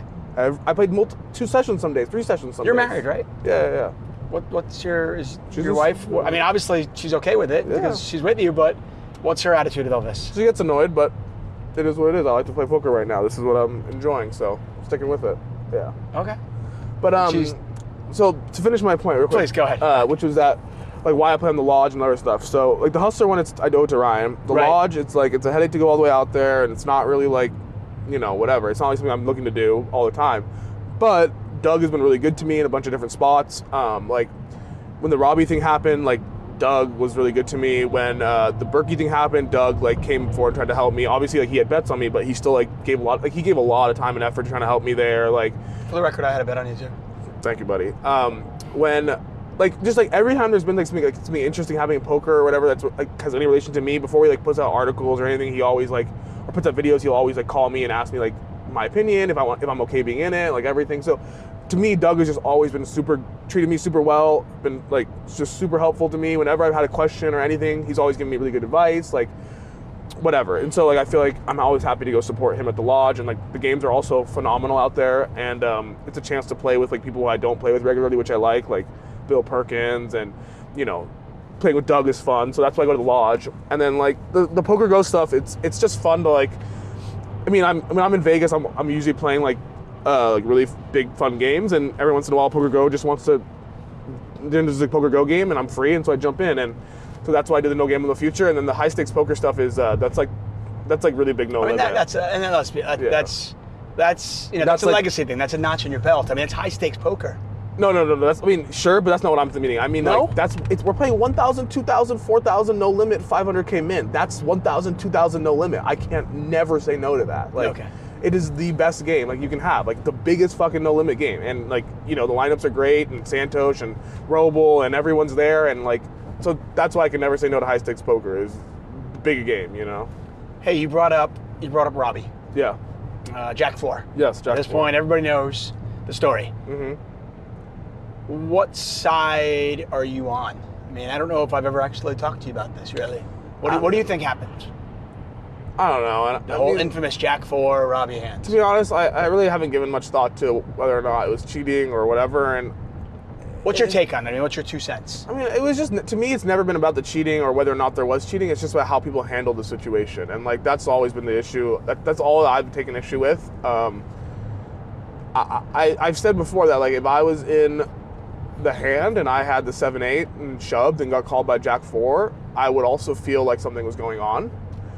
And I think that's a very justifiable feeling, but I think how you handle the aftermath of that as like the winningest player on the stream, just being like basically spoon-fed fish and like spoon-fed lineups and just printing money is not like you can't just act however you want. You have to be reasonable, and I think that was like the issue I took with the situation. So Besides, Garrett saying that I cheated, which was obviously super scummy. would you say, the way Garrett handled that situation, would you have rather? Is it almost as if like it's a pro tax? Like if you get invited to a really good home game, yeah, once in a while the big fish is not going to pay, and you just got to deal with it, kind of. I mean, I wouldn't say those two situations are the same, but I would say like if I was in Garrett's shoes, what I think should have happened is, and I don't know if I would have done this, but I like to think I would have done this, right? Is that I think he should have, after the hand, quit the game. I would not have taken another hand. I would have then, this is my ideal scenario, obviously. Right. Assuming you weren't emotionally invested and you could actually act. Yeah, I mean, even if I was emotionally invested, I would like to think that I would be able to like calmly make the right decision on how to handle it. Which is, I would then want to talk to Ryan, and I'd want to talk to Shaun Deeb, and go from there. I don't think that doing like the conversation on stream, I think was useless, and I think that like talking to Robbie privately is useless at that point. Beyond getting the money back or whatever, if you think that's like what you're entitled to, although I don't think it is. And I think the best way to handle it would be to work with Ryan and Shaun Deeb at The Hustler and try to, come up with a solution or a way to find a solution, And I think the money, like the $135K, I think taking that money is really bad. I think the way to handle that is to escrow it with someone. I mean, there were a lot of renowned poker players in the game or whatever, like Andy's there, Phil Ivy's there, Eric Person's there. Like you can hand 135. I got Phil Galfon's number. He's always happy to adjudicate something. Exactly, you can hand 135,000 to any of those guys, and like they're not going to steal it. You know what I mean? Like they're going to hold it, and you can have it escrowed. Yeah, I'll take your 135,000 right now. I won't do anything with it at all. I promise. Sorry. So yeah, I mean, I think that was like the better way to handle it. So I don't know. It's a tough situation, and I mean, for me, I didn't appreciate being called a cheater. So, I mean, do you have a relationship with Garrett now? No. And, I mean, would you play in a game with him? No. No. I play in really good games. He's lost the right to play in good games with me. So, besides obviously not being called a cheater, what was your relationship with Garrett before that? Did you have a relationship with him before or not really? No, I mean, he had called me a couple times to like motherfuck me on the phone about like, line up stuff, and like he tried to block me before, and he'd been being, you being his usual like dickish self to me behind the scenes, and like he used to like anyone else he thinks is semi-competent. But beyond that, like no, like we were just competitors. I wanted to compete with him, and like I was happy to play against him and try to like, battle. But obviously once like this whole thing happened, like this is no longer how I feel, and I'm no longer interested in playing games with him. I think it'll just be like a negative for me. Like I'll just be upset, and I'm not looking to be upset when I'm playing poker.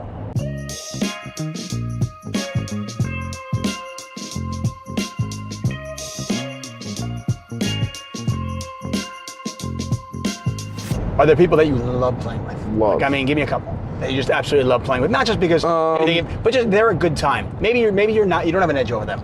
Yeah, I'm trying to think of people know. Like, I mean, like Charles. I love playing with Charles. He's crushed me overall. I mean, I love playing with like Santosh. Overall, he's crushed me as well. Professor is so much fun to play with. Feldman is That's a me. good time. Yeah, that's me. Feldman's a good time. Chicago Anthony, he's so much fun to be around. Faraz, he played on the stream a couple times. He's fun to be around. I mean, for me, what it is like these days I'm pretty desensitized to the numbers. So like if I win or lose a big number, I don't feel super excited to win 200-300K. I don't feel super pained to lose 200-300K. Right. And so I just don't want to play with people who like when they're losing are not fun to be around. Like when I'm losing a couple $100,000, I think I'm pretty fine at the table, and I just want people to be like that. How have you become numb to that? I mean, the numbers for I'll just go on a limb and say 99.999% of the people that are watching this or listening to this that's more money than most people make in an entire year. You're winning and losing that in a night. Yeah, I mean, part of it's like I think when you start, like, you really think about the money, especially like in the downtime. You're like, wow, like I won 200,000 yesterday, or I lost 200,000. Like I could do all this stuff, right? Right. But then I think at a certain point you realize that, like, well, if I win like $5 million today, I'm not gonna go do anything with the money. Like I'm just gonna fucking stick it in my players bank and go home and think about how I'm the best ever. And then the next day I'm gonna go back and I'm gonna withdraw chips and I'm gonna go fucking play poker, you know? And like it doesn't really matter. Like as long as you're in action, it doesn't matter. And like nothing's gonna change as long as I'm in action. I don't care. From a bankroll standpoint, how do you manage that? I mean, I assume that you live off of your poker money and your winnings. So do you have a system where, you know, I don't even know, 90% of your winnings go in your bankroll and 10% go to pay your life expenses? How do you do it? No, it's all the same.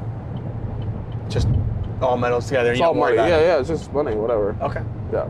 I mean, my life expenses aren't too crazy. I probably, you know, spend like it's probably kind of crazy, but you know, maybe like 20, 30K a month or whatever, which is like, you know, a lot, but not like insane. For somebody who lives in LA, it's not that crazy. Yeah, and like I'm, you know, whatever, like it's just part of life, and so I spend some money there, but I don't, like I'm not like, I don't like track things or anything crazy. I just make sure there's enough money in the account to pay the bills, and everything else is just, you know, in investments or in action. What would you be doing if you were not a poker player? I'd probably just really working at an investment bank, I'd assume. Did you enjoy that, being an investment banker? Not too much. Too much structure. I like the fluidity and freedom that poker gives, and yeah.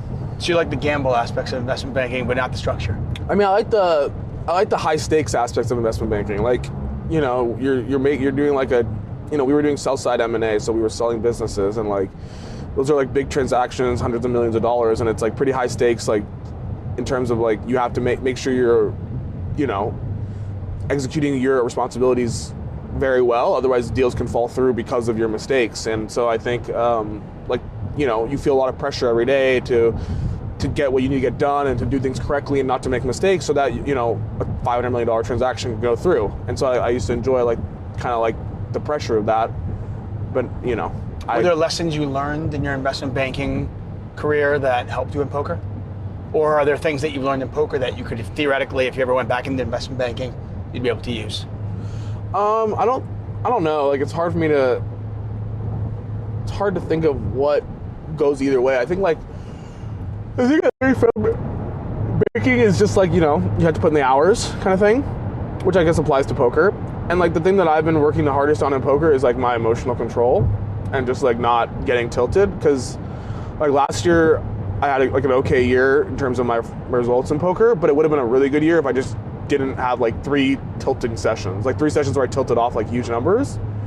And so like my goal has just been to like not tilt as much, and I've been pretty happy with that. Like when I lost that huge pot to Rampage a few weeks ago where I had ace king versus kings or whatever, like I was stuck 200 and whatever in a small game, and like that was like a classic tilt spot, like where I would just get fucking super tilted, put the straddle on every hand and like blast, and either get unstuck or get stuck a lot more.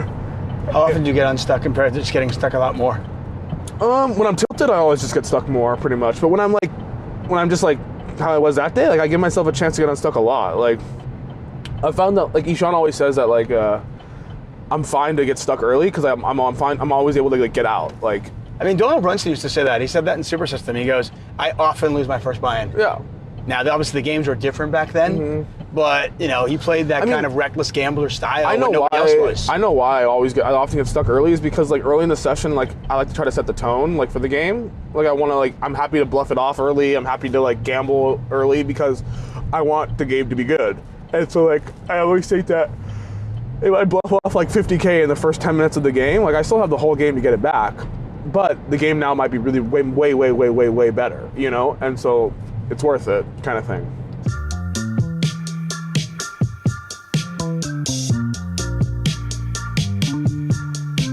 So let me ask you this. What would you say, of all the people that have watched you on all these various different streams, what would you say that is the most misunderstood thing about you? Because obviously all the fans and the chat and everybody that watches these streams, and it's thousands upon thousands of people at this point, right? They all think, oh, I love that guy, or I hate that guy, or this guy's a hero, or this guy's great, or whatever it is. What would you think that is the most misunderstood thing, like that you think people think about you? Well, I mean, like, probably right now it's like I'm like a trust fund baby, or my wife's family's super rich or whatever. Like, In fairness, you told me that. yeah, but it was clearly a troll. Like, when I said that, it was clearly, I thought it was just like the clearest troll ever. It's like when I said that, like, Hustler paid You me. actually told me, you actually told me straight out. No, the Hustler Like, people still now will come up to me and be like, They does pay you Hustler 100K really a pay you month? $190,000 a month or whatever? Like I said, like last or whatever, and I'll be like, yeah, they do. And they'll be like, that's crazy, and I'll be like, yeah, it's nice. And I actually get $250,000 a month. for yeah, commentary. exactly. You know, it's people. I still do this, but hey, Okay. my wife's really expensive. Mm-hmm. You did tell me though. I said, hey, what? I go, are you really an investment banker? You know, like I just married well. I think it's a troll. It's obviously a troll, I thought. Dude, you might have married well. Okay, well, I might have also married well. I just assumed it was an obvious troll, but clearly it wasn't, since everyone thinks that I have a trust fund and my wife's rich and that I get paid $100,000 a month to play on Hustler, because none of those things are true. Right. I mean, my wife's parents are a firefighter and a elementary school teacher. Elementary school teachers make a lot of money. A I can lot. tell you that because my Yeah. wife teaches 1st and 2nd Oh, grade. so you know how rich they can be, Dude, right? Yeah. she's my sugar mama. Exactly. So Okay. that's there Are you you go. kidding me? That's the answer. Yeah. I mean, I only do commentary and stuff because for the I lulz. love it. Yeah, same. That's why I play poker, for the lulz. Right. Yeah. It's just super fun. Hey, 10 years from now, you're married. Where do you see yourself? Do you still see yourself playing poker, battling, playing, uber high stakes, or is there a different path that Nik Airball takes? Yeah, I mean, I would assume I probably won't be playing poker in a few years. I already don't enjoy poker as much as I used to. Like I used to, I fucking loved it. Like I fucking loved it, and now it's. I mean, you play 365 days a year. I still love it. Like I'm still happy to go play like 10, 20 or whatever. Like I'm just happy to play always. Like I just like it, but I used to like love it. Like all I could think about was poker, and now it's. I'm often playing and I'm just like, I don't really feel like playing right now. I'd be happy to be done, and stuff like that, which I never used to feel. And so like I kind of just assumed that, eventually I'll be done playing. I don't really ever see myself playing like once every 6 months. I'm kind of like a play all the time or don't play kind of, like do it all the time or don't do it kind of person. You want a family? Yeah, eventually, but not right now. Too busy gambling still. Right. Yeah. I like that. It's good perspective on life. How many kids do you want? Couple, I don't know. Haven't really thought about it too much. No? Yeah. Would you want your kids to play poker? I haven't thought about that either. Not. I mean, I don't really care. Is there something outside of poker and sleep? Is there something else out there that you're passionate about? Is there something else out there that just gets you excited? I mean, I like to watch anime. I don't know. I don't really do that much. I mean, we're getting really, really deep with Airball here. I love it. I just like right now, like I'm just happy gambling every day, playing poker. Like I was talking to Brent Hanks, and he's like, "Yeah, we're gonna do high stakes poker the new season, like 1K, 2K again. Like you have a seat. Like these are the dates." And I was like, "Great, okay, booked." And then I was thinking to myself, I'm like, "We did 1K, 2K last year," and I like texted him. I was like, "Can we do 5K, 10K?" Like I was like, is that even like a possibility? He's like, well, if you get a lineup, he's like, we can run the game. And I was like, okay. They'll run it. Yeah, I was like, okay, maybe I'll try to find a 5K, 10K, like no limit lineup. Like, cause like it's like fun to chase the next big thing. I was like, oh man, it'd be sick if everyone's opening 30K. Like there's only flags in play, flags and cranberries. Like that'd be awesome. Like that'd be a fun game. 3 bets to 115. Yeah, it's just like a clean game. Like you just come, you buy in for flags, cranberries, and pumpkins. Like it's clean. You know what I mean? Like I thought that would be great, right? Versus like 500s and 1Ks being in play. It's just crazy for anybody who's not in that world to even comprehend because, somebody might win or lose $5,000 over a year. Yeah. And that would be Me significant. and Sean were on the way back to our hotel from the lodge on Sunday, and a guy from the lodge gave us a ride. Really nice guy, and he was saying like, he's like, I had a winning year last year in poker. And we're like, oh, that's awesome. And he's like, yeah, I won 21K. And I was just thinking to myself, I'm like, it's a really different perspective on poker. Like, you know what I mean? Like he's happy winning 21K a year. And I'm not trying to like say that's wrong, or I'm not trying to like belittle that or downplay it at all. You know what I mean? It's just like it gave me perspective for a second where I was like, oh shit, I forget that like some people have very different goals, like in terms of like the poker stuff. Like he's happy to win 20K in a year. You are at your second home. Yes, time to work. We're at Hustler Casino. We're at his second home. And hey, you need another ride, you know to call. 888 poker or 888 ride? 888 ride, man. I love it. Awesome. Thanks, buddy. Later, buddy. Let's get down to the strip. What should I order? 888 ride. Yeah, I'm in.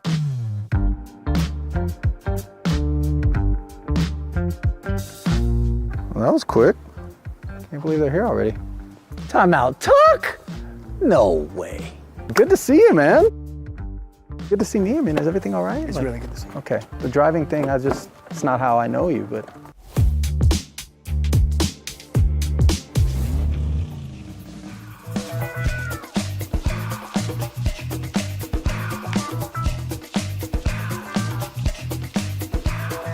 Poker broadcaster extraordinaire, poker player, and not just... Why didn't you say extraordinaire after poker player? You know what, that's a question I have for you later, okay? We'll get into that. I do have to ask you a question. I am driving a ride share to make a little bit of extra money, okay? And I've talked to Jeff Platt about this, I've talked to Norman Chad about this. Not because they've done it. No, but life as a poker commentator, you know, we're not making billions, yet somehow you seem to live like a billionaire. I follow you on Instagram. Private jets all over the world. Yes.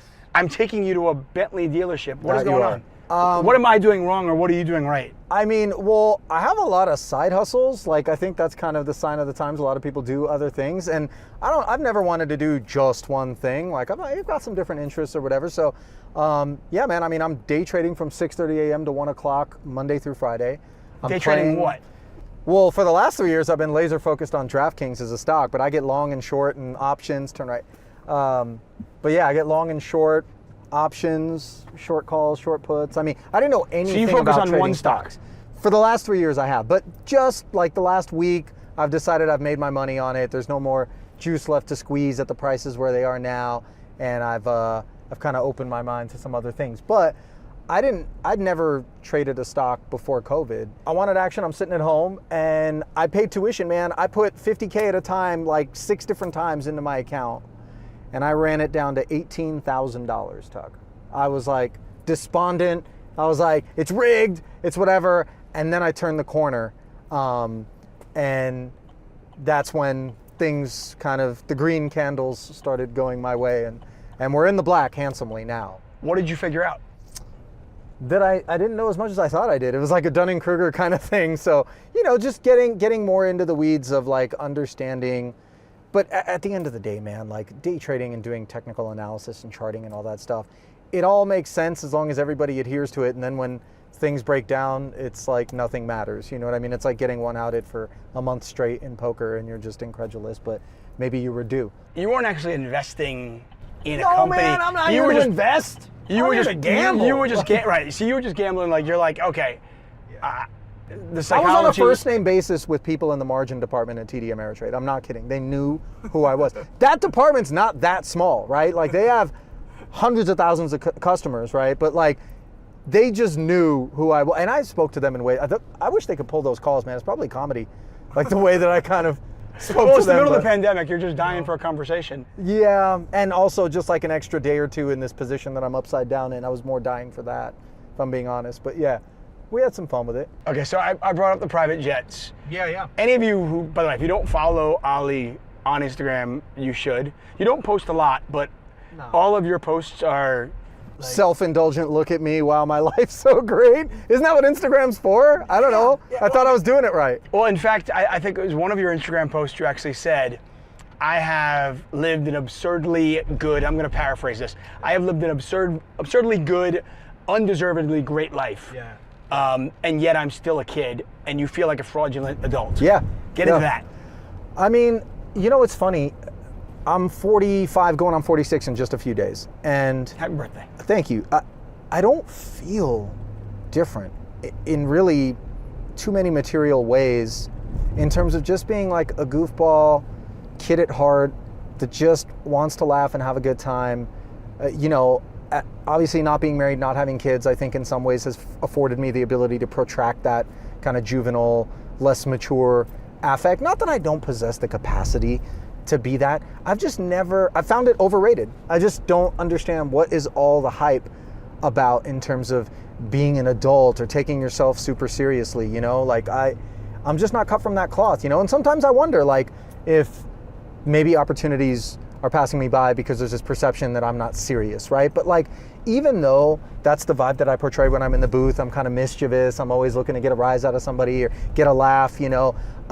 That's not to say that I don't take what I do seriously. It's just I don't impart that, and that's by design. You know what I mean? I don't want that, you know. So I hope that people are able to recognize that, like, I'm still a professional, and I've been doing this since I was 17 years old. Not poker, but working in front of a camera and hosting all kinds of stuff. So, you know, I like to think at this point I've got my 10,000 hours in, and you know, it's a bit of a riding a bike exercise for me. But what draws me to it is the ability to entertain, to give people a respite from whatever the rigors of their day are. And let's face it, most people are kind of hand to mouth, man. The struggle is real out there, right? And you know, if I'm blessed enough to have some privilege or little gift or virtue that allows me to bring some laughter and joy into someone's life, and with all the options that they have, they're willing to give me 30 or 60 minutes to do that, I'm gonna take that seriously, and I'm actually gonna do my best to deliver that. You know what I mean? I'd argue that from a commentary, from at least from a poker commentary standpoint, while, yeah, you'll have your fun in the booth, and we've all enjoyed listening to you and your partner in crime, Nick Schulman, through the years, and you with others, of course. But I would argue that you're, if anything, you're like almost a James Bond. My apologies. Really? My apologies to Tony Dunst. And James Bond. And James Bond, of course. All of them, by the way. No, but you're just like, you know, if I was going to think of a poker commentator who was going to wear a tuxedo, you know, somebody who represents Triton Over as well Dunst? as you do. I don't know, it's Dunst is old. the tuxedo guy. He is too, but I mean, I just think of you as like, you know, you're so smooth, you're so suave. You walk in, you know, when I think of the buffoon, when I think of the buffoon in the commentary world, I think of Norman Chad. I think you're suave too. You're suave. You know what I mean? No, but okay, so you think Norman Chad is kind of the... He's a buffoon, right? Okay, he leans in, sure. Yeah, okay, I could see that. But you know what? In Norman's defense, and not to Shanghai this, I know this is supposed to be about me, but like, that dude, there is nobody who is as much of an archivist or who could even come close to replacing him with regard to the World Series of Poker specifically. Nobody wants to replace him. You know what I mean?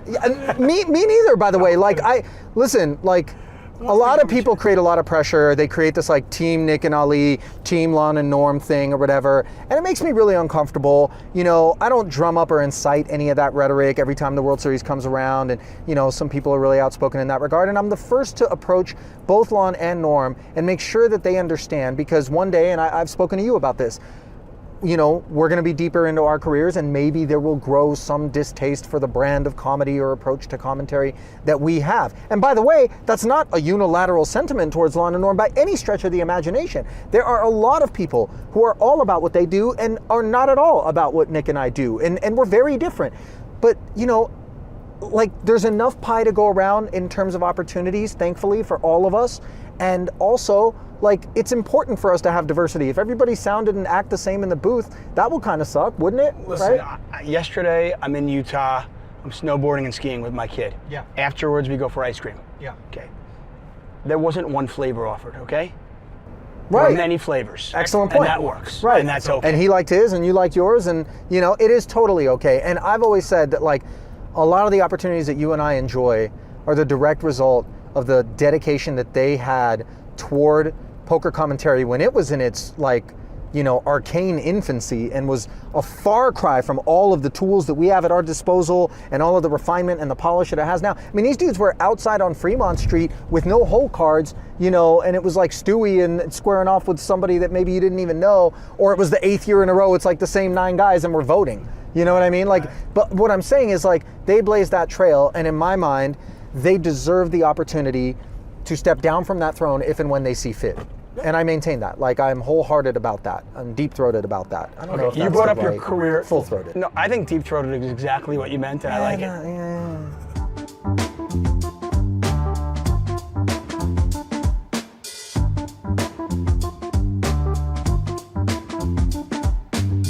Let's go back to the start of your poker career. Sure. I know you were a poker player out of the Bay Area. Yep. 2003, you go on a Party Poker Millions cruise, Yeah. and you meet Maury Yeah. Escandani. Yeah. By the way, I had dinner with Maury in 2007 Okay. at Bally's Steakhouse, okay, which is now the Binions, of course. Okay. And I was trying to get in with him, Okay. you know? And he told me about hey, listen, watch Ollie.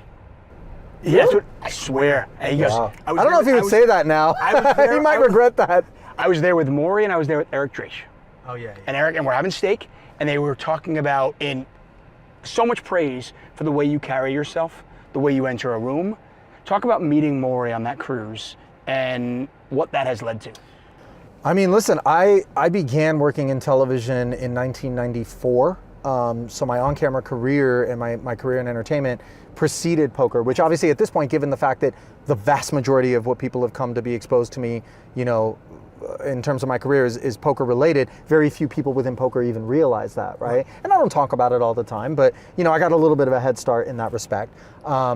But I knew when I was going on that cruise, and I came as a guest of Eric Lindgren, who ended up heads up at the final table with Daniel Negreanu. It was a party poker cruise in 01 or 02 or 03. I don't know what year. It was 03. you said? 2003. Okay. So I just knew I wanted to have, at this point, we still had like VHS resumes, demo reels. So I had my VHS demo reel and I had my resume and I wanted to get in with like Steve Lipscomb or somebody, you know, get me in with World Poker Tour. So you went on the cruise specifically for that. Well, Eric won a few seats, so he put me into the event. That didn't last very long. He ends up final tabling and squaring off with Daniel. But I just knew there were going to be people who were movers and shakers in terms of the early, you know, onset of poker television. And poker had started to blow up. I mean, you got the Travel Channel, you got, Yeah. right. I mean, I don't think any of us would have like drawn it out and extrapolated it to the place that it is today back in its infancy in those years. But I was like sitting on my couch watching that stuff and thinking, man, I should be hosting this, because at that point, I had kind of already taken a hiatus away from television to play poker in the Bay Area, and Lindgren and Prahlad Friedman were the guys that kind of took me under their wing, and we were road dogs out in the Bay Area playing poker, and I was a stud player. I was a $2, $4 limit stud player. Imagine trying to beat that game, right? I was like, by a factor of 3, the youngest guy in the game, right? Minimum. I mean, the only thing more miserable than that is a 2-4 Raz game. Right. I mean, I was the only non-AARP card holder in the game. So anyway, they pivot me over to Limit Hold'em, and within like a year or two, I went from playing like $3, $6 Limit Hold'em to playing like $100, $200 Limit Hold'em. And this was in its heyday, when the commerce 24/7, I'd moved to LA eventually, was like blowing up. But not to get sidetracked, like I had spent this time playing poker, knew the game, and knew a lot of the guys who were grinding. So cross that with, I've been working in TV, I know my way around a camera and a mic, and I'm sitting in a 75-150 Hold'em game on that boat, and Maury's in the game. I think James Woods might have been in the game as well, which is when he and I met, and we've been friends since. But Maury's talking about how he intends to do, you know, poker broadcasting, whatever. And you know all the BS we hear at poker tables. I'm looking over at Papa Smurf and thinking, okay, listen, like, right, you know? But I indulge, you know? And he's like, wait, what, really? You do this? And I'm like, hey, listen, I've got my stuff if you want to take a look. Maury, of course, balcony, outward-facing suite. We go up, and I pop my VHS into his little entertainment setup in his cabin. And midway through the demo reel, he looks over and he's like, this is you? And I'm like, yeah. He goes, I've been looking for you. Like, this is unbelievable. And basically grabbed my hand and dragged me with him onward and upward, you know, through the ascent of Poker Productions and NBC and ESPN. The heads up, You know, all of that. challenge on NBC, that was you great. know, and my very first opportunity was given to me on the Ultimate Poker Showdown, which was filmed at the Plaza, in terms of doing actual commentary. I was doing a lot of emceeing, right? Trying to work my way up. And the Ultimate Poker Showdown at the Plaza, Chad Brown, RIP, was the host, and he would bring in a revolving cast of people to do commentary with him. And Negreanu got sick. And Negreanu told Chad, you should hit up this guy Ali. He can fill my place, you know what I mean? And so I don't even think I was in Vegas at the time, but I made my way over, and that was the first chance I had ever gotten to do some commentary. Now, granted, play-by-play is more my lane today, and I'm happy with that, than doing any color. But it was just a chance to like not be an MC and get on a desk. And What do you enjoy more? you know, in terms of what, playing or commentating? MC? Or? Well, no, we'll get to playing in a second. No, but MCing or commentating? Play-by-play commentary in particular is what I absolutely love. You know what I mean? And look, the minds that are available in terms of, you know, color analysts for poker these days, the unfortunate thing is that the opportunity cost of those guys stepping into a booth and even making great money by poker commentary standards, it's far outweighed by taking that time and playing in the event that they would otherwise be talking about, right? But I don't belong really on that side of the desk. I just don't, right? And being play-by-play, like, I've kind of... You're humble. I mean, you don't play 100, 200 limit and host a mixed game here in Vegas if you're not a pretty good poker player. And I played against you. I know you're a pretty good poker player. I mean, That, like, look, I like mixed games now, in particular because mixed game guys are insane and they have more personality and they're not social. It's more social. There's 16 games. You can't possibly be good at all of them. Like, and there's more parity. It's just, variety is the spice of life kind of thing.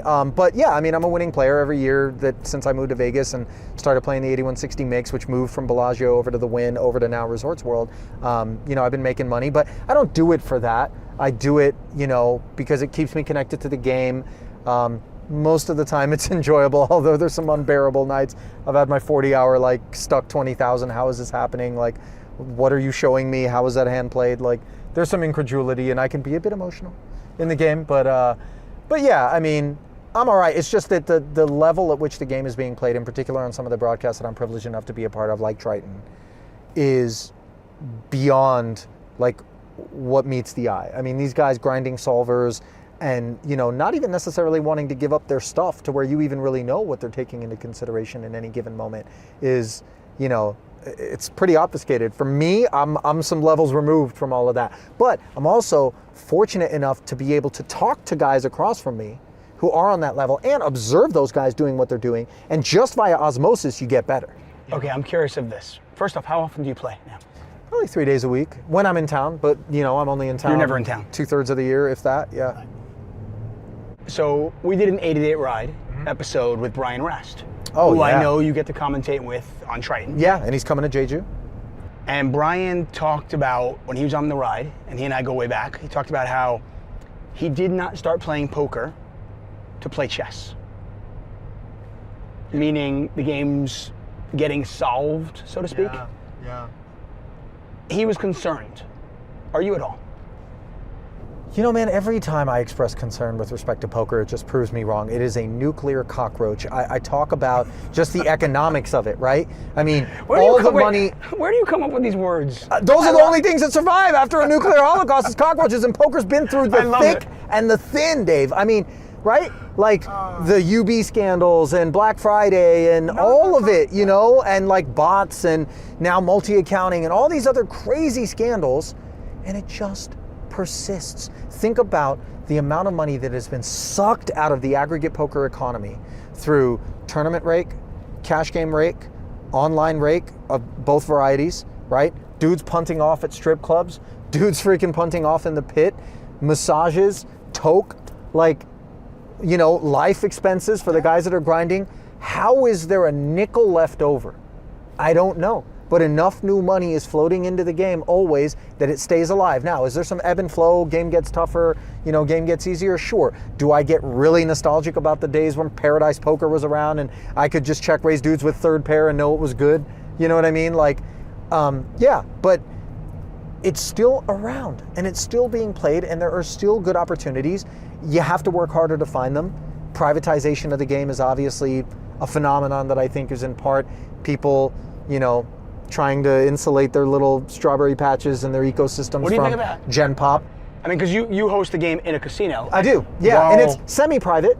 We'll let anybody come in and play, and then if for whatever reason they're not a good fit, we'll be like, hey, thanks, but maybe find another place. Thanks, but no thanks. And there's only been 2 people, I'm not going to say who, but there's only been 2 people who we've ever been like, you know what, your business is What does not their name welcome rhyme here, with? you know what I mean? No, I'm not going to say anything. But what do you think about the private games? And because that's huge. It's huge in LA, it's huge in Vegas. Well, if you're talking about go to someone's house private games. But even the casino private games where it's an invite-only game. You can't get in. I am more comfortable with a casino invite-only game just because at least there's some measure of regulation and control. I'm not saying it's fail-safe, right? There have been scandals that have happened inside of a casino. Casino isn't necessarily preventing collusion and things of this sort, right? But I think it's a far safer environment than going into houses And I've been a part of some private poker games where millions of dollars were exchanging hands in any given night that the game was running, right? Baffling, staggering, ridiculous amounts of money. And, you know, on credit in these a lot games? of times, you know what I mean? I was not playing in the games, right? I've dealt in the past, I've helped You were a administer dealer? them or whatever. I was a dealer for a while, yeah, believe it or not. Yeah. I like to think I still got it. But Every once in a while in an interview, I'm like, I feel like I go into most of these interviews and these conversations knowing everything. Right. And then you go, wait, what? well, I mean, you know, I've talked about it in a few interviews. With Julio from Card Player, I talked about it. With Kara Scott, I talked about it on her podcast. But my whole pivot into playing and really burying myself into poker was the result of a girlfriend in college who passed away. And like, you know, it was a super traumatic event for me. And at that point, life had been a very silver spoony kind of affair. And so I don't drink, I've never done any drugs, I don't smoke cigarettes. Like, I didn't have vices or places that the average person maybe might go to kind of synthesize grief or whatever. And so I just went to a casino. It's available 24 hours a day. I can be kind of anonymous and just, you know, I was being self-destructive, but I guess the competitive side of me and getting under Prahlad and Eric's wings and kind of being shown that, hey, this you can take this seriously and do well at it, kind of helped morph it into something good. And, you know, in life in general, not to get like excessively philosophical, anytime that I've tried to we like that. anytime that I've tried to paddle upstream or fought against the trajectory that life was kind of pointing me in, like invariably, once I relinquish to whatever that proverbial hand at the small of your back is putting you where you're supposed to be, in retrospect, eventually I'm able to realize like that was for the best, right? Now, am I saying like, oh yeah, if I could do it all over again, I put my girlfriend in that car accident in college? No, I wouldn't. But given that happened, like all that ensued in terms of like who it made me and the way in which it changed my perspective on the world and made me a more spiritual person and made me more present, was certainly all upside for me. You know what I mean? And yeah, I mean, it's, I went to lunch with a cousin of mine who had known her a couple of years after she had passed away. And he was like, all right, I think you're ready to hear this. And I'm like, what? He goes, I'm glad Sharon was her name, passed away. And I'm like, dude, what kind of thing is that to say? He goes, stop, hear me out, man. He goes, I know, I was gonna go work for MTV and host TRL in New York. Right. And he's like, I worry about the dude that you were gonna end up being if all of that went through. You know, like, here's this big TV guy, big ego, like, you know, I'm a celebrity or whatever the hell, you know.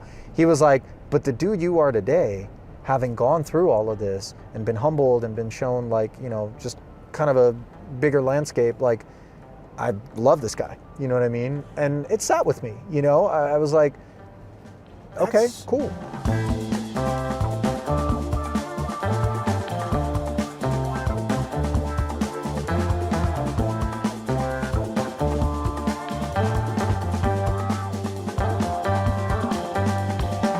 I mean, it's such an interesting perspective because, you know, we all think when we're young, we have this path in our minds of where we're going to go. And it never goes that way. If you're lucky. Right. If you're lucky, it doesn't go that way. Yeah, Yeah. exactly. And to think, because MTV back then, that was cool. Right now, nobody is like, what's MTV? Bro, Carson Daly, that could have been me. You know what I mean? Like, I remember finishing a session at the casino and going and checking out with like a Yoo-hoo and a banana at a grocery store and looking up at the cover of Teen People, and there he was, and I'm thinking to myself like, and I just got done playing 6-12 Hold'em or something. You're 22? You know what I mean? Yeah, man, I was super young. I couldn't have been a day over, 22, 23, I want to say, because I was 20 when she passed away. Yeah, right around there. Yeah, it was a lot, you know. 25 years later, you still think about her a lot? No, I don't. I mean, when the day comes up, like it'll jog my memory. But you know, I mean, it's not as though like it isn't ever present in the form of the influence it had over kind of shaping my character. And by the way, I'm not pitching a perfect game by any stretch of the imagination. I still make mistakes. I'm still figuring out as I go. There's no omnipotence here.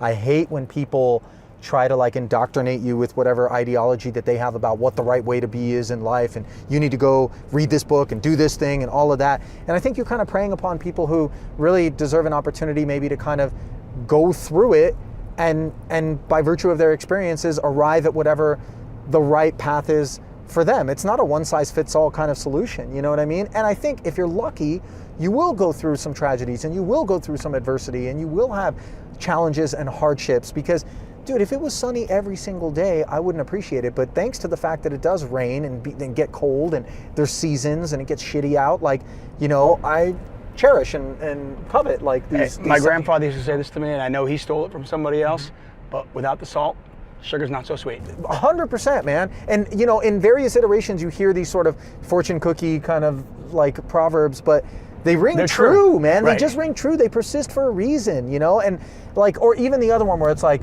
more money, more problems, or all this stuff. Like, you know, there is a point at which, and there's all kinds of research that's been done on this, right? That, you know, there's waypoints where I'm like, I need to stop and smell the coffee because I am living a life that one day I used to just dream about. But I'm a little bit terrified at arrival because for me, it's about the journey. It's not about any given destination. Like, I want to push the goalpost back further and further and further. Some people look at that and go, that must be exhausting. And I respect and appreciate that notion. But I thrive in the pursuit, in the hunger, in the chase, in that hunt for whatever it is. You know what I mean? Okay, so you brought up two things I want to go down these paths. Sure. Number one, you brought up fear. Is there terrified? Is there something that scares you now? Is there a fear that you have?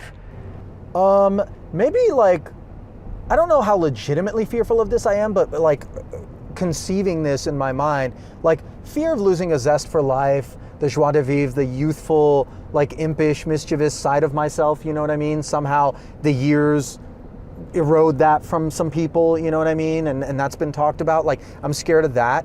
I'm scared of maybe not living up to my potential, maybe, you know what I mean? Like, I mean, I'm really good friends with somebody he's an A-list actor, he's into poker, he's very private about his life. I don't talk about our relationship very often, but I remember he talked about being on the set of a big movie one time, and they sat around and they talked about how they wanted to do the shot. And that ended up being the whole day. Hundreds of thousands of dollars in production budget, nobody lifted a finger. And they just sat around and talked about the scene. And the reason was because they literally could do anything they wanted with the scene. And he was like, sometimes when you can do anything, you don't do anything. Right? Because it's that fear of like analysis paralysis, and it's that fear of the opportunity cost of going this direction means I'm not doing any of these things. You know what I mean? And for whatever reason, and like, I'm so thankful of this, and maybe it was pompous and misplaced, and there is absolutely nothing different or special about me in any way, shape, or form. And I am absolutely open to that reality, right? But I was always told that you can be whoever you want to be and you can do whatever you want to do. And I encourage anybody who is a parent, and I'm not, and like, you know, respect to anybody for whatever choices they make, and maybe I'll regret it down the line. But the point being that, like, if you just indoctrinate your child with that instead of some of the venom that's out there, I would make a Yui here. If you indoctrinate your child with, you know, some of that positive rhetoric, like, there's only upside. And my sister's doing wonderful in life as well, you know, like was a big time attorney and decided at kind of the peak of her career to step aside and start a family, and her husband's super successful, whatever. But she kicked ass and took names, and I kind of kicked ass and took names in school and anything that I set my mind to. And it was always like naysayers that would motivate me. It was like a dude walk up and be like, man, you could never get that girl's number. And I'd be like, so this might be me, okay? But you live in this 4,500 square foot gorgeous house, and there's nothing in there. Yeah. And it looks staged, right? It looks like I'm selling it. it's beautiful, everybody. By the way, it's beautiful. It's everything about it. It's my great. OCD. But it would depress the fuck out of me. Yeah. Okay, my apologies for the language. No, I get it. But if I came home to an empty home like that, like, I have a wife, I've got 2 kids, I have 3 dogs, I got 3 cats, I got a pig, I got fish. If I came home to that, it's beautiful, but that would really... It's sterile, it's empty, it's hollow, there's that and from the outside looking in, that's the perception, right? Well, that's just me. And again, I don't want to put that on you because No. we're all different people. But I mean, my girlfriend, whenever I'm in town... Go on, ask the question. I was going to say, is there ever a fear that you come home and you're like, that you just got this big house and you're just there and you get all this stuff and it's just like, who are you enjoying it with? Yeah, sure. I mean, I've long maintained that, like, at this point in my life, having gotten to a place where, like, I don't really want or need for more than I've got, that the upside from here forward is to maybe get myself to a place where I can kind of enjoy all of this with friends, right? And so they're always welcome, open door, whether I'm in town or not, to come and stay in any of the guest bedrooms and hang out. Vegas is not a hard sell or whatever. When I do come back, my girlfriend's always there, so she's staying with me, so it's not quite as lifeless as it feels. But I hear what you're saying, you know what I mean? And I do try to stay mindful of, you know, what's really motivating me. Like, I bought this Bentley recently, and I bought a Lamborghini for my 29th birthday, and that was the last time I had kind of one of these self-indulgent things. But I took stock of, why am I doing this? Is this intrinsically motivated? Is this the pure, like, I love cars, which I do. By the way, right over here, we're going to the Ferrari dealership. Of course we are. Like, we're not. Of course we are. I gotta pick something up, not a car. Like, I'm trying to make sure that I'm doing what I'm doing, driven not by like making some high score or just stacking chips and dollars, but like making sure that I'm enjoying it. Because at the end of the day, what we're all really trying to do is be happy. And as long as we're not doing that at the expense of anyone else or our own well-being or happiness, then more power to you. You know what I mean? And if I can bring a tiny slice of happiness or joy into someone's life because they're gonna watch me for 30 or 60 minutes do something, you know, on television, then like that's my way of leaving it better than I found it. Okay, well, more Ali Nejad. He's got to run into the I do. dealership. It's a legitimate Take thing. care of this. And by the way, Like, if you want to Can you bring a stop little the bit meter, of, bro? Don't be that guy. if you want to bring a little bit of slice of happiness into my life, Yeah. a Maserati, Right. a Lamborghini. Doesn't have to be new. Just It doesn't anything, have to be new. Just anything on the lot. I mean, if it right? runs, that's it.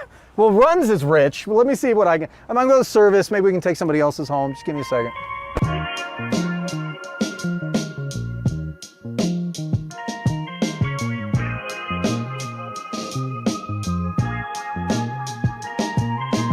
You brought up Blueprint. Yeah. So I want to go back to before 2003, before you met Maury, when you were 17, 18 years old, and when you got your start.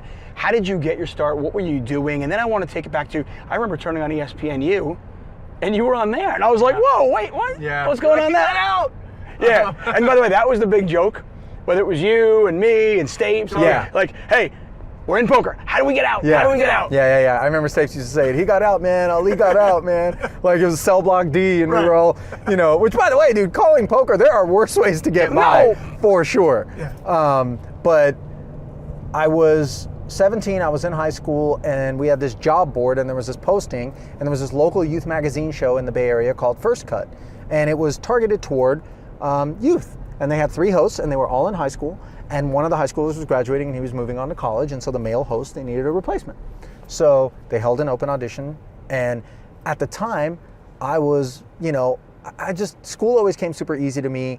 And so like within the first 5 or 10 minutes, I'd be like, okay, I got this figured out. And I just look for ways to clown around. Let's play table football. Let's joke. Let's make fun of the teacher behind her back. Were you like, popular in any school? all of that. Yeah, I want to say I was pretty popular. Okay. Yeah. But I mean, I wasn't one of those guys who just stuck with the popular crew. I hung out with like everybody, you know? And so it was tough to put me, and this was threatening, I think, to a lot of people socially in high school, because they want to be like, you're the, you know, jock, or you're the math nerd, or you're the, you know, thespian. Like, what? But I was just like, yeah, I kind of am cool with a bunch of people in all these different lanes. You were like they the didn't school, really you were the know. school MC back then? I was. Right. So I did Makes sense. the sports commentary for the school, and I did the video yearbook hosting.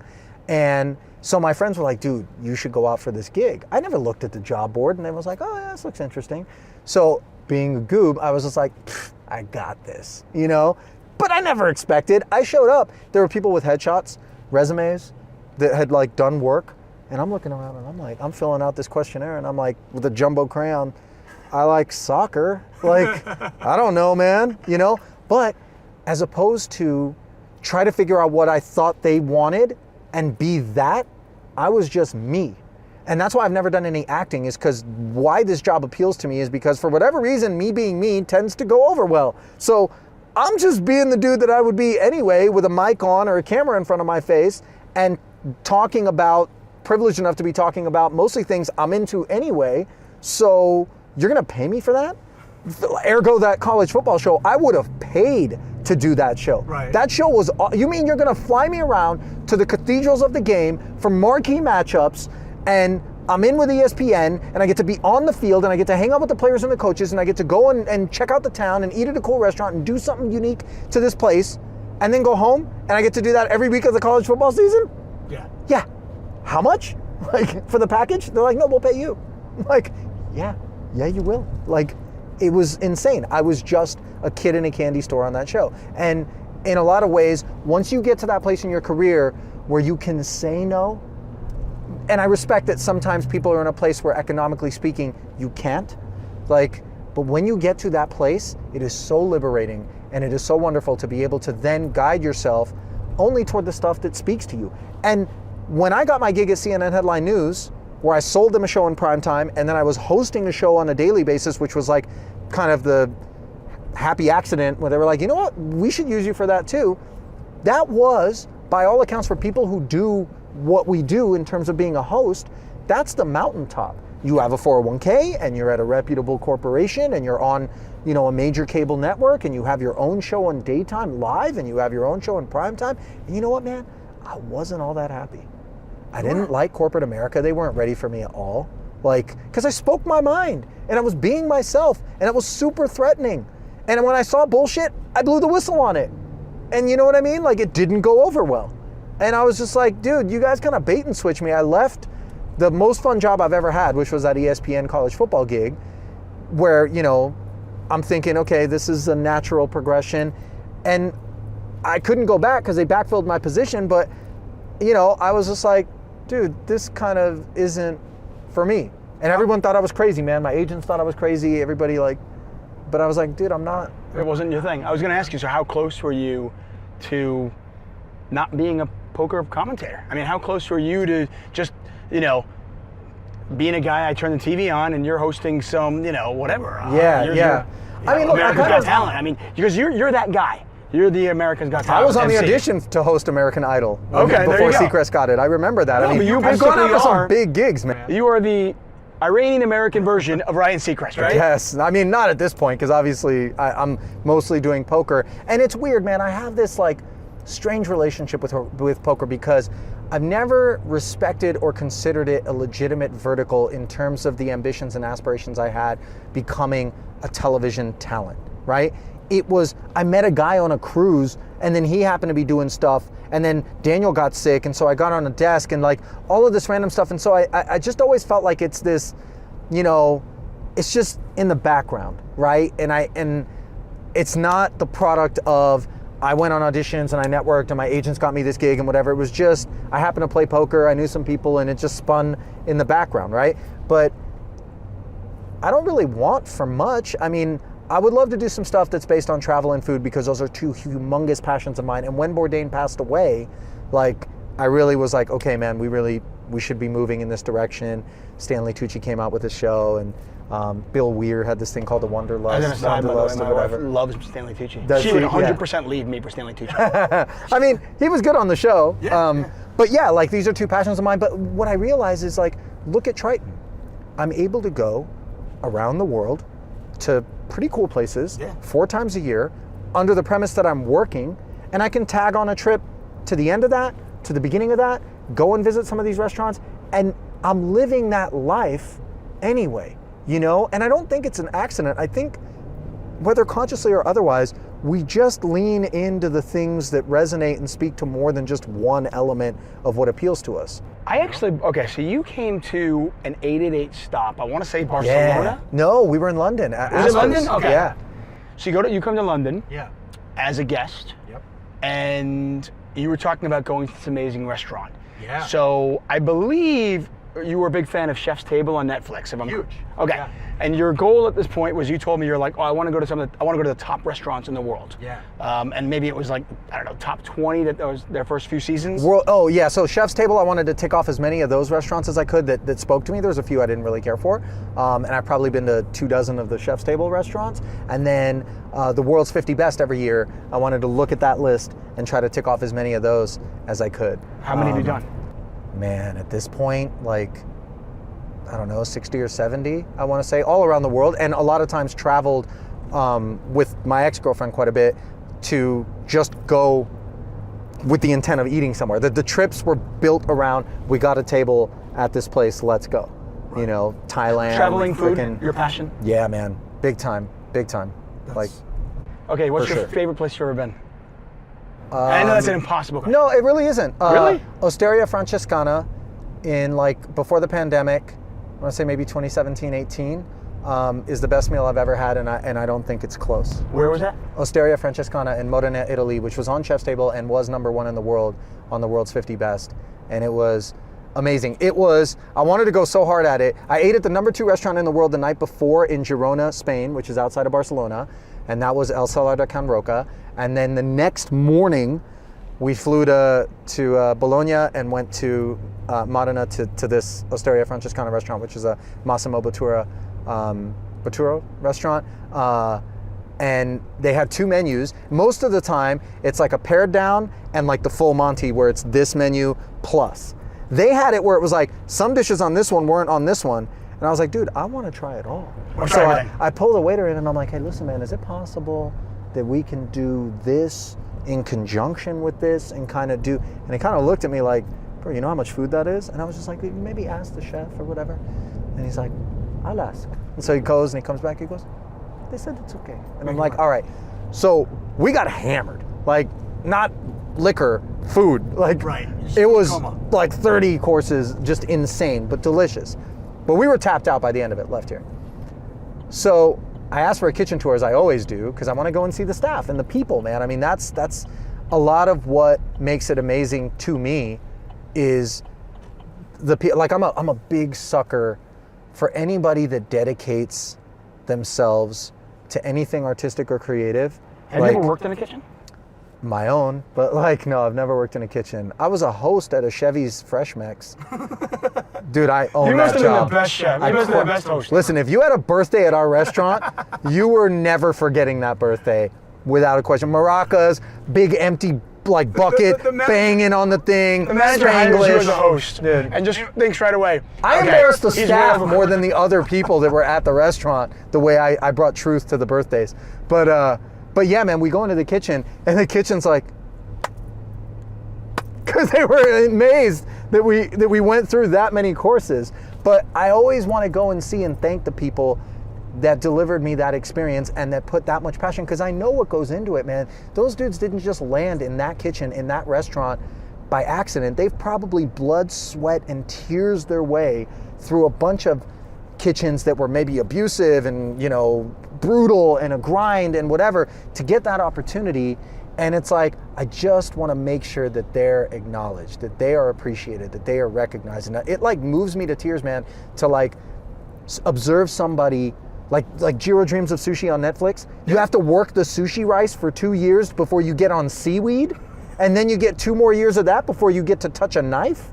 Like the idea of just that level of commitment, that level of give a fuck is what I call it, is what the world is lacking right now. People are just checked out, coasting, half-assing their way through a lot of stuff, and it bugs me, you know? And do you think you could do it? Honestly, do you think you could do it? Let's say I told you, you know, to get where you got, right? You'd have to, you know, hey, you've got to be a PA for 2 years, and you've got to, you know, just hold the wire for 2 years, and then maybe just you're the research guy for the commentators for 2 years. I don't know. Then we'll let you go in there, and maybe you can be the midnight guy. I mean, look, maybe when time was on my side and you didn't think about that stuff, right? Like we do now in our lives, where every choice comes with the consequence of not having made another choice, and we've only got so many ticks left on the dial. Not to be morbid about it, but it's just the truth. Like, maybe then I would, right? Not because I'd like to think that I wasn't so entitled that I wanted to skip ahead of everything, but I have been a very lucky boy in the regard that, like, I didn't have to maybe grind as hard as some others have. But with that said, I remember emceeing stuff at the Morongo Casino, like Poker Superstars Invitational on Fox Sports, where I was working 18, 19-hour days, and I was on my feet in dress shoes, and it was so brutal that Maury was like, just go downstairs and get yourself a foot massage on my dime to be able to come back and do another 19 hours the next day, where all I was doing was sitting in the background and calling the hands as they were dealt as an MC to a fictitious audience. Which is for basically what weeks, like a tournament director does now. Kind of, yeah, sure. Right. Like when it's a big final table or whatever, you know, Savage, right? Right. Yeah. But I mean, it was, in that sense, it was a grind, and you know, I worked through it, and I'd like to believe that at least some of those throw your head down and endure and persevere kinds of choices without being fussy, too fussy, like, is part of why I am where I am, because I proverbially paid the dues, or literally paid the dues. Hey, you brought up a restaurant in Barcelona. Yeah. We're going to be 88 Live in Barcelona in May. Okay. Should I be going to this restaurant? Was it worth it? Or no? Because there's some really good food in Barcelona, obviously. Yes, But I have never been and to you this don't place. have to go to a 3-star Michelin restaurant in order to enjoy that. So I don't know. I want to say there's better places in Spain to eat. But I mean, look, for the whole like pageantry and going to the space and like the experience of it, I would say it's cool, but the desserts were the best part. And it's because this guy Jordi, who's part of the brothers that work there, is like this amazing pastry chef. But if I wasn't doing poker commentary, man, for sure I would be a chef. That is, I know already. Oh, you can pull up to the gate. You'd be a chef. I'd be a chef, yeah. Okay, well, that answers one of my questions, which is always, I mean, it's the question everybody asks. Like, if you weren't doing this, what would you do? Well, what's your answer? Ah, man. Would you be working security here in this community? Probably, yeah, almost definitely.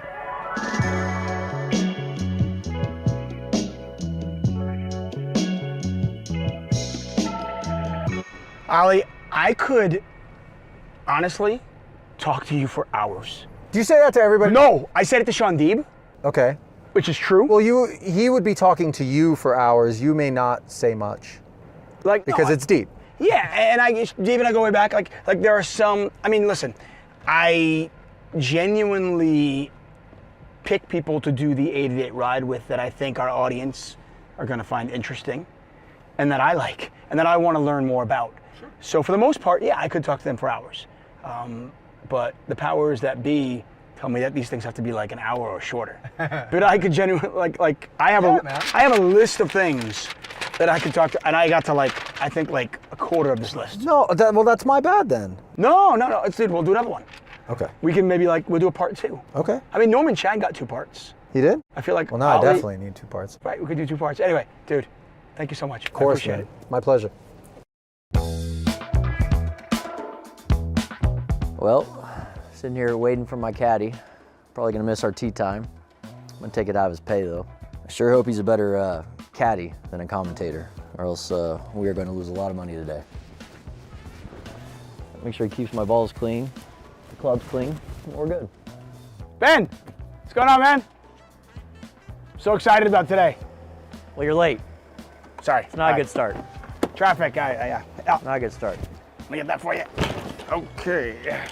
Careful with them. Okay. You want me to get my own door, or I I mean, how do you do this here? It's a black car, right?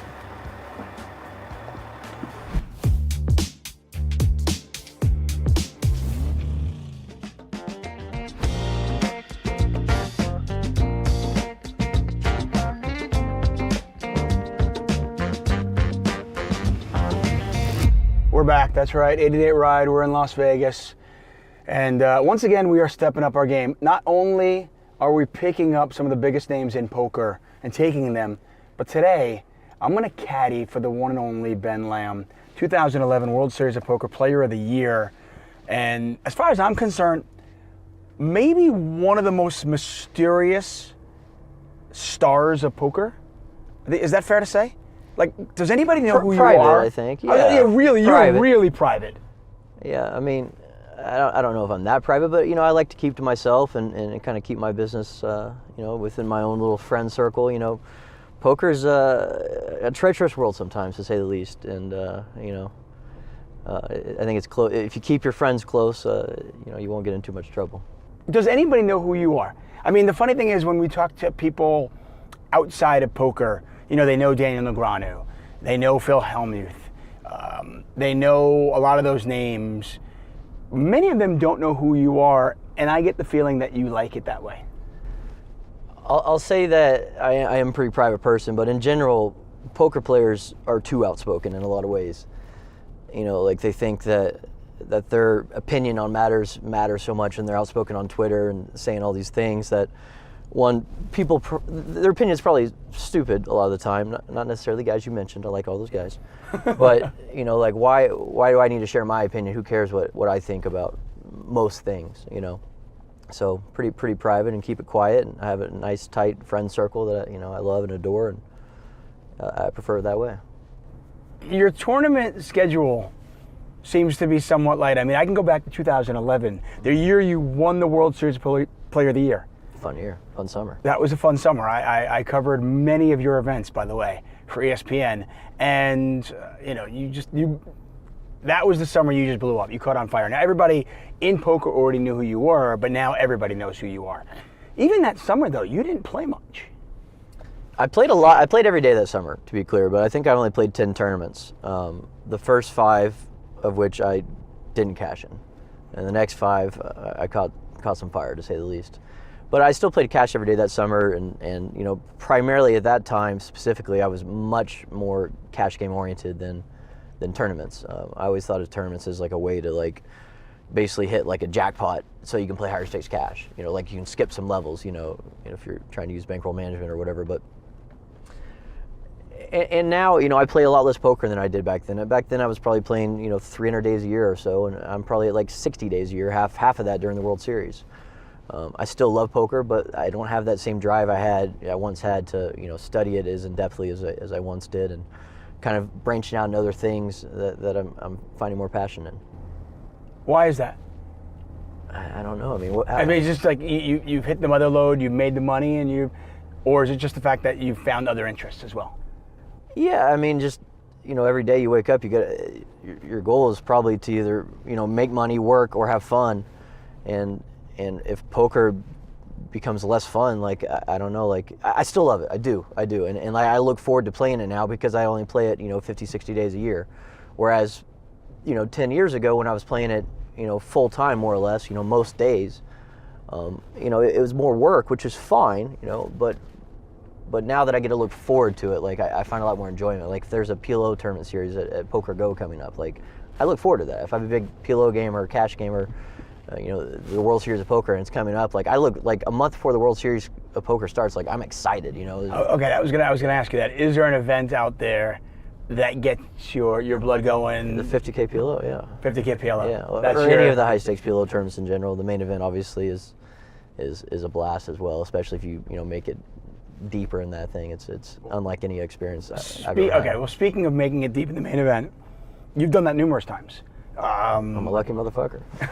3rd place in 2011, 9th place a few years after that. But the one that a lot of people don't remember, and I'm sure you obviously do, is you go back to 2009, I think, to the year, you finished in 14th. I did, yeah. Talk us through that, because at that point of your career, where were you? And what did that mean to you? I had moved to Vegas the summer previously, and I was playing quarter 50 the Bellagio and stuff. I wouldn't say high stakes, but quarter 50 back then was probably the equivalent of 100, 200 a day. Every year the games get bigger, stakes get bigger, there's more money in the ecosystem.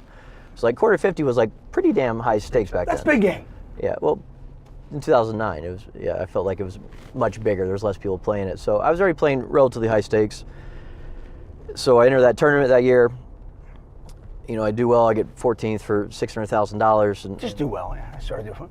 Well, that's the thing, is you get down to that few and you don't win it, or get top 3 or something, it leaves a sour taste in your mouth. I remember a particular hand, a guy named Steve Beglighter. He got 3rd or 4th. I had aces, I 3-bet him. He had Jack 9 of diamonds, he flopped 2 pair, and he took 70% of my chips. With 17 left. And he was very excited. I've spoke to him about this since, and he apologized, because in the moment he was very excited and came up and just slapped me on my back, but very hard. I just lost this pot, my whole soul was ripped from my body, So he slapped you on your back like hard. you were like a high five or something. Yeah, you just ruined my fucking life, and now you want to slap my back. And so I actually talked about this on Colt No's podcast, and he reached out to me, offered to golf with me, and said he was, he didn't mean anything by it, he was just excited, and when you're that deep in the main events, it's more than the money. You've been playing in a tournament for 7 or 8 days. You're tired, you're emotionally drained, and every turn, a 2-outer all of a sudden becomes a nightmare situation. You're fading this 2-outer that in a cash game in a $100,000 pot, you're just oh, it's not coming, it's whatever. But in this tournament, you've been playing for 7 days, you're please no jack, please no jack. You're praying, so your emotions are running very, very high. You're so emotionally invested. that outbursts like this have happened. We've all seen it. It's funny. Right here, Right here, okay. It's funny. You talk about poker players, especially professional poker players. They try to focus on the decision-making process and try not to focus on the results. But when you look at the main event, and even though you know that it's just another poker tournament, and yeah, I'm not in control, that's hard, right? Because you said, like, you are emotionally invested. You've been there for 7-8 days or whatever it is. You can see the light at the end of the tunnel. You can see the gold at the end of the rainbow, so to speak. And I get it from Steve's point of view. It's just, obviously, his adrenaline's, just going at top notch, and boom. But back then, you must have been like, what the? Yeah, I was more upset I lost the hand, of course, but like that didn't help. And then it's funny now. It's been what was that 14 years ago, so it's funny now, and it then not so much. And the main event is a poker tournament, just like any other poker tournament. Until so you enter, there's 8,000, 9,000, 10,000 people now in it. You're like, okay, somebody is going to win it. I'm not winning this thing. There's 10,000 people in it. Like, you're going to play hard and try to give it a run, but now you get down to like a few hundred people, and it's like now like a task that can be completed. Like it's attainable. And now you get down to 3 or 4 or 5 tables. You see everyone like in one little group just around you. Where you started, there was multiple days, and then you got everyone in one room, and then one smaller area. Blah blah blah. As it becomes attainable, it becomes like super real. Like, okay, I might win the main event. Like, this is every poker player's dream. Still my dream, but how attainable it is. It's not at the beginning of the tournament, but it becomes super real as days and days progress.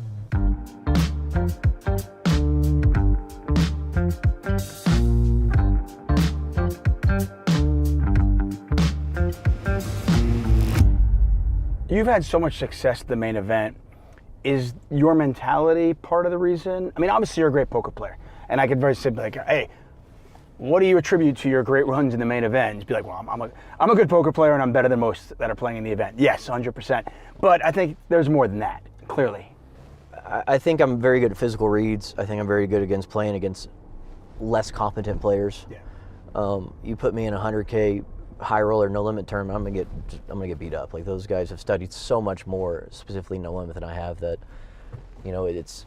I'm not going to be in a good spot in that game, most likely.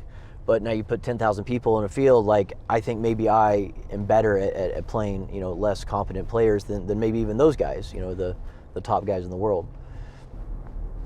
I've actually had that question. I've had that debate with people. Would you say, if you could choose, would you rather be really, really amazing against the best players in the world, or would you rather be really, really amazing against, average to less experienced players? I guess I would take the first, like being like, a GTO bot, like, because even if you're a GTO bot, like, in any tournament, you're going to be a huge favorite, a huge favorite. So I would take that more boring first route, where you're not, making crazy calls based on a physical read or whatever, or bluffs. I remember there was a hand. I don't know if this will play well on the show. My apologies. You can look it up on YouTube. Probably it's there somewhere.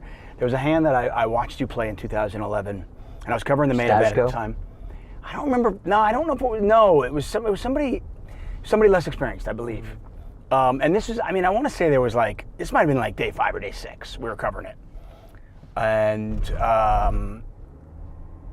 there was a hand where the board was paired on the flop, and it went like bet, raise, 3-bet, 4-bet.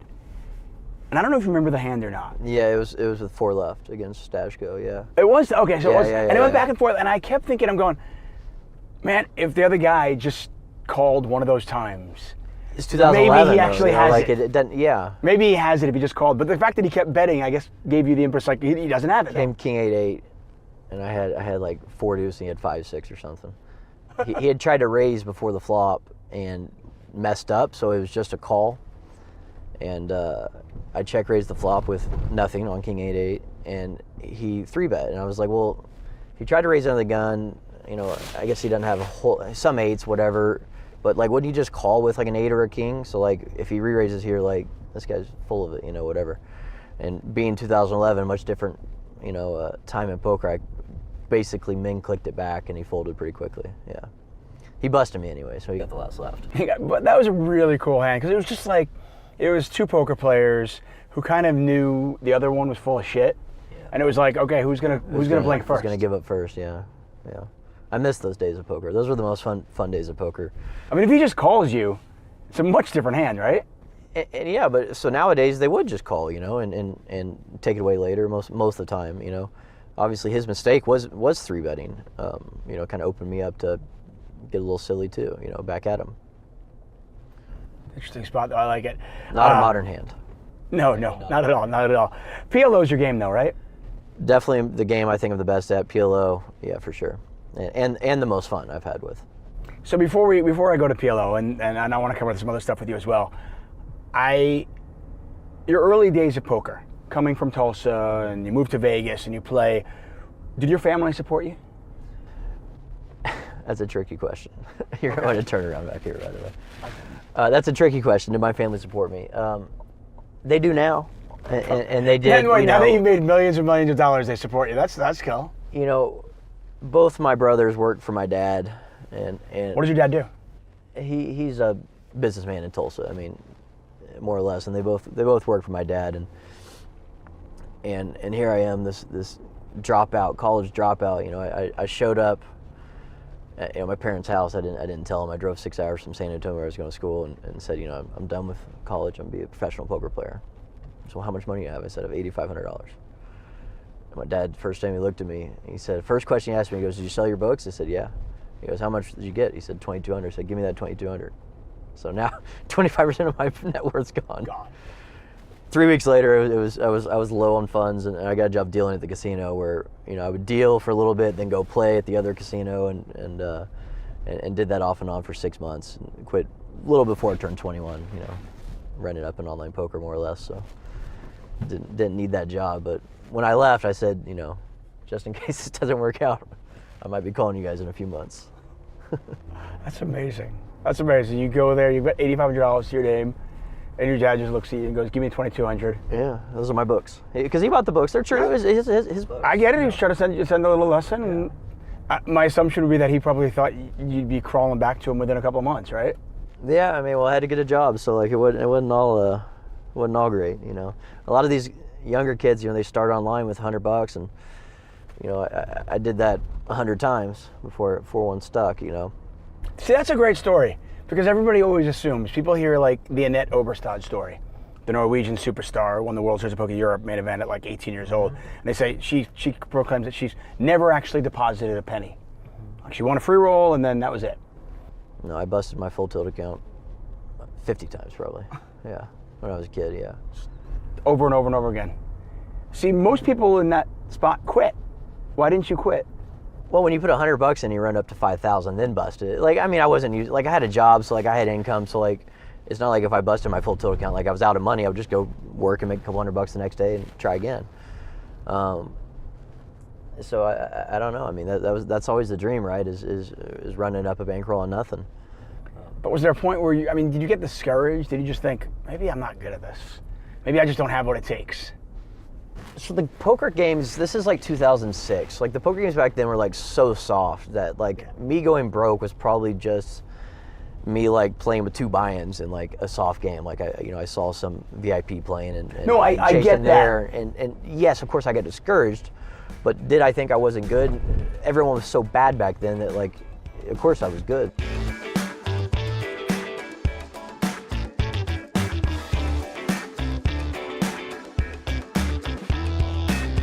Okay, so let's go back to your family just for a second. So, you're dealing, you're in Tulsa. Mm-hmm. What was your childhood like, by the way, in Tulsa? Huh? What was your childhood like in Tulsa? I've been in Tulsa, by the way, with Tana Karn and Run Good. Yeah.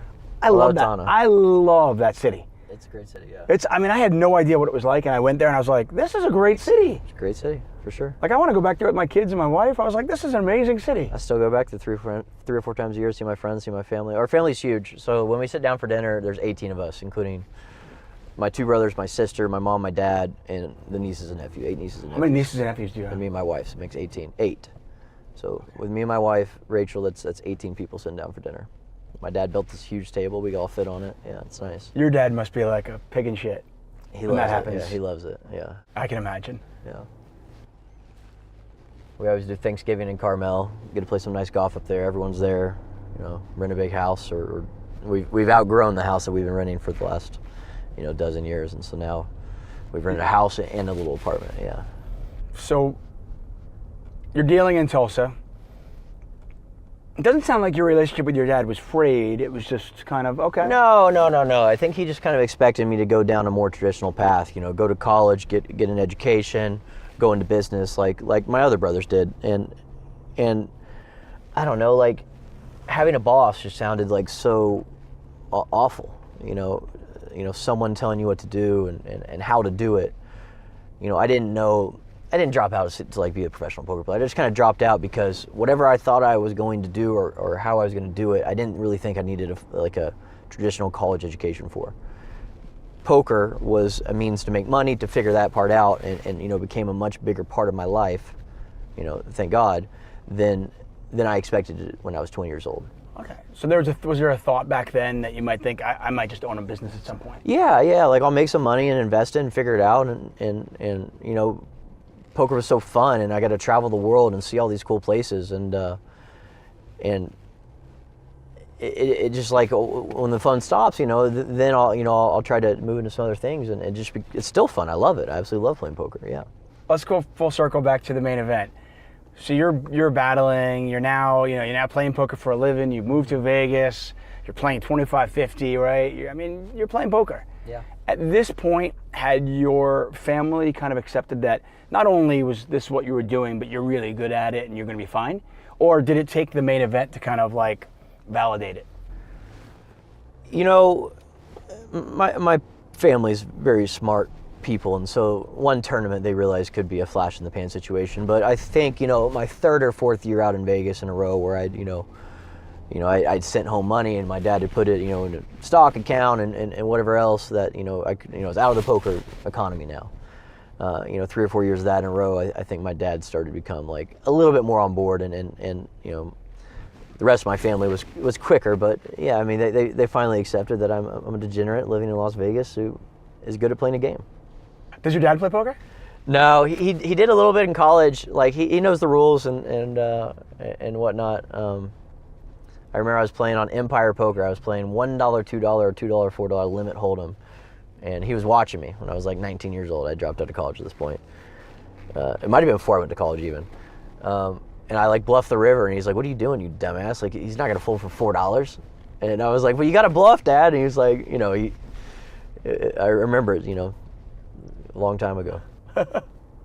Did he fold? No, he didn't fold. He called me quickly. So how's been balancing family, marriage, poker?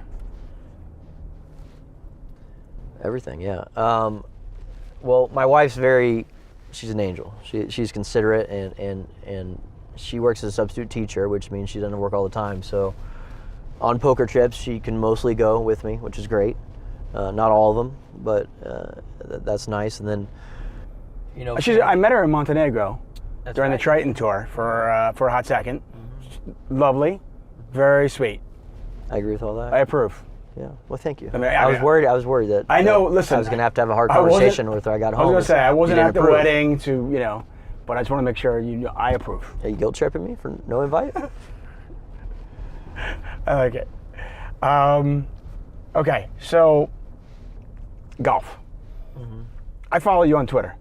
I very rarely see you tweet, and you mentioned this before. You don't tweet about politics. You don't tweet about mask, no mask, COVID, anything like that. You really stay pretty, out of it in terms of like staying out of the controversy. Okay? Superpower of mine. And To know my opinion doesn't matter. I respect And no one cares about it. I respect that. But sometimes I expect you to tweet something about poker. And very rarely do I see you tweet about poker. I see you tweet about golf a lot. Has golf replaced poker as your passion these days? So, golf's so fucking hard. And as much as I try and practice, I'm down to a 6 handicap. 6? Okay, but I play a lot of golf, okay? That's really and good, most of my though. friends are like +1s, like Shane Sigsby's a +4. I play golf with him 20 times a year. You would think some of that would rub off me. By the way, I saw that shot, 2-iron from like 268. He does that every day. I mean, What is that? He's absolutely filthy. And the most annoying thing about Shane I couldn't is even hit a 2-iron. I mean, do you realize, for those of you who don't play golf, hitting a 2-iron is near impossible. Not a thing, yeah. It's not an easy club to hit. Not hard. Yeah.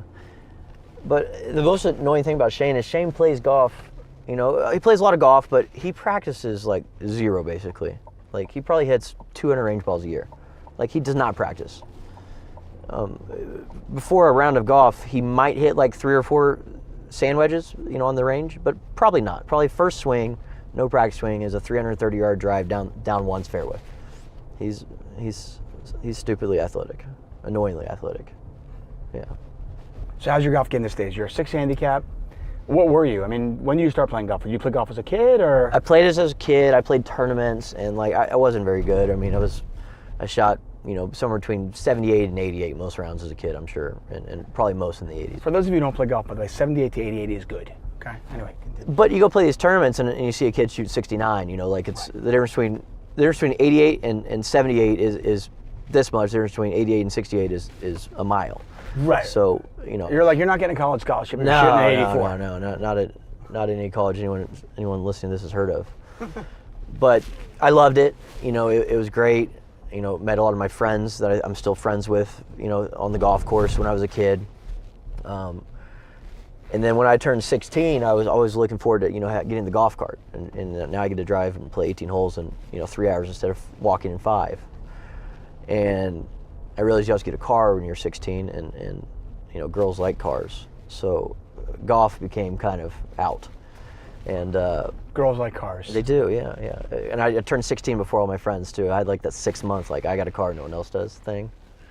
Had a beautiful Honda Civic. Topped it out at 92 once. It was fast. Honda Civic. 110 miles, 110 horsepower. Yeah. It was good. Wow. How did it stay together? Well, I wrecked it into the sheriff's tree. There's a row going to my house. Wait, a church tree? The sheriff's tree. The sheriff's tree. Okay, even better than the church tree. Yeah, there's a row going to my house, and I thought, you know, there's a big hill, and you could go down this hill, and you could get up to like 80 in the Honda Civic. You know, I was a dumb 16-year-old kid. And so one time I was like, I'm going to floor it all the way up to the hill and then all the way down the hill. And I was probably going, you know, 90, 91. I was moving. Well, the problem with that speed going over that hill was it's a hill. And then I went flying. And how much air did you get? Well, I don't know, but the police report had 138 feet of skid marks starting at the reentry marks. And then I spun down the hill. I mean, obviously lucky to be alive. My buddy was in the car too, and we hit the sheriff's tree at the bottom of the hill, like above an overhang. So that tree probably saved me as well. That's amazing. The sheriff came out. He was mad at me, and I said, "I'm fine. I'm fine." He said, "I'm calling the cops." I said, "No, you don't need to call the cops. I'm fine." He goes, "I don't care. I'm the sheriff of Tulsa, and your ass is going to jail." His kids were playing in the yard. It was bad scene for me. That was fun. I was 2 blocks away from my parents' house. They heard it all, and I didn't drive my car for a while.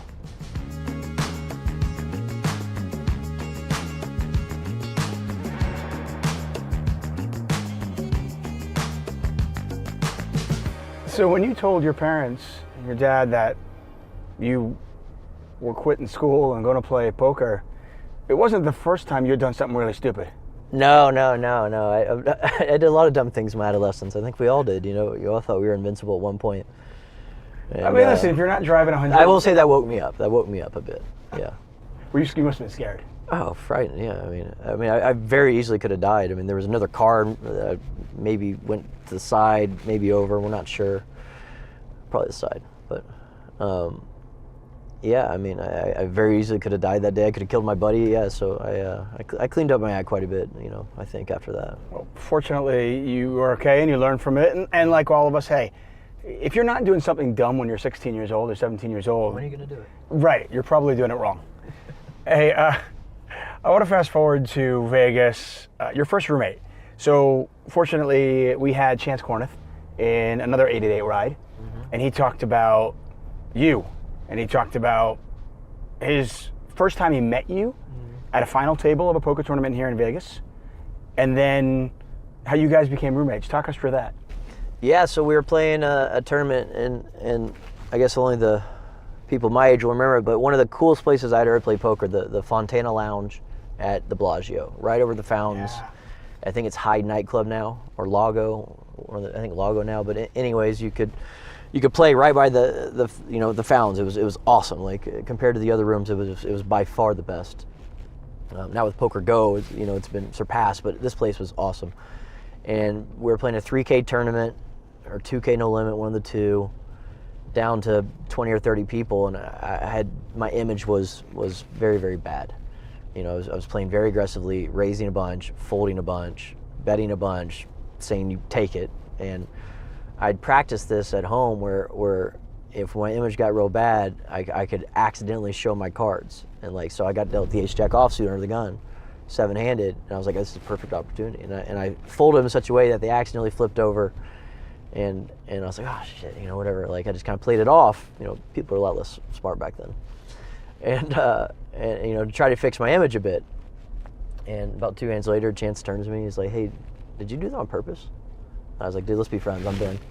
Back then, like anyone sharp, like that was the study tools weren't all there. You couldn't go on, a website or have solvers or anything else to study. Like the best way to study was to just get like a core group of 4 or 5 guys and just be complete poker nerds for a few years, and discuss hands and theories and how and why you did that, et cetera, et cetera. That was the solvers of 2007, 2008. Might argue it was better. I enjoyed it more. Yeah, much more social. What was it like living with Chance? Dude, it was great. So I was 22, he was 21. We lived at a condo in Vegas that's not the most upscale one, called Allure Condominiums.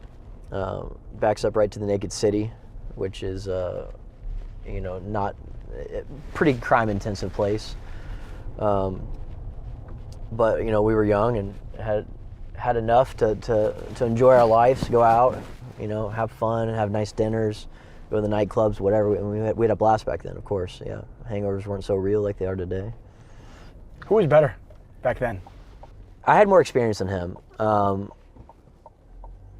definitely had more experience than him. Either way's fine. I had more experience than him, especially in PLO. But he took to PLO, and we learned together a lot quickly, and surpassed me in a lot of ways during times for sure. And obviously now he's much better in no limit by a mile in tournaments in general. But at the time, I had been playing a little bit longer, so I probably had more to teach him. But we learned together, yeah, for sure. Today, you guys are still good friends? Yeah. So he just moved. He was my neighbor here in this neighborhood until about a year ago. He moved, and his wife and my wife are great friends, and we still hang out every time he's in town. Yeah. That's awesome. That's great. Okay, let's go back to golf for a second. Mm-hmm. So you're playing golf. You're a 6 handicap. I've heard this said before. Yeah, to go from an 18 handicap to a 12 handicap, probably not that hard. Yeah. If you really work at it. To go from a 12 to 6 is really hard. To go from a 6 to scratch is like maybe not possible. Right. Yeah. It's like at some point you can become. It's almost like chess, right? Where it's like you can get really good at chess, but there does come a point where you're just either innately talented or you're not. I don't practice enough. I mean, I love golf so much. I love gambling at golf. I think it might be the most pure form of gambling because in one camp you have poker. In poker you might play great and lose, and you might play like shit and win. In golf, if you don't win that day and the game's fair, like say you've stated the game to be fair before the round, if you don't win that day, you have to blame yourself. I mean, who else are you going to blame? You're the one that screwed up and hit bad shots, and there are some little variants of luck, like maybe if you edge out a bunch of putts that day, or you might hit a lucky tree here and there. But in general, like there's very little luck. It's very pure. I far enjoy high stakes golf than poker these days. Okay, so you and I just started talking about it before we did this. You've got high stakes golf coming?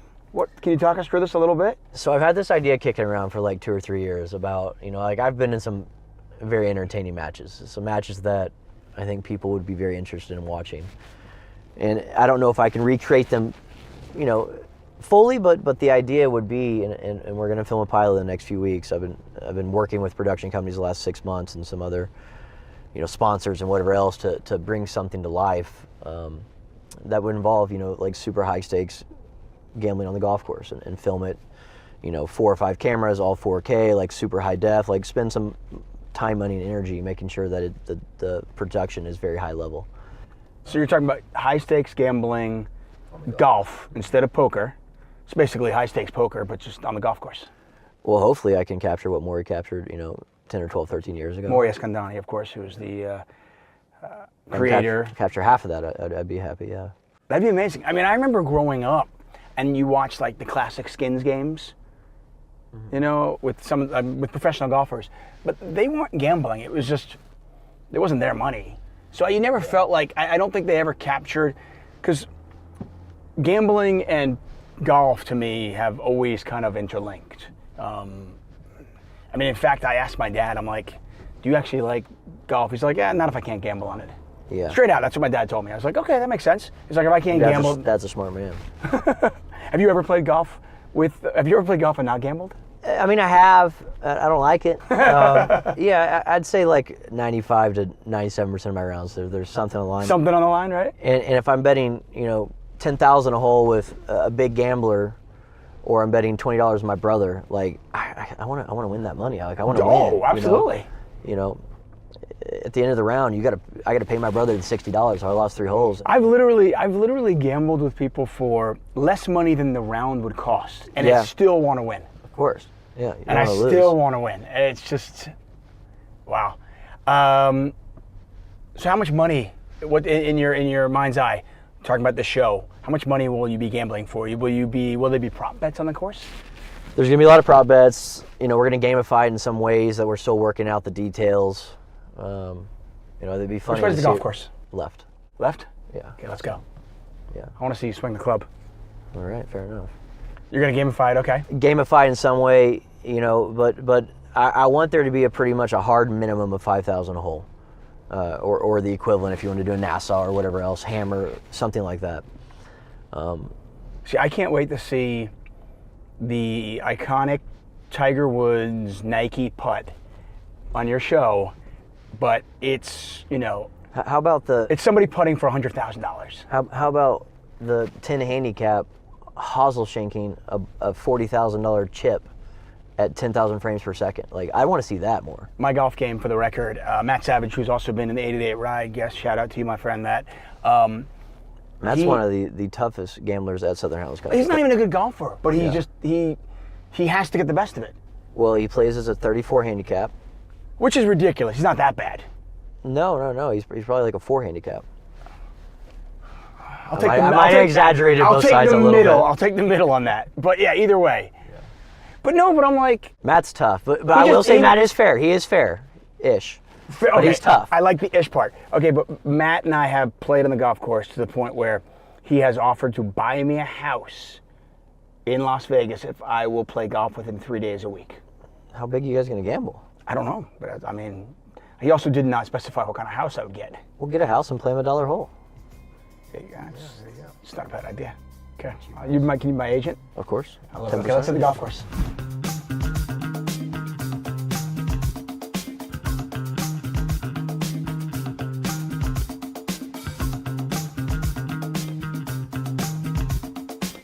You set up a hole-in-one bet, which that's...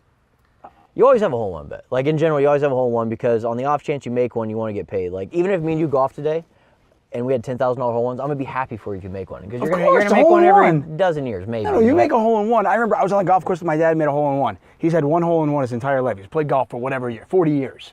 Okay, when he hit one, we're dancing on the golf course. The guys behind us are like, what are you doing? I'm like, he just made a hole-in-one. Yeah, it's insane, yeah. Right. It's such a rare thing. I don't care how good you are at golf. It just happens so rarely. So anyways, we get to the turn. I say, guys, we need a hole-in-one bet. So I end up betting 40 or 50,000 with Shaun, about the same with Justin Young. A little less with Trevor and less with Dan, but it ended up being about 140,000 total. Of which some of that was going to, if someone made it, I was sharing with my teammates, like my best friends. So Retchie hits it up there to like 3 feet. It's a scramble, 4-on-4 scramble. And I've got a 7-iron, number 12 Cascada, uphill. I think it was playing like 177 in the wind. Hit a low drawing 7-iron, and I'm like, guys, I think that went in. And they're like, no, it didn't go in. I was like, it's close, but I was like, do I think it went in? So we go up there, we don't see the ball. And I'm like, it's in the hole. You know, you'll see it, it's got to be in the hole. So we drive up there and walk up there, and the caddy runs in front of us and started jumping up and down. And so we drove to the next hole to give everyone the bad news. And they thought we were fucking with it at first, like we were making a joke. But no, it was the real deal. Yeah. So that night was great because I've had 2 now, but that one was better because I took money from people that I'm not as close with, and I gave it to like my very good friends, like my best friends. So like we all shared in it. You know, it was a very very cool experience. Had a great dinner that night. Was that your first hole-in-one or your second one? That was my second. Yeah. So your second hole-in-one was worth $140,000. Yeah. I think I got 134 or something. Yeah. That's amazing. Yeah, it was awesome. Yeah, and we had no hole-in-one bets the previous 9 holes as well. By the way, for the record, I know you're probably surprised based on my swing. I've never had a hole-in-one. Keep trying, buddy. You're gonna make one. I'm sure I will. I say dead center. Dead center. I think it's dead center, dude.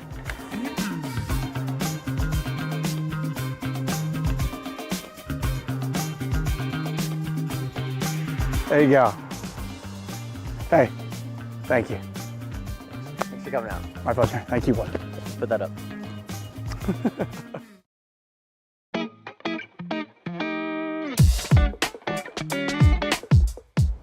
Oh, looks like we got a pickup for 8-8 ride. Oh, Benny Glaser. The answer to the question, which European has the most World Series of Poker bracelets? Benny Glaser. Let's go get him.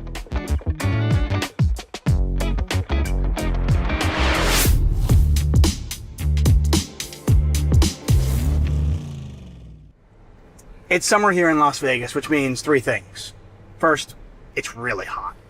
Second, the World Series of Poker here. And number 3, 8-8 Ride is on board providing a service, bringing poker players to the World Series of Poker. Yeah. And, well, at this point, when I think of the World Series of Poker, Benny Glaser is just a name that comes really quickly to me. I didn't realize this. 5 bracelets. You have more bracelets than any other European. Yeah. That is crazy. That's a cool stat that I like having, yeah, for sure. That's amazing. Thank you, yeah. I'm quite proud of that one, I'm not gonna lie. You've come a long way from being like a poker journalist, right? I remember the first time you did commentary with me. Oh, yeah. I think it was like an 08 event because you had won a couple of bracelets, right? Yes, but I think the first time I did commentary with you was the 10K single draw final table when I bust out of it. Okay. And then came and commentated on it for a brief, and that was just before I won those 2 bracelets that year. It was, I think that was the start of the Black Booth Mojo, yeah. right? You came in there and then you won a couple of bracelets. Yeah, I remember that as a thing, yeah. So when you started down this path of being in poker, Yeah. did you ever imagine a scenario where you would be here? I mean, you have the most coups, most scoops, most bracelets out of all European players. I mean, did you ever imagine that this would be a reality? Is this... Not realistically, no. When I was playing online back in the day for penny stakes, or even playing in a pub league with my housemates and stuff like 17 years ago, then no, realistically, I didn't really imagine being here. Yeah. Was there... So it seems like, I want to say, what, 2015, 2016 is where you kind of just like, you blew up. Yeah. Was there something that happened here at the World Series of Poker or online? Was there an epiphany? Something that kind of just clicked, the light went on, and you were like, I think I figured this out. It wasn't necessarily that like I figured this out, but like I was grinding online for a long time. Right. And hadn't really been playing live. Still, like the World Series was a big thing for me. I was still playing like relatively low stakes. And then the first year I came on to the World Series, decided to give it a shot back in 2014, and I actually bricked everything. I didn't play very much. It was like 8, 10 events or something. How much money did you come with, by the way? Just out of curiosity. Like, what was your thought? Like, okay, I'm going to come here. I'm going to give it a shot. It wasn't like exactly like that. It was like I had sort of planned. I had like a friend help me out as well with money. Like it wasn't, I'm, this kind of thing. So I bricked everything, but like I had the realization when I came is like I'm actually, better than most of these guys that I've been watching on TV. And it's like, yeah, I can actually definitely compete here. So even though it's tough for me to come to the World Series and break, I was still like, okay, I'm planning to hopefully come next year and do better. So despite the fact that And, you bricked everything, yeah. it actually helped to build your confidence? I think so in a way, yeah. Wow, that's interesting. Because I just like the guys that I'm playing with that, you know, I might have put on a pedestal kind of thing in a way of like being an online player. Just playing with them and, you know, just feeling very like comfortable and like saying, oh, these guys are making mistakes or whatever. That built my confidence, yeah. That's amazing because in I think in life and in poker, people are so results oriented. Yeah. Where if you make a decision to go with a bluff in a certain spot and it doesn't work, Yeah. sometimes people are like, well, that was stupid. I'm never going to do that again. Of course, Or if something yeah. works, even though it was a bad decision, Yeah. you're like, well, it works, so it was great. And a lot of That people is- are just simply like, you know, if you brick everything, I'm not good enough. That is one thing that hopefully poker teaches you in a good way, to be logical and rational and not be results oriented. You're like, okay, at the time I had all of this information, and based on that information, I made the best possible decisions. And then this is the result, the outcome, which might have gone not the way you hoped for, but at the time it's still a good decision. So you can just be happy with those decisions at the time and trying to not be results oriented. So generally poker hopefully teaches people in life to be able to separate that stuff. And yeah. Yeah, for sure. I think it's one of the things about poker that really does, it's a kind of a life skill. Yes. And for sure. It's pretty amazing that I've known you for almost 10 years now. You know, we did commentary back then. I was cheering you on. You're winning bracelets. What an amazing journey you have been on, in the fact that, you know, you think about it, 10 years ago, you were here and you bricked all those tournaments. You built some confidence. And now 10 years later, all-time winningest scoop, coop, title holder, and 5 bracelets. Has the journey been as easy as it appeared? Definitely not. There's been a lot of like, you know, misery and pain and that kind of stuff. Tell us about some of the misery and pain. I want to know, like, what was some of the low points? Because on the outside, the perspective just looks like, man, this guy just sun runs all the time and he's so good. You're like the European version of Jeremy Austin. I'll take that as a compliment. I'm cool with that. There's been a lot of, I mean, even recently, like, actually right before this World Series, I was on the biggest downswing I've ever had by quite a way. Like, people don't necessarily see how hard I fire. Like, I'm firing really hard. I was playing all the Win 10Ks in, you know, March, all that kind of stuff. And I was just sadly running very bad at the highest stakes this year. So there was 2 months where, you know, for example, even though I won a scoop, I was still down a bunch on the series. And That's amazing. Tough. People don't realize that. No, They just I see know. their wins and they I think, know. oh, you're a success. Yeah, I ran terribly all the highest stakes. So from a financial point of view, it was very tough. And yeah, those couple of months of playing live and just bricking a lot it was pretty painful, I'm not gonna lie. That was just an example. That was the most recent one. It was for a lot of money, and yeah, it was just tough when I'm playing live, and it's often quite an isolated process, especially like Scoop. I was staying by myself, grinding online, so you hope when you make those sacrifices that it's going to go well. Right. You can kind of make it more painful if it then doesn't. Another example, like I used to grind heads up sit and goes online, for example. That was also a very insular process before I kind of was successful. There was a lot of times of pain during that time. When was this? There's so much variance. Was this earlier on in your This is, public career? let's say 2013 or so, Okay. back in there. So those are, very high variance. So there's times online for sure when it was just a lot of pain.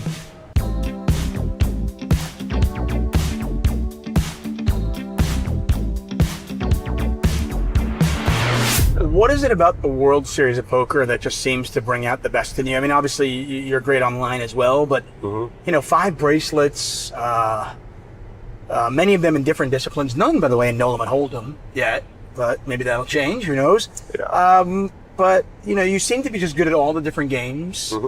Well, what is it about the World Series of Poker that just kind of gets the best out of you? I still think of it as like the most prestigious festival in the year. I still want to be chasing the bracelet, still want to be going for Player of the Year, for example. Stuff that, I was wanting since I was young. It's still have a bit of the dream and the special kind of feelings for that. I do seek and enjoy, and it definitely has a buzz. Like the deep runs are great. Really, they can be exciting and a lot of fun. And it's one of the few times of the year when I do get to play all the games and for like decent stakes as well. Right. So it's tough when I'm still specializing in mixed games, and there are not that many around the year. So this is pretty much the biggest time of year for me, with like how much buy-ins I put in and how much mixed games I'm able to get in. Okay, if money was not a factor and you could choose one event or one accolade to achieve in your poker career, what would it be? I'll give you an example, like the 50K Players Championship or World Series of Poker Player of the Year or Hall of Fame. Okay, those were literally the first two that I thought of, and I was debating between either winning the 50K or World Series Player of the Year. I guess I would lean Player of the Year. I think it's a little bit more prestigious in that way. And I think Poker Hall of Fame would be next. I don't know, I guess where I would rank those two. Right. Yeah. I mean, I would say that Europeans are underrepresented Yes. by a large margin in the Yes. Poker Hall of Fame. Yeah. And, you're still 5 years away from being eligible, but got to imagine that, if you keep it up the way you're playing, you're certainly in the conversation. I hope so, yeah.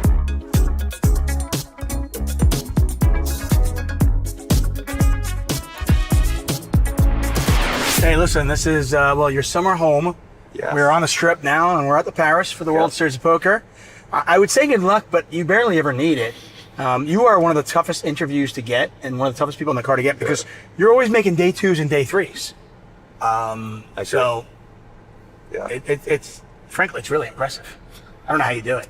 Thanks. But hey, Try it. Good luck to you, and thank you so much. Thank I you. really It's a appreciate it. pleasure. Okay, buddy? Take care, Dave. As always. Cool. Go get number 6. Hell yeah. Thanks, man. Appreciate it. 8-day ride. Benny Glaser, everybody. Thanks, guys. Oh. 88 ride to the rescue, and it's my man, Brian Rast. Newest member of the Poker Hall of Fame, needs an 88 ride. Let's go get him.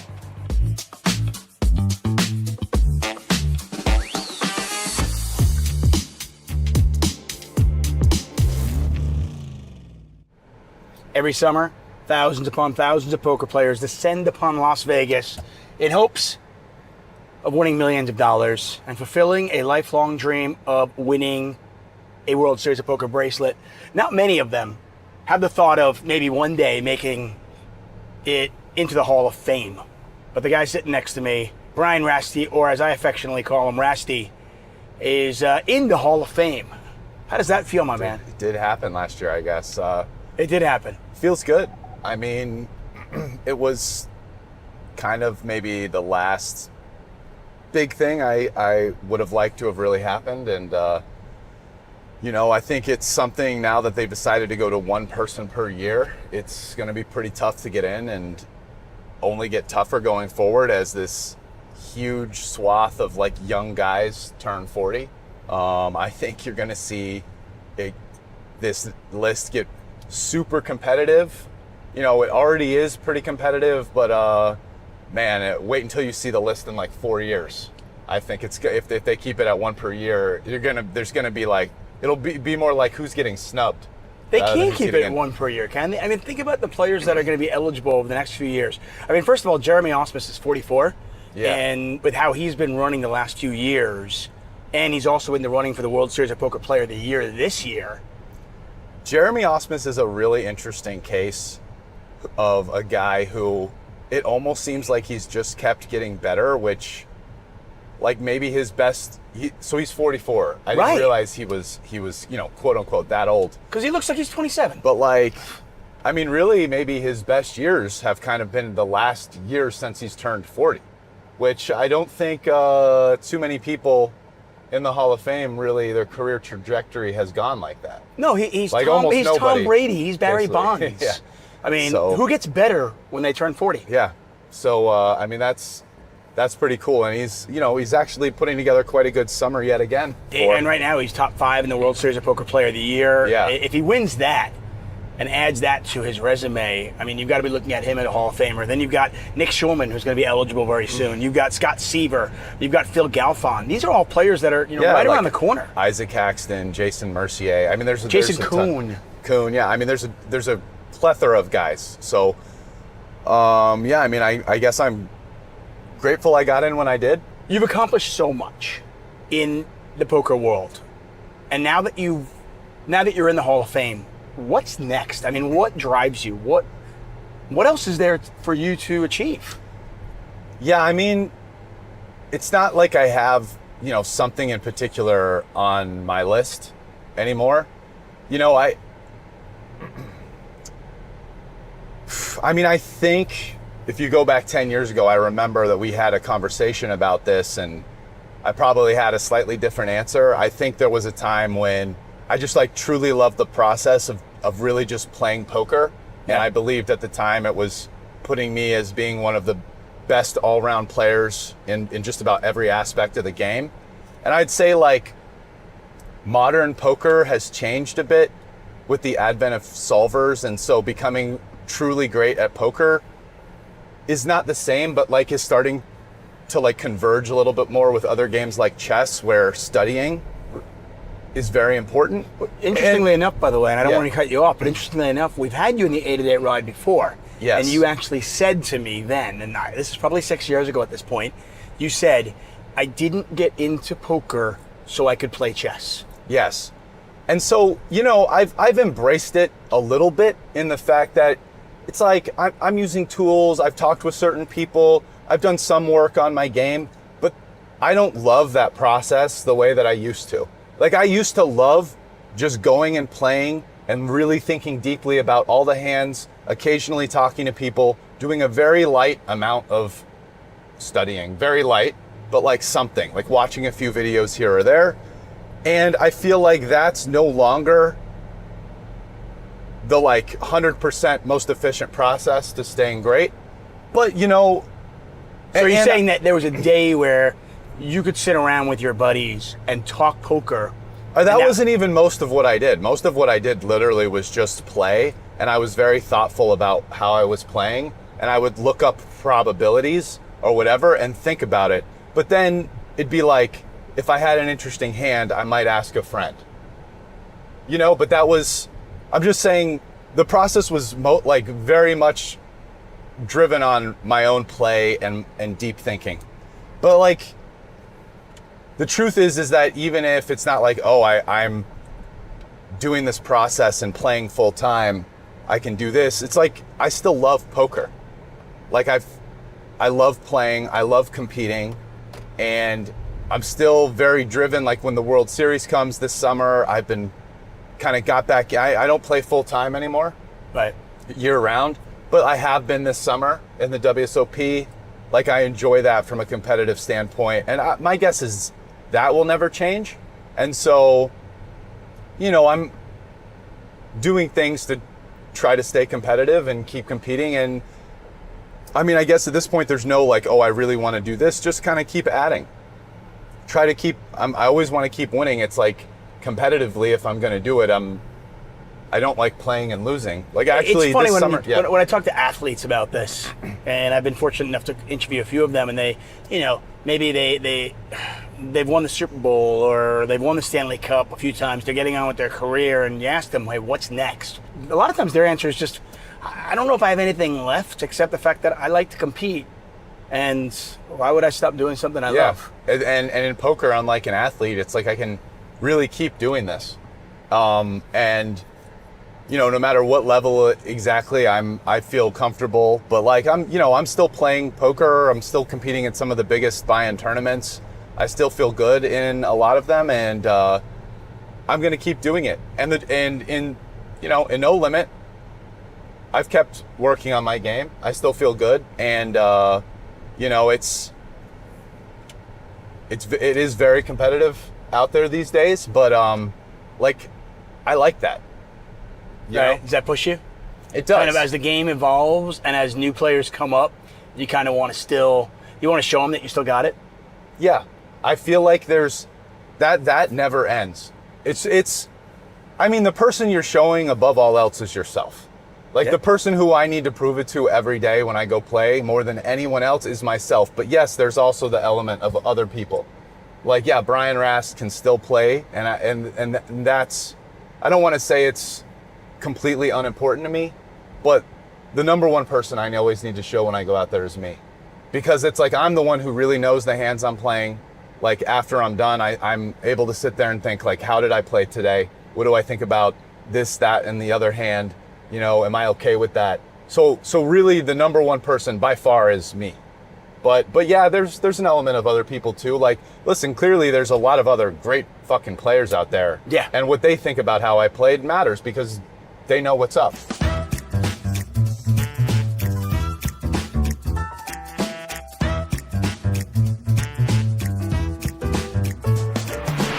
Talk about commentary for a second, because you and I actually became friends through the commentary at the World Series of Poker many, many years ago. That's how I got into it. This guy right here. You would jump in the booth with me, and we had so much fun, and you know, I just love kind of picking your brain and climbing inside, and I learned so much, and we become friends through that. But yeah, I mean, Triton, and they do a great job. Shout out to Triton. They've snapped you up, and I know you commentary for them, whether it's in Montenegro, Jeju, London. What's that been like? Playing, you know, seeing poker through the other side of the lens, so to speak. Yeah, so, I mean, really in the last years, I've done very little studying and going and doing the commentary. I mean, first they run like a top class kind of organization. It's been really nice to see and be a part of. I've even gotten to play in a few tournaments here and there, which is cool as well. How's your short deck game? You know, I mean, it's all right. Okay. I don't play that much, but doing the commentary for it has kept, you know, I final tabled, the WSP had it for 2 years. Yeah. And I final tabled one of those years, got you're third. sharp enough, you're going to pick up something quick. But, you know, I mean, really one of my biggest motivations for doing it is to, as a kind of this synergistic way to get paid to study.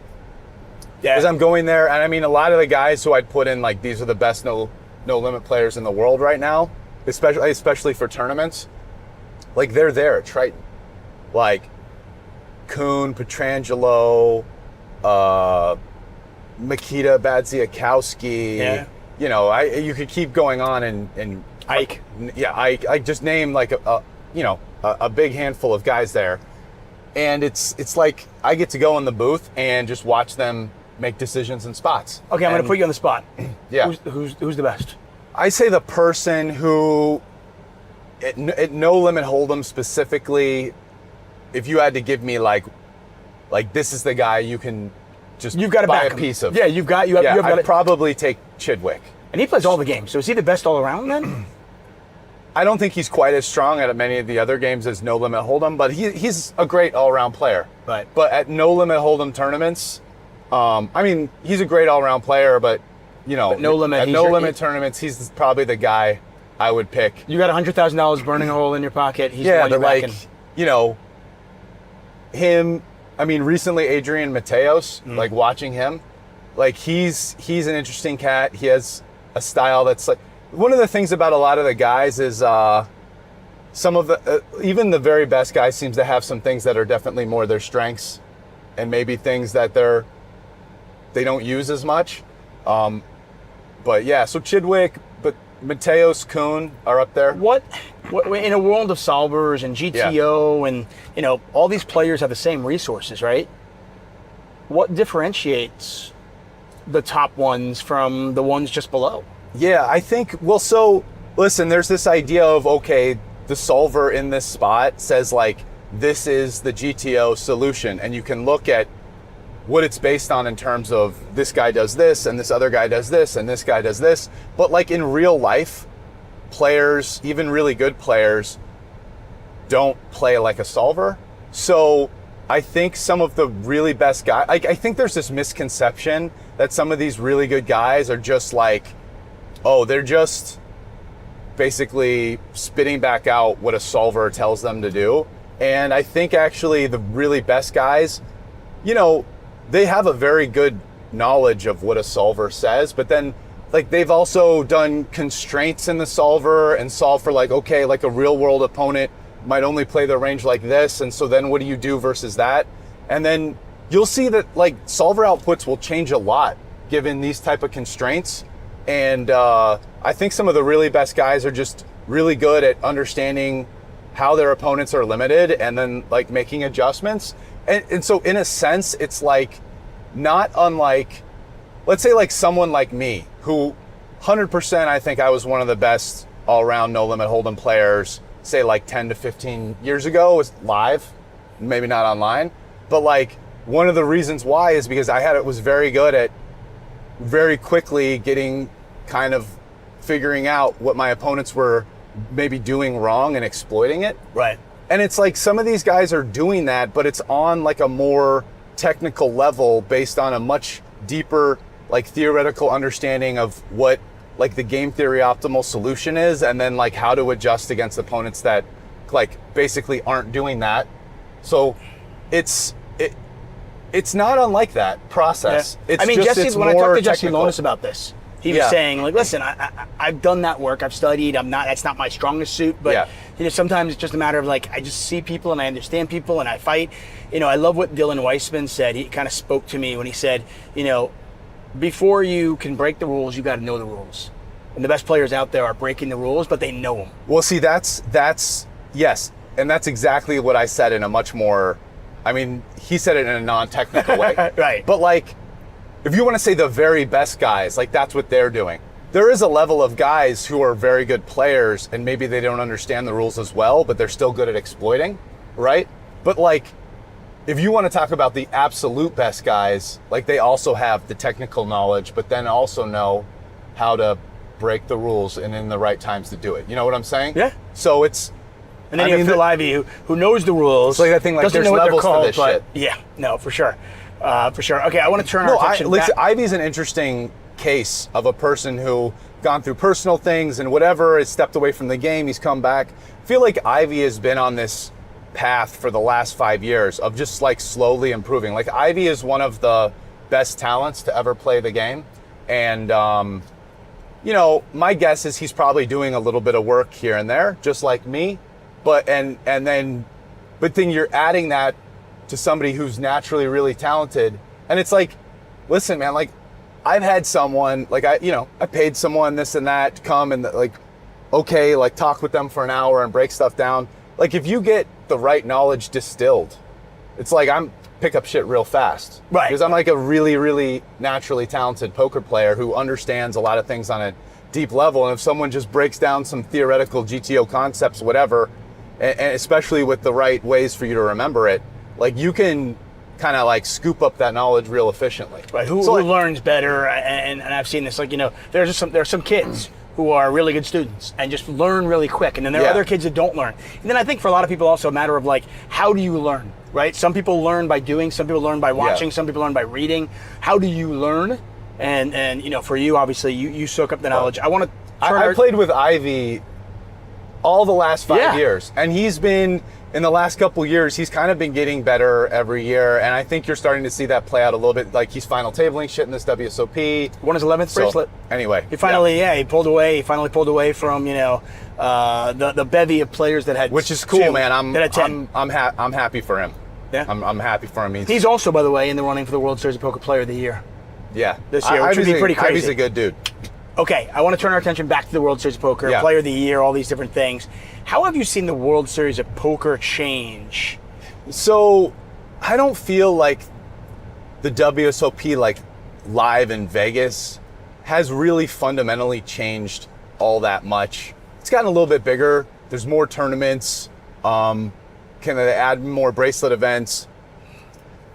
But same kind of thing where it's like really the only tournament series.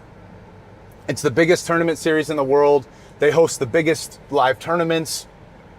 really. I mean, not that there aren't other like one-off examples of really big tournaments, but not just like every other day at the WSOP, you know, and yeah, For to a 7 certain weeks straight. extent, you know, it's a little bit, can feel a little bit like a factory in there because of that, compared to some other like high stakes venues, but they're trying to do something else. And I appreciate what the WSOP does. I also love the fact that it's like all the games are there. And it's like just where I'm coming from as somebody who spent time playing all the games. I played in Bobby's room. I really love just playing all forms of poker. I love mix.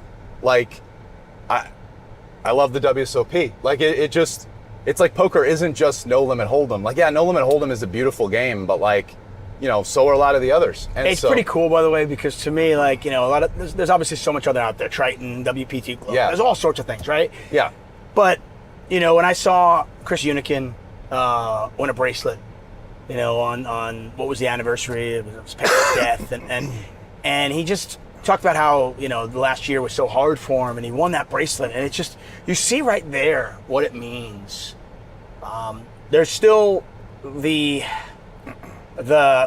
aura of winning a World Series of Poker bracelet. I mean, my only, if I was going to give advice, the biggest thing that I think has changed is that the WCP has gotten into this mindset of like expansion. And, you know, it's their business and they're entitled to do what they want. But to a certain extent, I do think that like, oh, hey, like WSOP Europe and Asia and like this online circuit here and LA before and we're just counting all, and like the online stuff, we're just counting all these as bracelets.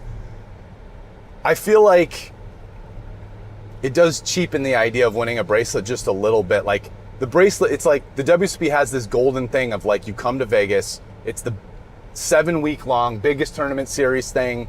Most of the tournaments are going to be... But you don't like the $800 flip and go for a bracelet? I don't like the like $300 online or like $1,000 online that gets like 250 players and it's done in one day and it counts the same as... Yeah, I just feel like, call those rings, right? Like they have the circuit rings. You have or circuit call rings. it something else. Like, but... And circuit rings, by the way, are awesome to win too. Yeah. Just different. But I just think like maybe keep the bracelet like you coming to Vegas to compete for the 7 weeks, and there'll be over 100 bracelet events or whatever it is. So it's not like there aren't opportunities. But you know, you want to play a $1,000 buy no limit event, you probably got to go through 2,000 people or more.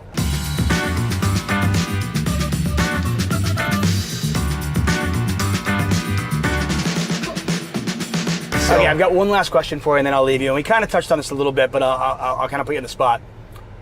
If there's one more thing that you can accomplish in your poker career, whether it be at the World Series of Poker or not, what would it be? I mean, you've won the bracelets. You've won what I think is probably the most prestigious bracelet in the world 3 times now.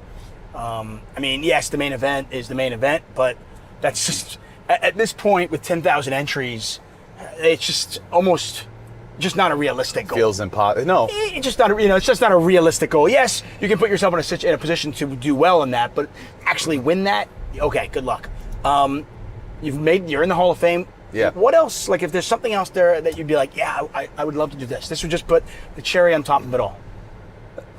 Well, you kind of named the two things that came to my mind first. I mean, the thing that I would most want to do would be win the main event.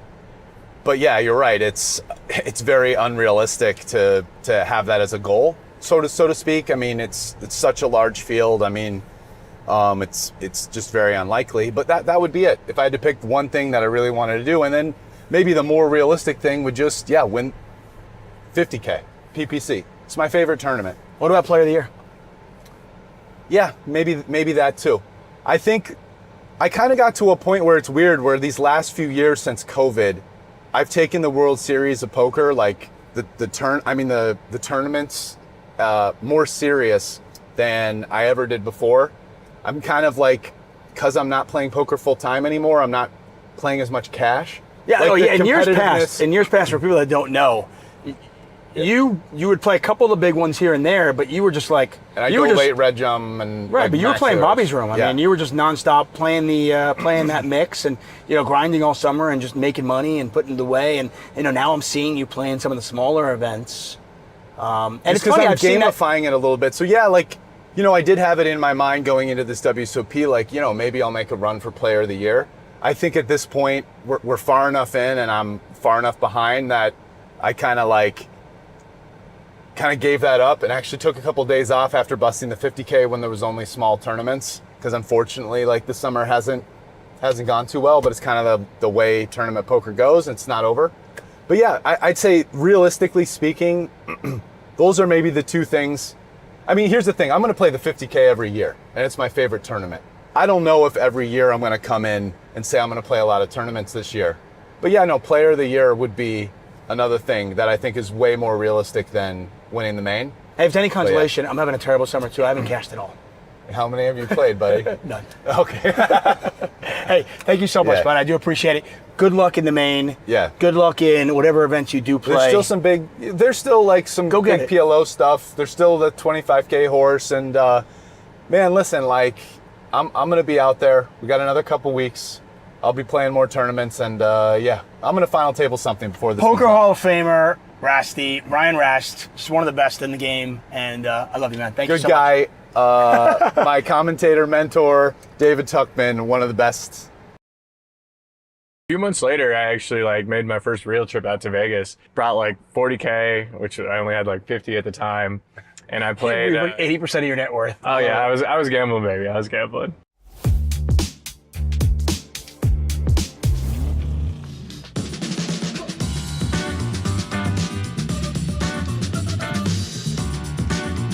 Phone just beeped. Got the notification to pick up the one and only Chance Kornuth. He might be the most charming person in all of poker, and I'm really excited to find out what makes him tick.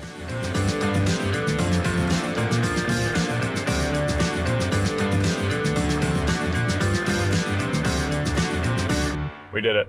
We did it. Here with the one and only Chance Kornuth. Happy to be here. First thing I want to ask you, obviously, you've been in and around poker for a long time. You were in poker before you had a family. Now you've got a family.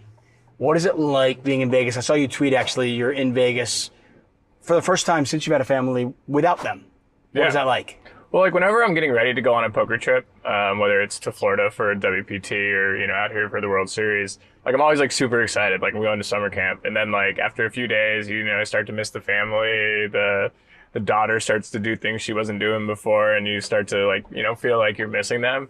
I'm lucky enough to have them come and, stay out here for a couple weeks. It'll be great to see them here, but it's also the benefit of them not being here is I can focus 100% on my job to be out here to make money and provide for the family. So it has its pros and cons for sure. What is that like? I mean, you've got a daughter, you've got a wife, you got poker. Yeah. And all three are very demanding. How do you balance that? Balance is something that I've always struggled with. And for me, it's okay, I go on a poker trip for 8 days, I play 12 hours a day, and then I go home and be a husband and father after that. It's very difficult to balance them on a day-to-day basis. I try to do my best to balance them on a week or month-to-month basis, just because, like you said, it's too hard. I'm out here, I'm playing every day for hours and hours, and I don't have 3 extra hours in the day to be a husband and a father when you're waking up, having breakfast, going to play for 12 hours, come home, you just need to rest. And so it's really, it's difficult to balance, and it is kind of a sacrifice and a trade-off we make as professional poker players.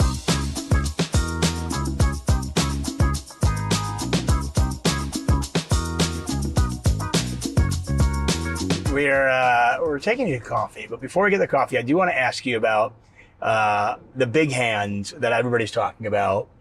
This was just a few days ago at the World Series of Poker. You make this triple barrel call down with king high. Talk us through that. I mean, I limp king 8 in the small. Pretty standard at this stack depth. 8160. Ren checks, and it comes deuce, deuce, 5, 7, jack. I check call third on the flop, half on the turn, and 2/3 on the river. And when you land on the river, like he's literally never betting a 5 or a 7 here for this size. He doesn't have a lot of jack X that like bets the flop and turn. And so he's, you know, it's either a bluff or a deuce. And so it's kind of a simple spot. Add in the fact that I was pretty sure physically that he was weak, and flick in the call and hope to win.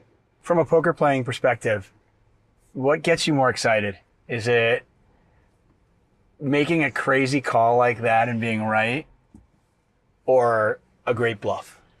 Those are both like headlines for me. Like I love making big bluffs, and sometimes I show them. Sometimes I just can't help myself. My ego takes over.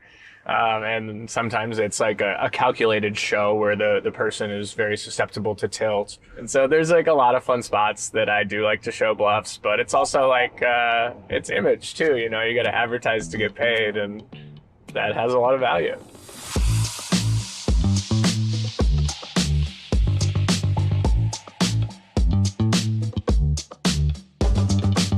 I've always wanted to know your early days as a poker pro, specifically here in Las Vegas. Talk about that for a moment. My first ever trip was just some summer. I came out, I played one event when I was like 21, and it was just a 1K satellite to the main.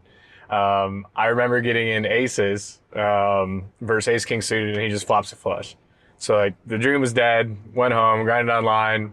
And then a few months later, I actually like made my first real trip out to Vegas, and I brought like 40K, which I only had like 50 at the time. And I played 80% of your net worth. Oh yeah, I was gambling, baby. I was gambling. Bankroll management was never a strength. And I remember this like 3K tournament, and we were 7-handed. Ben Lamb was on my right, and he was at the end. We were at the end of the table in the 1 and 2 seat or 2 and 3 seat, and he was like raise folding every hand to 3 bets. Then like under the gun, he folds, and the cards kind of get like shown or flip over. Him and I have a different recollection of that part of the story, and they have to get exposed. And it was like ace 10 or ace jack. And I thought about it for a sec, and I look at him and I go, "You did that on purpose." And he goes, "I'm Ben, we need to be friends." Well, we hung out the next night, and I actually moved in with him a month later, and packed up all my stuff in Boulder, see Boulder where I was going to school. But like actually that confidence from just our exchange with him and hanging out with him that trip, that month I had my first like 50K day and 6-figure month. 50K day? Yeah, I remember like grinding heads up online, and like I was just like destroying heads up PLO. Talk about the transition for you from poker player to now coach. Yeah, I mean, the immense sense of pride that you have when a student has success just feels incredible. Like I remember talking to Foxen after he either got second or first in the 5 Diamond. I don't remember which time it was in back-to-back years. But I just like was so proud to see him like succeed and, watch him continue to succeed now. And even yesterday, one of our students got second in the online 500 bracelet event. Watching these guys and girls like do incredibly well, it's awesome. It's like, it's a testament to the coaching, and I just truly enjoy seeing them be successful. It's something that I enjoy. I feel like a lot of poker players that I've talked to over the years, that I've talked to in the booth or whatever, have talked about the struggle of battling, their own demons. What am I doing for this world? I'm playing poker. How am I contributing to society? That kind of like angst. Is that something that you've struggled with in your life? Yeah. And has coaching helped? 100%. I actually wanted to be a math teacher. I had 2 math teachers. You'd be the coolest math teacher. You'd seriously be the coolest math teacher. I wish you were my math teacher. I had a couple math teachers in my life that like made a profound impact on my life. In fact, it was my college professor, Mr. Norris, who gave me the courage to drop out of school to become a professional poker player. He's like, "You're good at this. You're making money at it." He's like, "You can always come back to school if it doesn't work out." He's like, "Why are you still here?" And like his exact words as a math professor was like, "Why are you still here?" I'm like, well, that was kind of the push I needed to really take it seriously. And if it wasn't for like the lack of money involved being a teacher, I probably would do that. Like if I had, more zeros in the bank account, I would be a math teacher. So we've developed a postcard. Okay. That is it's actually, here, I'll let you take a look at it. It looks pretty good. No, it's like. Can I keep this? Yeah, you can keep it. It's for you, okay? Nice. But what it's for is you can actually write a letter to a younger version of Chance Kornuth. Ooh. Whenever you think Chance maybe needed some help, maybe some advice. You got a bunch of these? I've got 3. What are you writing? And who are you addressing it to? What age? That's pretty easy for me. The only tricky part would be the age. I'm going to go with 18-year-old Chance in college, and I would tell myself to be really careful with like alcohol and my addiction. Like I actually got sober, started getting sober in the last 2.5 years, and been completely sober for a while now, and that's like been one of the biggest changes in my life. What was the moment? Was there an epiphany? Was it just you woke up one morning like, what am I doing? I really began my journey into sobriety when my daughter was born. I wanted to be a sober father for her, to lead by an example of who she needs to be as an individual, and I didn't think I could do that while I was continuing to drink. Yeah, I have had the privilege of commentating with you, and I've known you for a while now. I've always kind of, I don't want to say looked up to you, but I just really respect the way you went about yourself. And I'll tell you that the problems that you described that you were going through, you hit them well. Thanks. You hit them really well. Yeah, I mean, I think that like one of the things about addiction is like no one knows how bad it is except for the person who has the issue. You know, like I even had my closest friends who I would tell like a little piece to of each like, you know, thing, but like no one knows the whole thing except for the person who's going through it. And yeah, it's just, you know, part of what the monster is. You know, you hide stuff, and you know, that's what I did.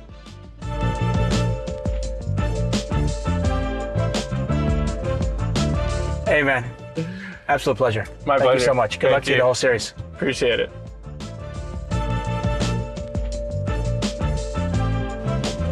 Ride.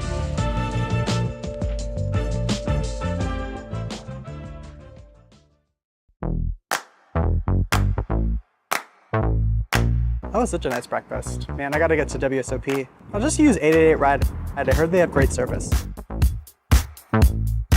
Summer in Las Vegas, which means 3 things. It's hot. The World Series of Poker's in town, and 888 Ride is here to provide a service. Speaking of that, looks like we are picking up 2-time bracelet winner Dylan Weisman. Let's go get him.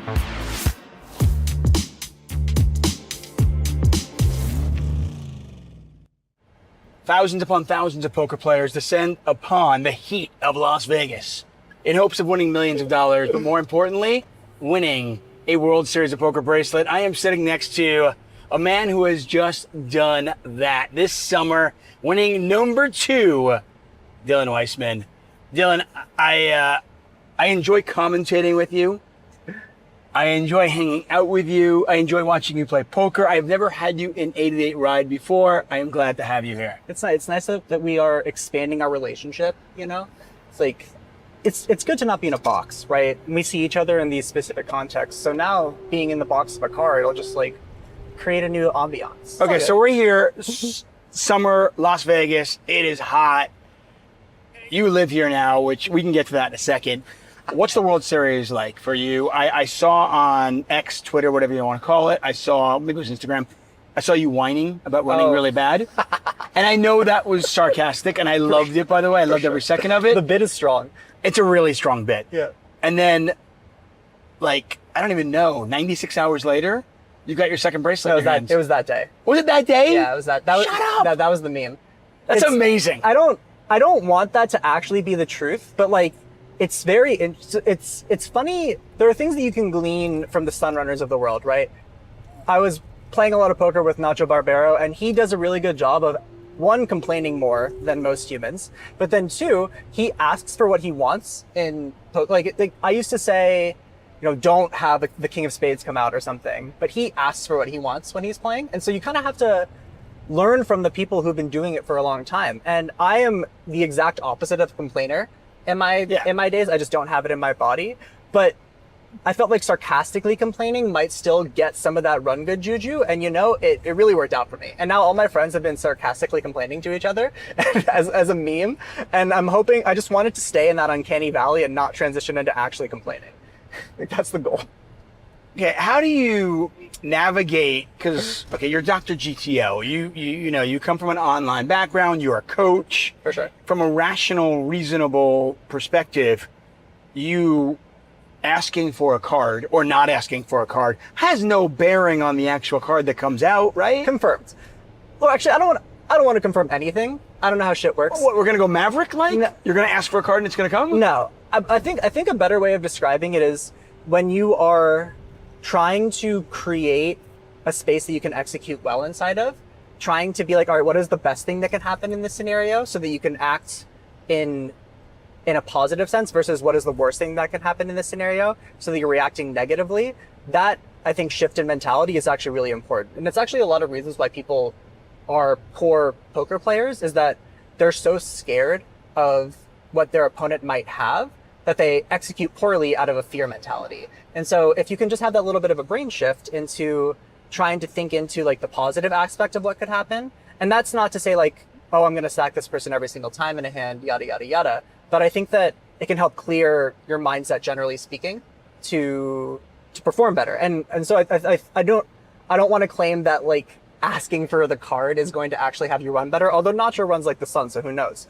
But I do think that there is something to be said about not having that negative mentality when approaching the game of poker, because it's like, by definition, you're going to lose all the time, right? And so if that's what your brain is focusing on, if you're focusing on the bad thing you don't want to happen, I think it's easy to get stuck in that pattern. I love that. By the way, I would expand that not just to poker, but in life. For sure. It's like when I call my mother. Yeah. Right? New Yorker, Yeah. to the nth degree. And if I call her, past 9 o'clock, it's just, what's wrong? Like the first thing she jumps to. Yeah. Instead of, I could be calling you, Mom, because something amazing happened. Yeah. Why couldn't it be positive? I mean, of course, it's negative. Humans, I think that in general in our society we have a little bit of a fear response mentality happening. The world is a beautiful place and is kind of tough to live in right now, and you get so many feedback loops of like things are hard, you have to work really hard, you have to look out for yourself, and when that's the constant programming that you're given, it makes sense that your body is just going to go into that naturally, especially if you're a New Yorker, and that's where you grew up, because things just feel hard generally in that space, and so you just get used to it. I guess so. Okay, so how do you get around it? I mean, what's your World Series of Poker routine when you're going to play? Yeah. What do you do? It's a great question because it changes a little bit every day, and it also has been evolving as I've kind of grown more into having a family, like with a partner and a dog and all those things. I'd say in the past it was kind of just like get up and take care of myself and go. And now it's a little bit more of still to get up and take care of myself, but then also how do I take care of my family so that the whole system is being sustainable. So like this year, or but it's not 4 days. No, it's not. It's 7 weeks. Exactly. And I don't think that I perform as well if my home life feels worse. Like that's just I think that's probably true for the majority of people who have a family. I know that some people can just, go live in a hotel for 7 weeks and then not really tune in, which is also a valid strategy. I don't like, as long as you and your partner are consenting, I think that's completely great. That's not how my relationship is set up. And so, for example, today, woke up, hung out with my fiance, swam our dog for 45 minutes. We have Swam your dog? So we have a golden doodle who has immense energy needs, and he loves to swim more than anything else on the planet Earth. And so I literally just throw balls into the pool for 45 minutes, and he swims around and is a little hungry hippo trying to get them all. And so that's his morning and afternoon and evening exercise during the summer. So did that. Do you guys swim in the pool, or is it just his pool? It depends on, like, it's actually funny. The house that we're purchasing right now, one of the key buying criteria was a pool because he could not survive in Vegas in the summer without one. He has such high energy. I mean, if you're living in Las Vegas, you need a pool. I think a lot of people don't care that much. We cared a lot about having a pool, for sure. It felt just from kind of the same thing, like from an infrastructure perspective, we didn't want to have our dog feeling like crap all day. Yeah. And so that was, like, that's an iteration that this year actually we made relative to last year. So did that, and then did some breath work, some stretching, took a shower, went in sauna'd, worked out in the sauna, did some breath work, ate some food.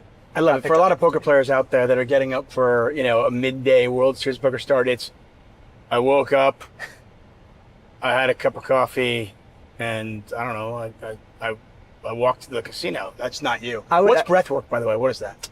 Breath work is just like a breath practice, so intentionally breathing with a specific outcome in mind. So for me, my breath practice, it kind of revolves around what I need for that day. So there's a specific type of breathing that you can do. Let's say that you're really tired, that will give you a little bit more energy. Let's say you're feeling super anxious. There's specific types of breath work that can get your body to calm down a little bit more. During the series in the morning, it's usually like a higher energy type of breath that I end up doing because we sleep 5 to 6 hours. And so our recovery is a lot worse than it would normally be. But kind of to your point, I would be an absolute potato if I did not take care of myself in the morning. My body is very sensitive just as a human being, and my brain is so intertwined with that my performance just absolutely drops if I don't take care of myself. And it's like, we literally quantify it. Like if you look at my chart for this year and you look at the days that I took care of myself and then went swing dancing, those are the days that I like am winning poker tournaments. Like I'm not like, we do swing dancing Monday and Friday every week. Every week? Yeah, every week. You and your partner? Yeah, we have a teacher come to our house. It's fantastic. It's really, That's amazing. It actually makes a lot of sense. Are you good? Decent. I'm like, he calls us entering intermediate. Like we're like not beginners, not advanced. We're like, so you might be too young for this. So when I first moved to LA, there was a place in Los Feliz called the Brown Derby. I've not heard of the Brown That Derby. was featured in the movie Swingers. Okay. That swing dancing, and it's kind of where like swing dancing started to get cool again. That's fun. For like this next generation. That's really cool. And you should, first of all, movie Swingers. Okay. Movie Swingers, great movie. And good recommendation. Yeah, no, and swing dancing, Brown Derby, it's not there anymore, unfortunately, but it was just a staple in LA. That's fun. And I know you're from there. Yeah. That's cool. No, I didn't. I started doing swing dancing in Chicago when I was living there because I was cold and sad and wanted to have energy. And I think a lot of poker players kind of find their physical medium. Swing is great for me because it's logical, like you have to be thinking, but it's also very intuitive. Like when you're leading a swing dance, you shouldn't be thinking that much. You kind of practice and study the fundamentals, and then when you're dancing, you just execute.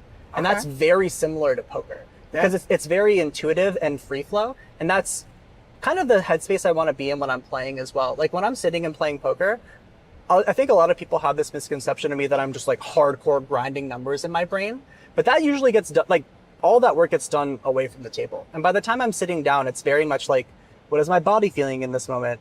What do I know? Like, I already know generally I know the answer to like the theory questions, but like in this moment, in this game flow, what's happening? How am I supposed to execute? Put all the work in off the table, or if you're an athlete, put the work in away from the field, the ice, wherever you play. So when you do play, you can be creative, you can be imaginative, and you trust. I'm assuming the confidence comes from that as well, because you've already know you put the work in. Exactly. No, it's easier to break the rules if you know what they are, right? And I think that a lot of I had a writing teacher that told me that. It's great advice. It's a huge thing for poker. Know the rules before you break them. It's really important because I think that a lot of exploitative poker players, quote unquote, because they don't know the fundamentals, they kind of just build their own rule sets, and it's actually really easy to break a bad exploitative strategy. And that's like a lot of the money that I make in poker doesn't even come from recreationals. It comes from professionals who don't have solid fundamentals, because they're actually easier to beat because they've built this system to kind of exploit the recreationals. And their systems are just so easy to kind of put a little bit of force into, and it just shatters. And so having that base level of fundamentals makes it so that when you're playing against the good players, they can't just like punch you in the face very easily. Right, nobody wants to get punched in the face. I don't like getting punched in the face. Nobody likes that. Big same. I'm not a fan of it either. But it's going to happen to you.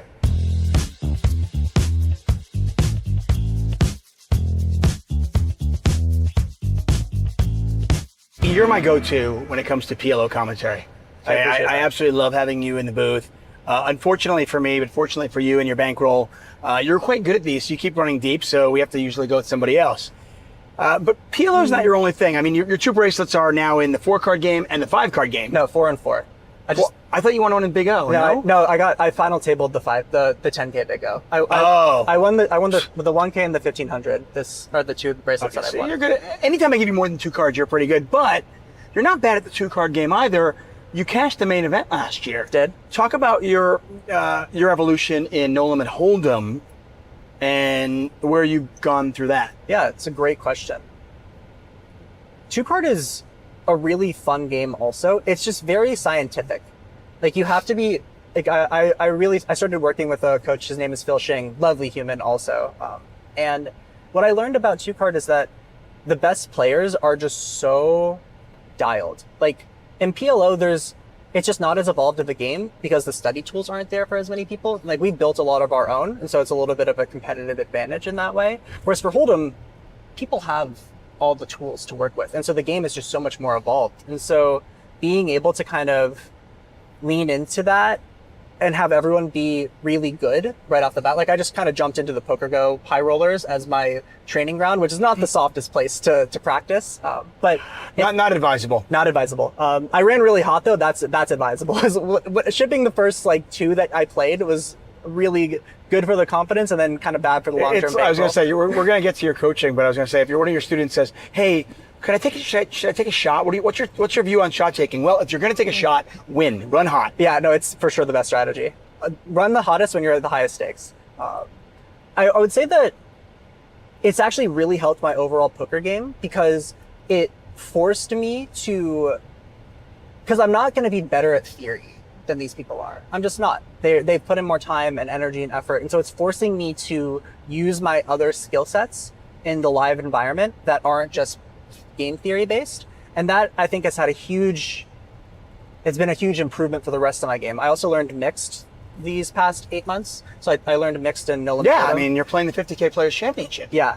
And that, just learning new things and not being an expert at them has just really forced me to like get better at trusting the intuition, better at trusting my skill set that's not PLO based or like not game theory based. And then I think that helps my PLO game as well. I was going to say, does learning one game help another game? For sure. I mean, the people always ask me like, what game should I learn first? And the answer is whichever one is the most interesting to you, because you have to get really, really, in my opinion, you have to get really, really good at one game first. Because if you get good at one game, you'll get good at game theory. And then once you're good at game theory, you can apply it to the other games. It just becomes so much. It's like learning languages. Exactly. Like you learn Spanish really well so that you can learn French and you can learn Portuguese. It's very similar to that. Why do I want to learn French? Why would I ever want to learn French? I love it.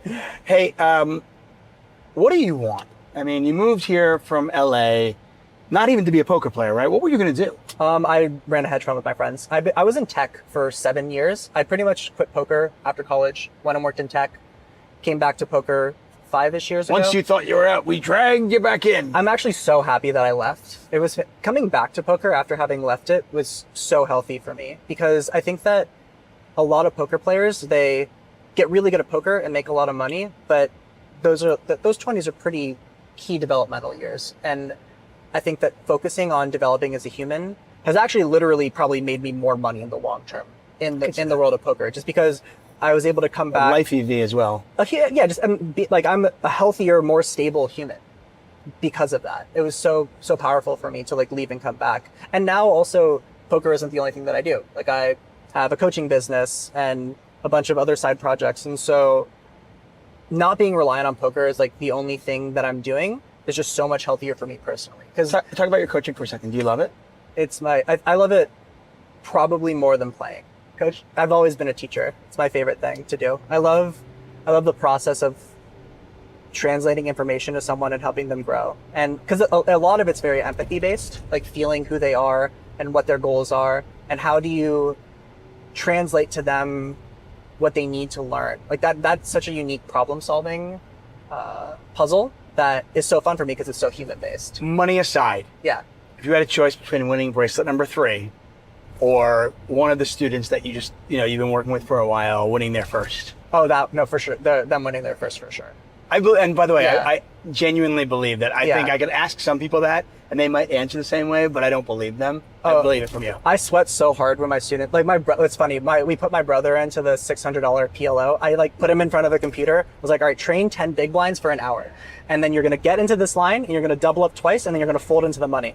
And that's what he did. But I was sweating him so much harder than I sweat myself at like big buy-in tournaments. Like him min cashing meant so much more to me than that, because like we're spoiled as poker players. We get the experience of doing well repeatedly, and not a lot of humans get that experience. And so like to have my brother like actually like he like has a hand above now, that's super, like that's so cool to me. I'd probably want to win a bracelet more than him min cashing, not gonna lie, but there's a dynamic there that felt really like involved, and I appreciate that a lot.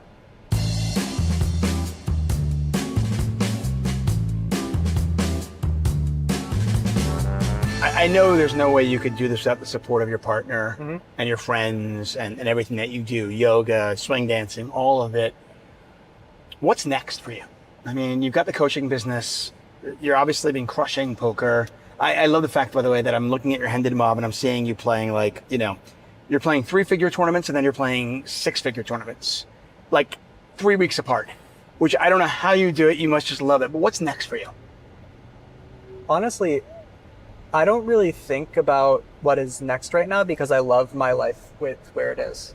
I don't have literally, if I could continue living the life that I have right now for the next 20 years, I'd be absolutely stoked. Like me and my family are healthy. We are in a space in life that is sustainable and I get to do something that I love most days, right? And that's not something that humans have. Like this is the life that I have right now is I think the life that I've been building towards for up until this point. And so I don't really have a what's next. I have a this is where I am and this is where I want to continue to be. You want kids? Yeah, I think that's the intention. Probably in a couple of years. From somebody who lives on this planet, I would like you to procreate many, many times. I think we have an issue that we have the wrong people procreating. Yeah, idiocracy is real. like, please, you and your partner should have 9. Okay, that's too many kids, man. Okay, maybe 9's too many. 2 to 3 is you get the point. Yeah, I do. It's our. I do want to have kids, and I want that life. I think that my intention is to have that life experience. I'm also really enjoying being young with disposable income and being healthy. That's fantastic as well. But this has been a fantastic ride. Yeah, hey, listen, I'm not going to lie. So these World Series of Poker rides are always shorter, okay, than our normal 8-day rides. Yep. And if you will join me again, I would love to get inside your brain and talk to you for an hour. Let's do it. Okay, let's definitely do it. I'm interested. Seriously, I love your brain. I love the way it works. And I'm thrilled. So we are here at the World Series of Poker. Good luck. Thank you. Go crush them. Dylan Weisman might be first of all, he's definitely one of the coolest guys in poker. He has, as far as I'm concerned, he has checked all the boxes. Like, he takes care of himself and he's got a really balanced life. And he might be the best poker player you've never heard of. Okay. Unless you're Tim Duckworth. Yeah, Tim Duckworth. Yeah, no, he's there. No, he'll tell everybody. Anyway, thank you so much. I appreciate Thank you, buddy. I appreciate it.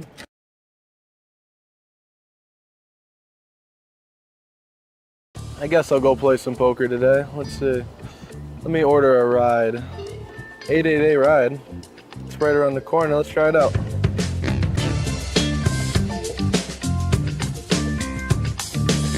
Wow, he's here already. Let's go. Hey, Jesse. Tuck?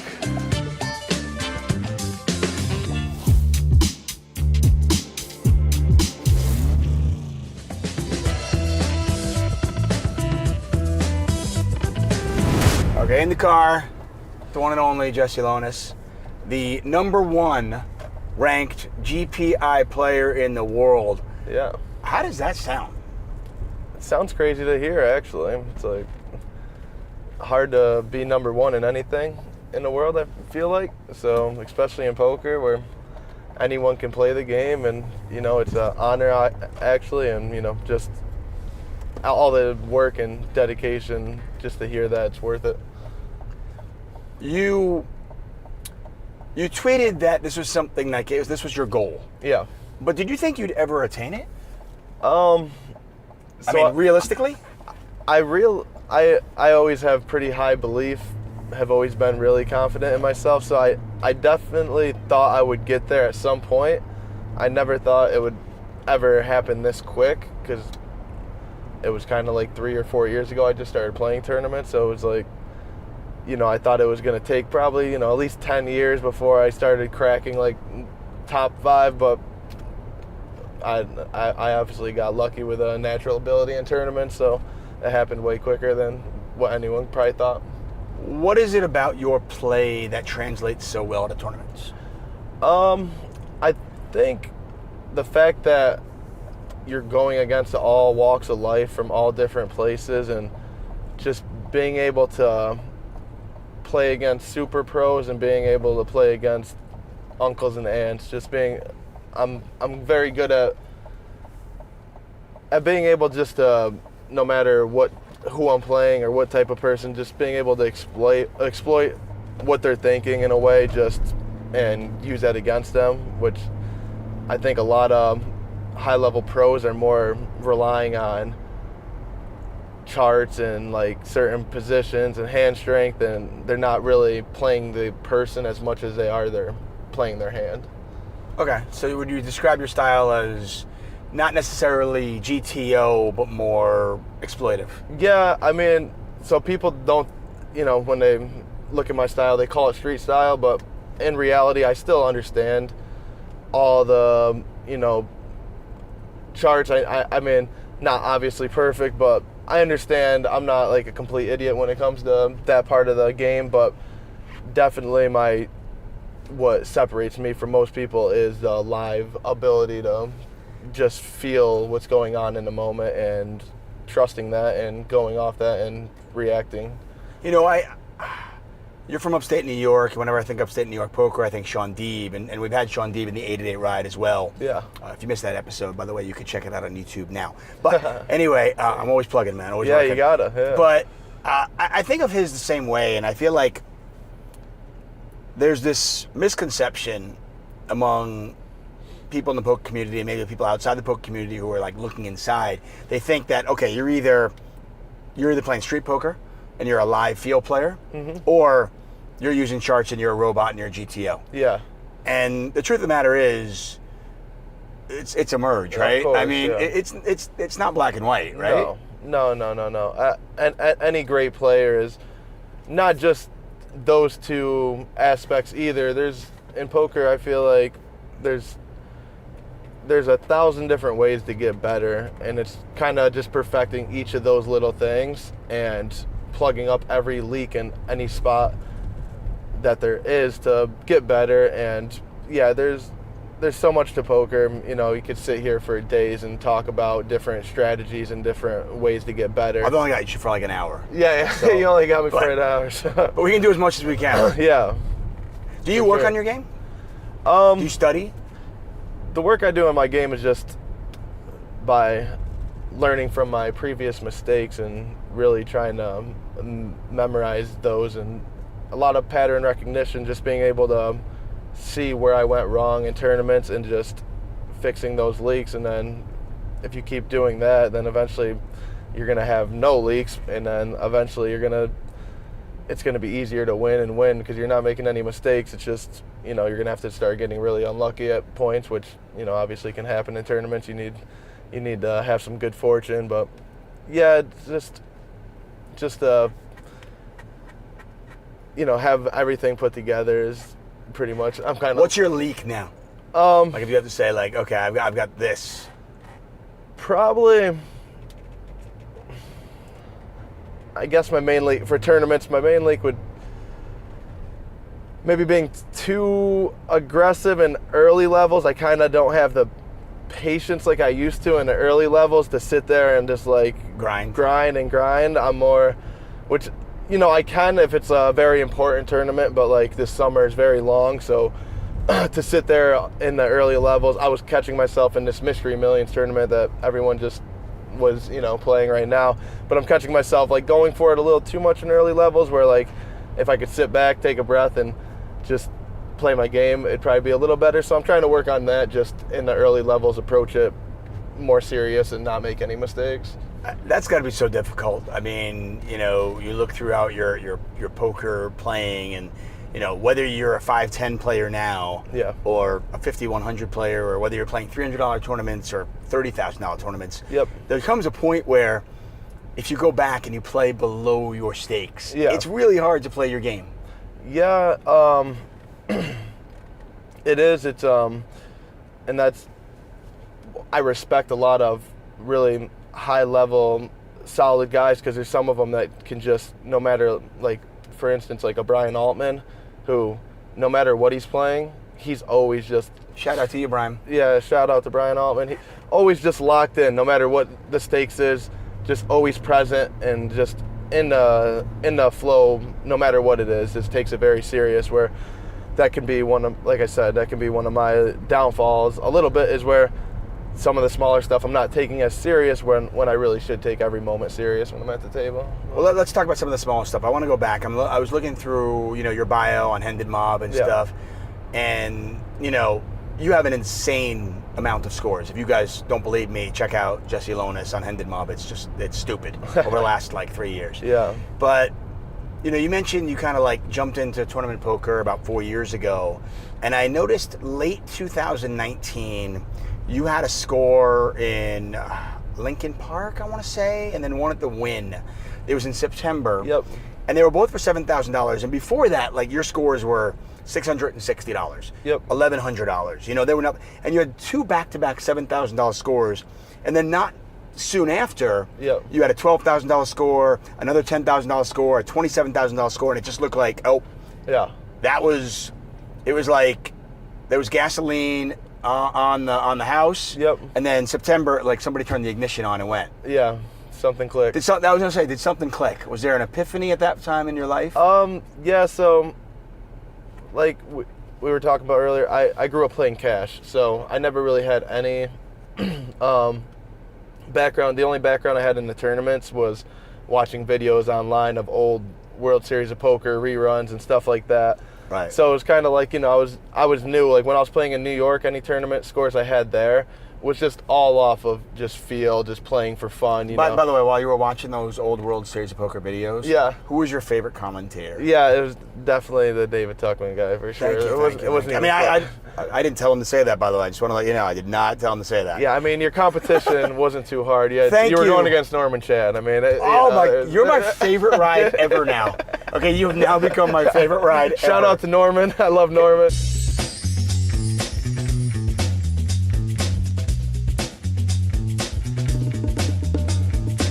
Okay, so you were playing cash games, you jumped into tournaments. Yep. Continue. So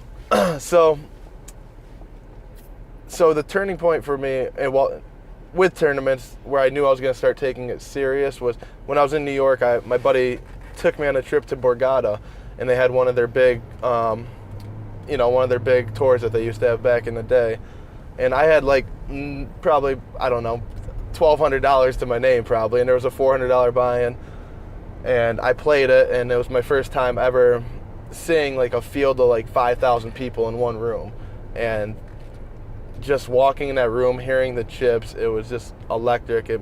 It just I knew that I was where I needed to be for poker.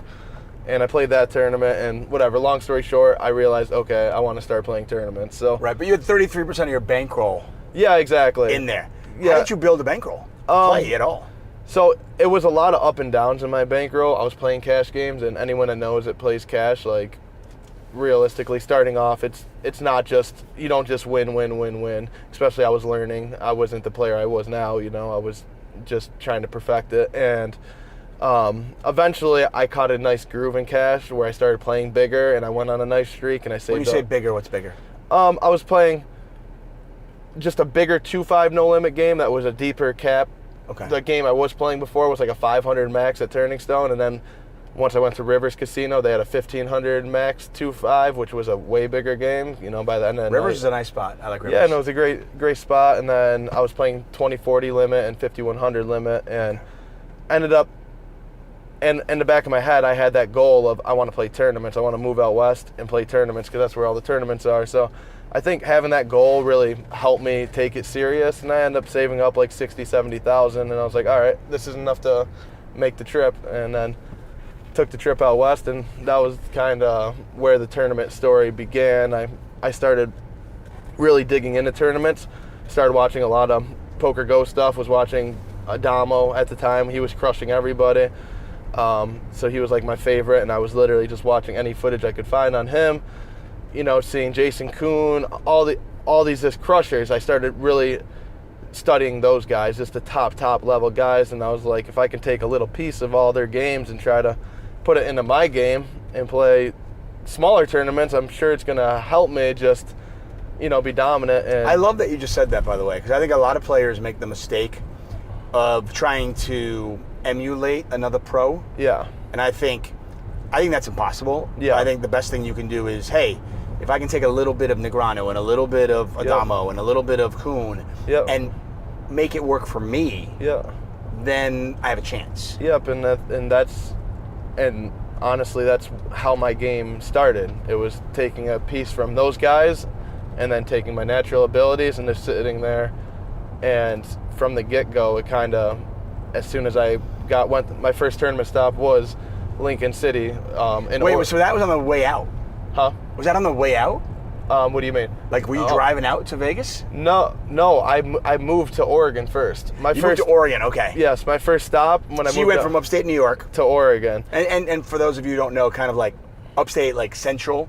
People don't realize how big New York is, by the way. Yes. New York is it's not just New York City. No, if you huge. visit New York City, you have not been to New York. You've been to New York City. Yep. Okay? There's an entire upstate area. Yeah. Like my wife is from upstate New York. Yeah. She grew up next to cows. Yeah. Okay? Exactly, yeah. 1 minute you're with cows, the next minute you could be in the city. It's upstate New York special like that where you could be, in Albany, and then 20 minutes later you could be right next to cows or whatever. I like to think of Albany as the armpit of New York. Yeah, no, it definitely is.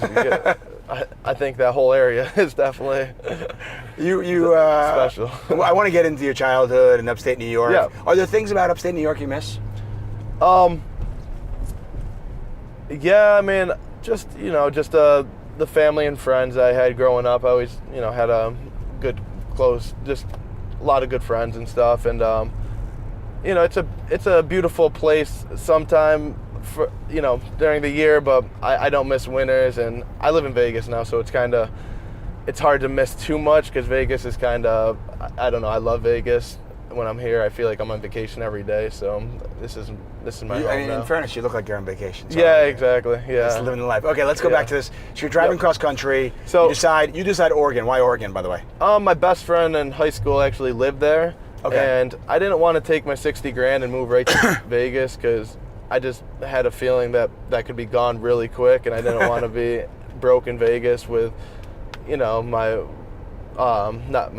my girlfriend at the time, but my wife now. So it's like, I just thought it'd be smarter to go somewhere where there's not so many vices and I could just go and then fly to Vegas or fly to LA. Because at the time still, I told myself, I could always play cash to make money. So I would go to LA a lot because there was cheap flights. Where I lived in Oregon, you could fly to Vegas or LA for like $80 and it took like a couple hours. Exactly. Right. And it was a good home base to start off. And I know a lot of players that used to do that. Danielle Moon, who's from Minnesota, before she moved to Vegas. Yeah. She used to take these trips. Like, she would come to LA. Yep. For 10 days. Yep. And be like, I'm gonna just grind and play 15 hours a day and just crush it, and then go back home. Yep. I did kind of the same thing. I would go to LA and play just for like 4 or 5 days, but I would play limit hold'em, and I would play 40-hour sessions. No joke. Were you playing Commerce? The bicycle a lot, okay. Actually, at that time. They just treated you really well at the bike, and at the time I just liked the environment there, and it was a nice little spot. So what were you playing there? Was it 30-60 or? No, it was 40-80. 40-80, okay, I remember 40-80 limit, yep. So yeah, I would grind that pretty heavy. But then going into tournaments, the first stop I did, they had a small Lincoln City, Oregon. That's in northern Oregon.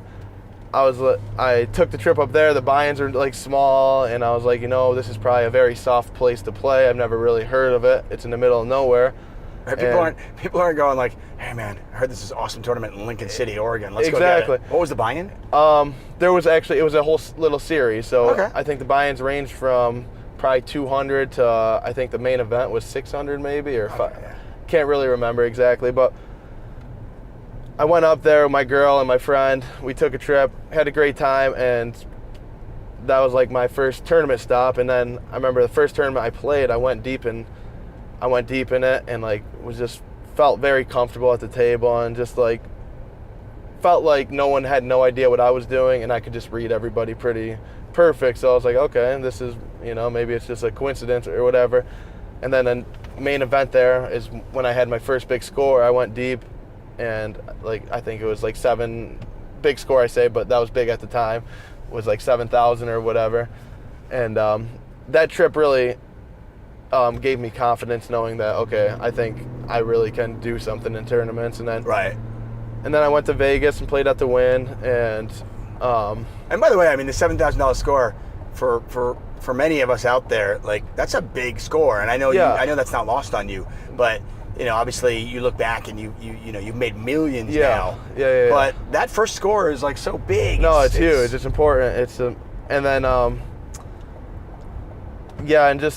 and then I think I can't remember the exact order, but I know I went to Thunder Valley in Sacramento and I won a tournament there for like $14,000. It was a ring event, the World Series. They had like a small circuit there, and just those few, just to be able to get those early wins and build the confidence. Those are all huge. And then obviously I took the trip to the Win and scored for $27K in a tournament there. Again, was just, for as much volume, I didn't have much volume at all.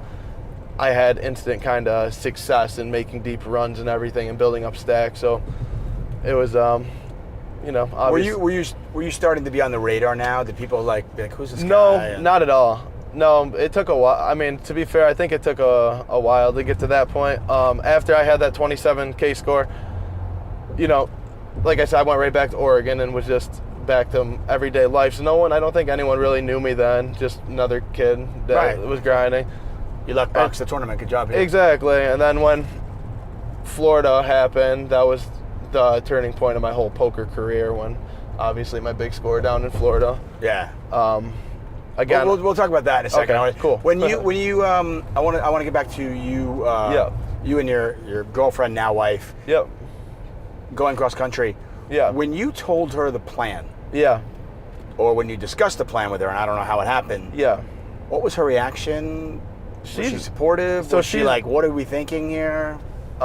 We both kind of came from like poorer beginnings. Like, what we both had a roof over our head and everything, and hers was easier than mine, her beginning, but we never had anything to lose, really. It was kind of like we came from nothing anyway, neither, you know what I mean? We had nothing to lose, and she just knew my whole life if I said I was going to do it or whatever, I was just, with sports or anything, she'd never seen me really lose or give up in anything, so she knew that she was in kind of safe hands, that I would figure something out no matter what to make sure that we would make it, so she was always supportive. She just she trusted me, so.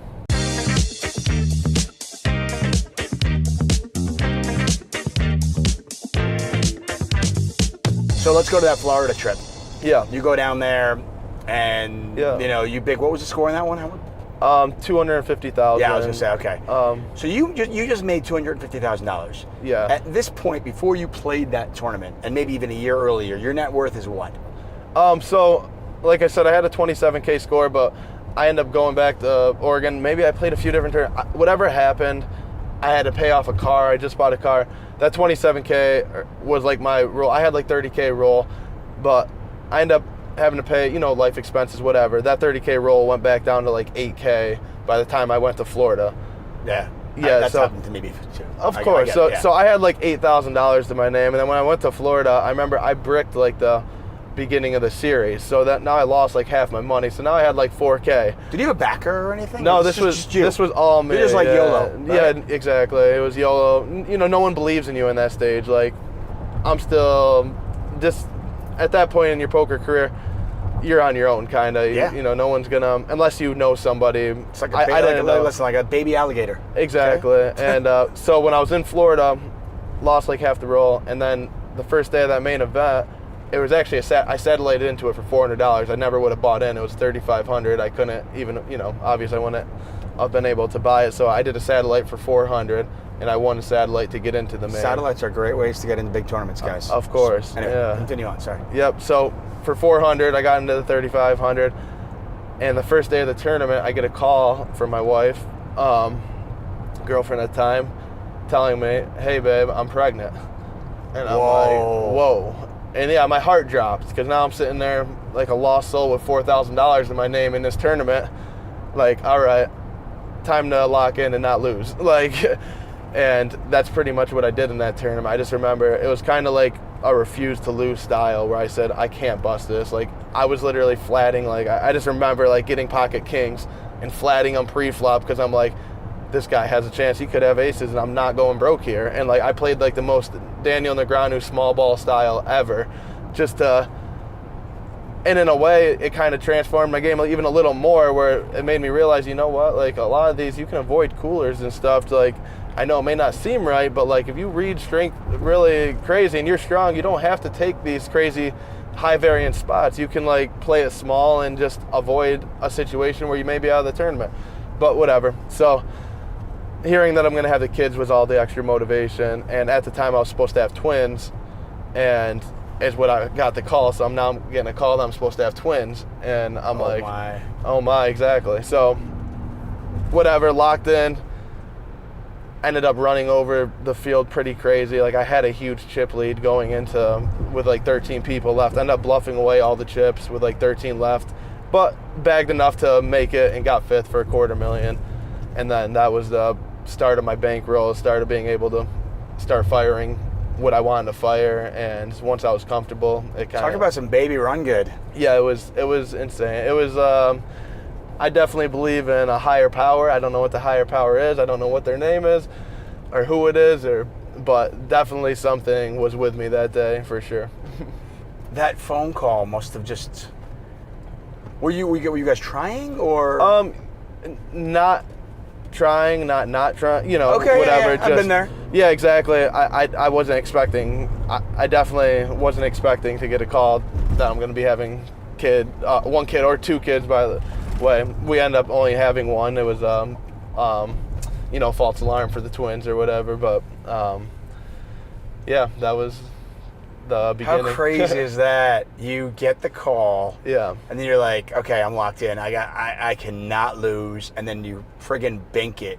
Yeah, for $250,000. Well, we'll just say, yeah, man, whether it's fourth or fifth, who cares? Yeah, That's exactly. $250K at that point. That was, especially from where I'm from and just how I grew up, nobody in my family really ever had $250K cash to their name. You know, it was. Your wife's name's Megan? Megan. Yeah, what was her reaction?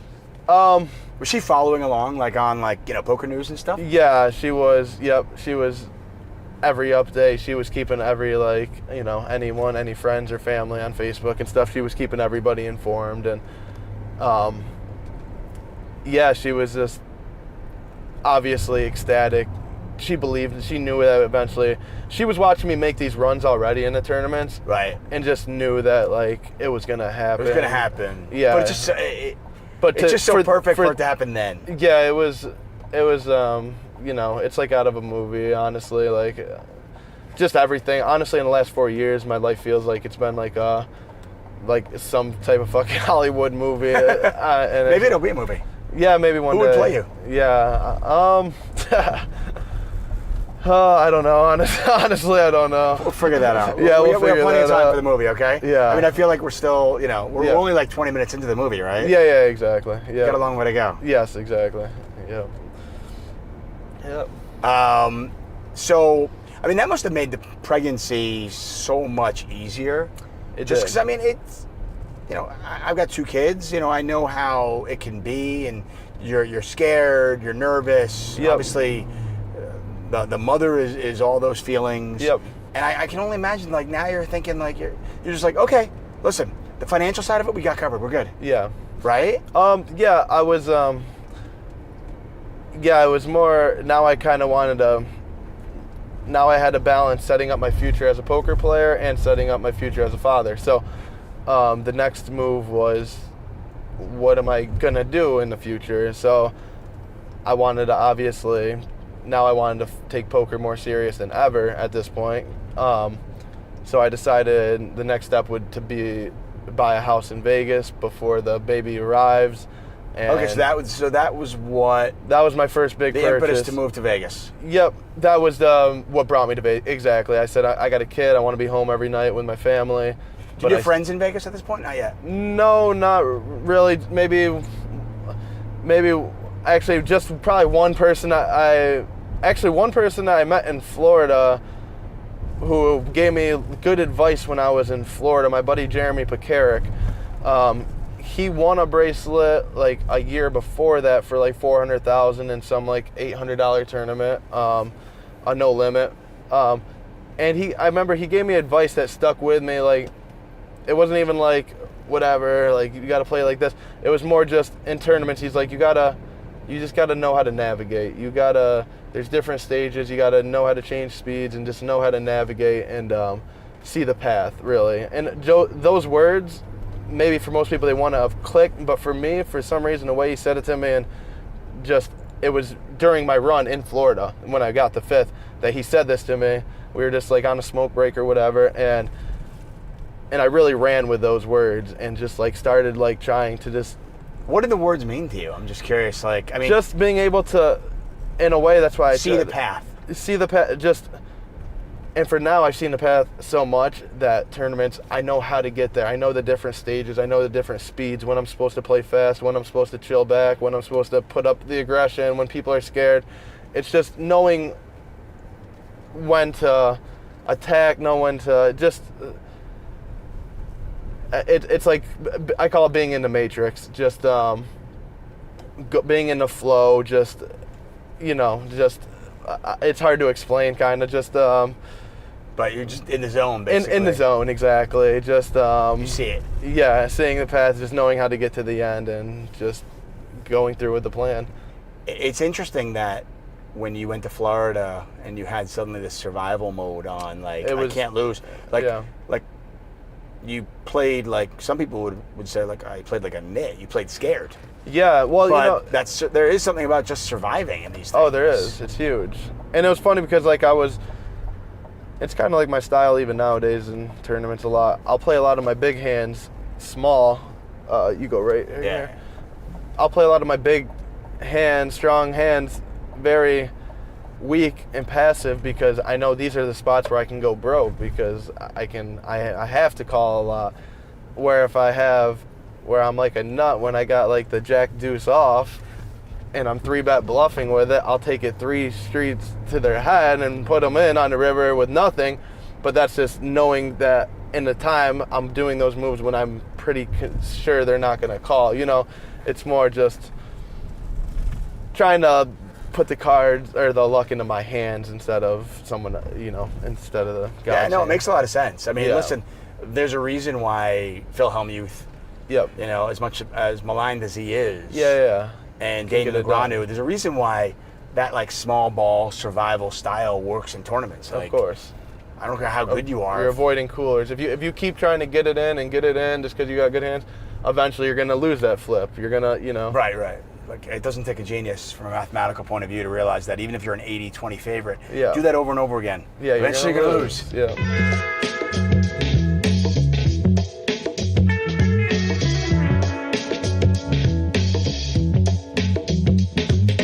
Okay, so in the movie version of Jesse Lonis, every good movie is not necessarily just going to go from A to Z, right? It's not going to be a linear story. No. So, we've got you in Vegas. Yeah. You just, you're about to have a baby on the way. You bought a house. Yep. You banked $250,000. You are on your way to, you're well on your way at this point to the Jesse Lonis we know now, which is the #1 GPI player which is amazing, by the way. Thank you. I always thought, by the way, the #1 GPI player was going to be... I always thought it was flawed because I was like, to win that, you have to play super high rollers. Yep. And you and Wang probably kind of like proved that's not true. We broke the mold. I think... which I love, by the way. Yep. I don't know if they adjusted scoring and stuff in that, but me and Ben both, we got it done doing it in big fields, winning, going deep, turning 3K and $500,000.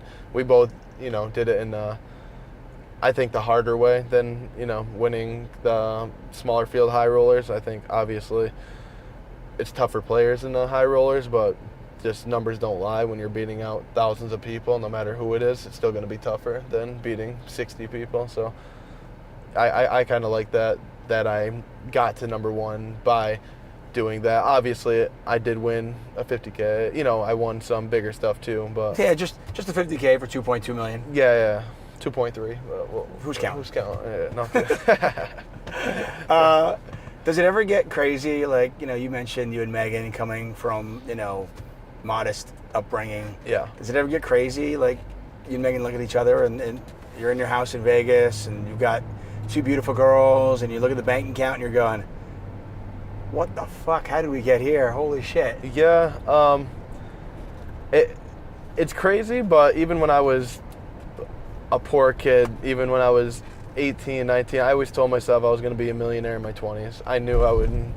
I just always... How did you know that? Just knew it. I was just... I loved... My addiction was money. Just, you know, like... And growing up just poor and just not having money, or just like, you know what I mean? Just not having the ability to get what I want, or clothes, like nice clothes, whatever. So it was just, I was hungry. I was just too hungry to not succeed. So it was just, I just always believed in myself, and no matter what, I would have figured, if it wasn't poker, I would have figured it out in a different business. You know, whatever I did, I was going to be the best at it, and just make the most for my family. Okay, I said this was not going to be a linear story, so we know where you are now. Yep. And I can ask you about what's next later on. But before we get to that, I want to know how it started. Yeah. You know, where did you first play poker? Where did you learn the game of poker at all? So, my grandmother raised me when I was a kid. I was born in Alaska, and... You're born in Alaska? I was born in Alaska. Cool really? fact. Yeah. Where? Ketchikan, Alaska. My dad worked on oil rigs. He was he did every roughneck job there was, from working on Bering Sea to working on oil rigs to logging wood, just anything that you could imagine, tough work. That's what he was doing in Alaska. So that's where I was born. And was your mom Alaskan? Nope. My mom was from New York too. Originally, they both moved out. My dad moved out west too when he was young, and was chasing money himself, but did it in a different way. Was trying to, you know, the best paying jobs for tough work was in Alaska at that time. Right, you could make. So he moved there to work, and whatever happened, he ended up getting in some legal trouble. And both him and my mom, they liked alcohol a lot. They were both alcoholics at the time. So at a young age, it was probably a blessing in disguise. He got in trouble with the law. He had to go to prison and do a stint there for like 7-8 years or whatever it was. And then my mom, she was just not capable to raise 3 kids. I had an older brother and an older sister at that point too. So we ended up getting shipped to New York to live with my grandmother. Which so at the time, your mom's in Alaska. She was in Alaska. And your dad's in prison in Alaska? He was in prison. And then she ended up moving back to New York also, but to Utica, which was like an hour away from me or whatever. And just whatever happened, I think she kind of fell deeper into alcohol and drugs and everything. And my grandmother ended up taking us in, and I didn't have much connection with her. After that, was this your mom's mother or your dad's? This was my dad's mother. Okay. So, so once my grandma took me in, you know, I kind of, when you're a kid, you don't really think about what's going on with your dad and mom in that spot. You're kind of just like living life and just like, you know, whatever, worried about the next day. And so my grandmother, it was a blessing. She spoiled me like grandmas do, and just she had her stuff, everything, her life together obviously at that point. So it was all I remember is great times at my grandma's house and everything. So that was great. But her favorite thing to do was gamble. My early vacations were going to Atlantic City, walking the boardwalk while my grandma and grandpa would play slots and play poker and everything. And I would just be a kid in the casino, jumping on the beds, running around the casinos at night, you know, and I loved it. It was a great, like, childhood. How old are you at this point? This is probably when I'm all the way from 4 years old all the way to, like, 10 to 11 years old. You get some of that Atlantic City taffy? Oh, yeah. That's the best. Oh, yeah. I loved, the boardwalk used to be an amazing place back in the day. It was. Oh, I had relatives down there as well. When I was a little kid, I used to go there. They used to have street performers. The boardwalk was just packed. You had the Monopoly store. There's a lot of good stuff. It was great. But just that early in my life, gambling was already a part of my life. And then when my grandmother, she used to sell stuff on eBay. What'd she sell? Antiques. she was collect antiques, like old antiques, and sell them on eBay. She was a hustler, even at her age. She was Seriously. And I took it from her, just like always trying to get the money and just and then gamble a little bit, try to make it into more. But she would play poker, and I'm pretty sure it was full tilt poker back then. And she would probably play for play money or to like 5 cent, 10 cent blinds, just really small. But she would take a lot of bathroom breaks, and then during her breaks, I would take over for her and just grind. And she would come back from the bathroom and always have more chips than she left with. So she like used to make a joke like, that I was already like, she would tell her friends that I'm already making money like playing poker and stuff. And did you know? I mean, you knew the rules and everything. Yeah, I learned quick. Okay. It's kind of, I played video games growing up, so in a way it was just like another little video game for me. Yeah. And an easy video game at that. Most video games are very tough, a lot of stuff to them. That was kind of like easy. It's just a card game. But then, then I stopped playing in my life. My uncle played and stuff growing up, so he would play tournaments and stuff with his friends, and I would get to play with them when I was like 14, 15, and I would like beat them even at my young age for $50, whatever. Just naturally pretty good at cards and I don't know, maybe just naturally. At the beginning, probably just lucky too, but and poker was just kind of there growing up, but I never thought I was going to do it for a living. I love the fact that your grandma played on full tilt. I mean, I think that's just the funniest thing ever. Yeah, I think my uncle did too and stuff, because I remember like even going to like an aunt's or cousin's house and playing on his like computer and stuff. Just whatever, it was just always there. And then obviously when you get up, I was playing sports and everything, so poker fell out of my life until after high school. I play early stages. I was a big wrestler. Was very good at that. Won like every tournament I entered, I was winning and stuff. And then when I got older, I actually stopped wrestling. I played basketball and always played football from the time I was 4 years old till high school, senior year, whatever. Football, basketball, and baseball were my 3 sports when I got older. Okay. And I loved all of them. Love sports still. But yeah, that was my early memories in the poker. What did your dad do that got him in prison? The last time he went, he was always getting in trouble, kind of growing up, whatever. I don't ever judge, and I'm not whatever. I forgive him for, we all make mistakes, and he lived a way different life than I did, and he was whatever happened. But at that time he got a DWI. He actually he got drunk and ended up running through a house with his truck, and then ran through a house. I got drunk and went off the road and ran through a house, and then just woke up and went back to his whatever happened. The Alaska State Troopers came to his house, and he ended up pulling out a gun on troopers and stuff. It was just a whole this craziness, whatever. But he went away for a good stint, so that was that. And is your dad still alive? My dad's alive now. Yeah. You guys talk? Oh yeah, we're actually, after he got out of prison, I moved back. My grandmother ended up passing away, so when I was 13 or 12, 12 or 13, something like that. And then I ended up moving back in with my father and lived my teenage years with my dad. What was that like? That was definitely tougher than my early years. My grandma kind of spoiled us. We had lived in the country, had 4-wheelers, and had a nice house. When I lived with my dad, it was back to, he was just getting out of, prison and stuff. So it was kind of, I think it was, he was acting, getting used to not, it was kind of he went from having a prison cell mate to having kids. So it was kind of, yeah, I think it was hard for him to show the love and affection always, growing up. And it was just a tougher life. Money was not a thing. My dad was working construction, but he just didn't have any money together. So I went from, living nice to life wasn't as nice anymore. It was kind of more, I got to get by on my own in a way. Right. And I already was learning how to survive. By the time I was 13, I was turned into a man, I felt compared to most of the people around me. How old are your siblings? You had a brother and a sister, you said? Yep. My sister is, she is 8 years older than me, and my brother is 4 years older than me.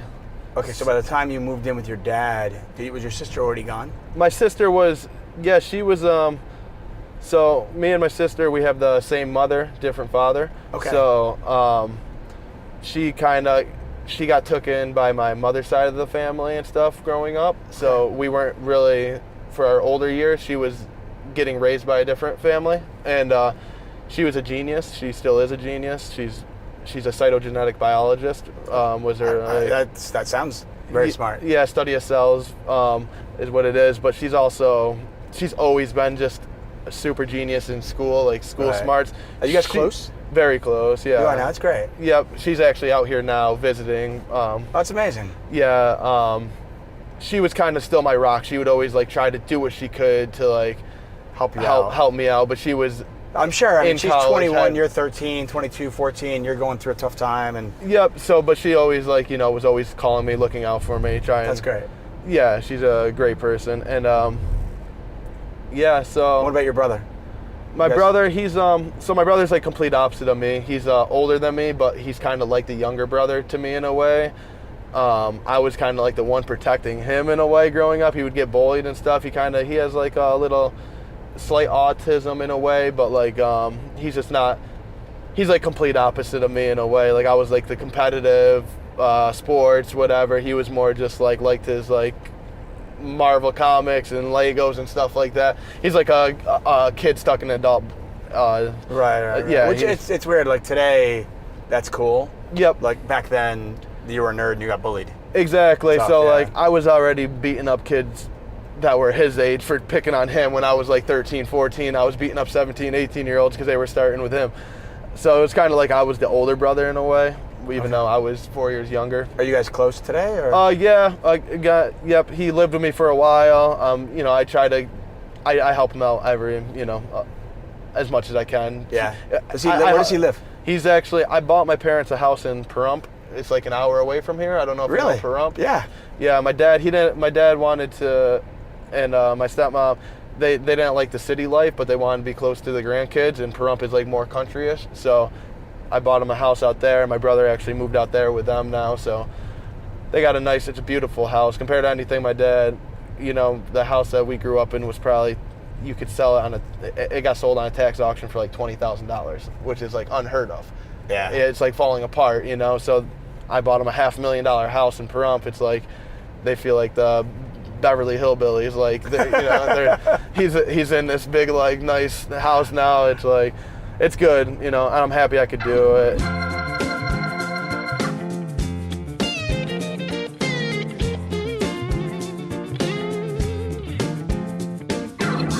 What happened to your mom? So my mother, she ended up after I moved in with my grandmother, she lived in Utica, and whatever happened, I'm sure she was still bad into alcohol, and then I don't know, like, obviously what drugs or whatever happened, but I was a young kid, so, it kills me now at this age because I wish I could have helped her, but when you're a kid, there's nothing you can really do. She was like an hour away, and it was just like I had no resources to really help, and but when I was 18, I lived in New York City, I got a call that she ended up, got hit by a car, actually, and it killed her. It was like a hit and run, and I was in New York City, so whatever. She ended up passing away when I was like 17, 18, about to turn 18. So yeah, we got that call, and obviously that was horrible. It was a thing where when most people, if their mother passes away, it's gonna really destroy them a lot. For me, it was kind of like, it sucked, but she was already kind of in my life, like already passed away because she was never there. So it hurt me more when my grandmother passed away than when my mother passed away because of the fact that I was this close. It was kind of like I was already disconnected, even though I, planned on trying to go back and help her when he saved money and, could and got older and stuff. But yeah, it was a horrible thing, obviously. I think now probably she's hopefully in heaven or whatever it is, and at peace now, and I definitely feel connection to her and my grandmother still. Even when I have a big moment and I'm going to play a big day 2 or something, I'll be in the car and I'll say a prayer to both of them and try to still be connected to them, and I feel like those are my angels. I always tell. What were their names? Karen was my mother's name, and Jean was my grandmother's name. Karen Keaveney was my mother's name. And yeah, so like, I have angels, obviously, and I feel like they're looking out for me. I feel like they're always there with me, and just weird, different moments in my life. So, yeah, that was that.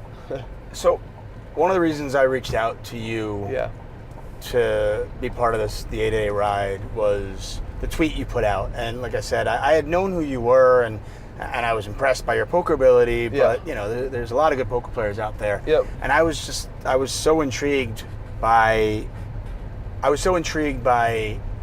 what you said in that tweet. Yeah. And hopefully we can get the graphic up so you guys can see it. Yeah.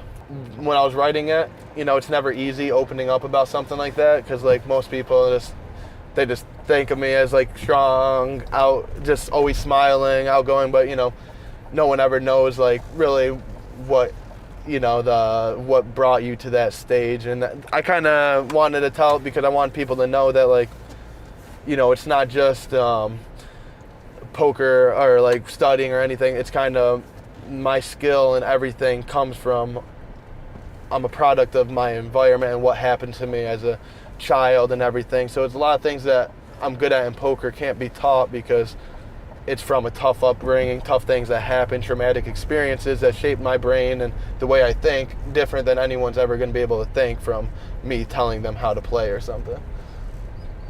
Yeah, I mean, I just found it so compelling and vulnerable. Yeah.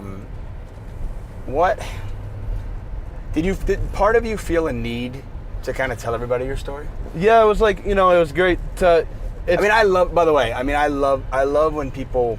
There's no requirement. You don't have to do this. You can just go on and grind and do your life, and you know, your wife will know and your kids will know. But you know, the fact that you did, I just feel like for so many people out there that has struggles or struggle on a daily basis, if they see you, maybe they find some inspiration in that. Yeah, and I just wanted. There was two different things.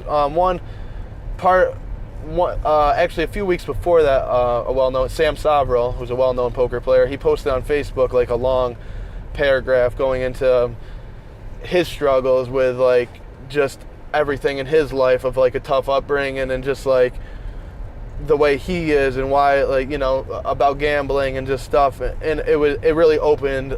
It was kind of like what I did, just opened up about like a lot of stuff where like people may always think that like we're happy and just always winning and stuff, but there's a lot more to it than just winning. You know, there's reasons that our brain works the way it does, you know, a lot of, like I said, traumatic stuff and that happened. But that, and I wanted to show like how grateful and honored that #1 ranking means and what it means to me, coming from what I came from and what I went through, to be able to, you know, be at the top, at the pinnacle of poker and stuff. It's like, just, it means all that and more, just from what I went through and just all the, you know, obviously the bad experiences, so the good. I mean, it was, listen, I thought it was beautifully written and touching. Thank you. And, you know, I haven't had Jason Kuhn in the 888 ride, but I consider him a friend. And I remember when he came out and opened up about all the struggles he had growing up. Yeah, I've heard his, And I don't think it's a coincidence that, and you said this, you said, I wouldn't wish this on my worst enemy. Yeah. But I don't think it's a coincidence that people that struggled in their life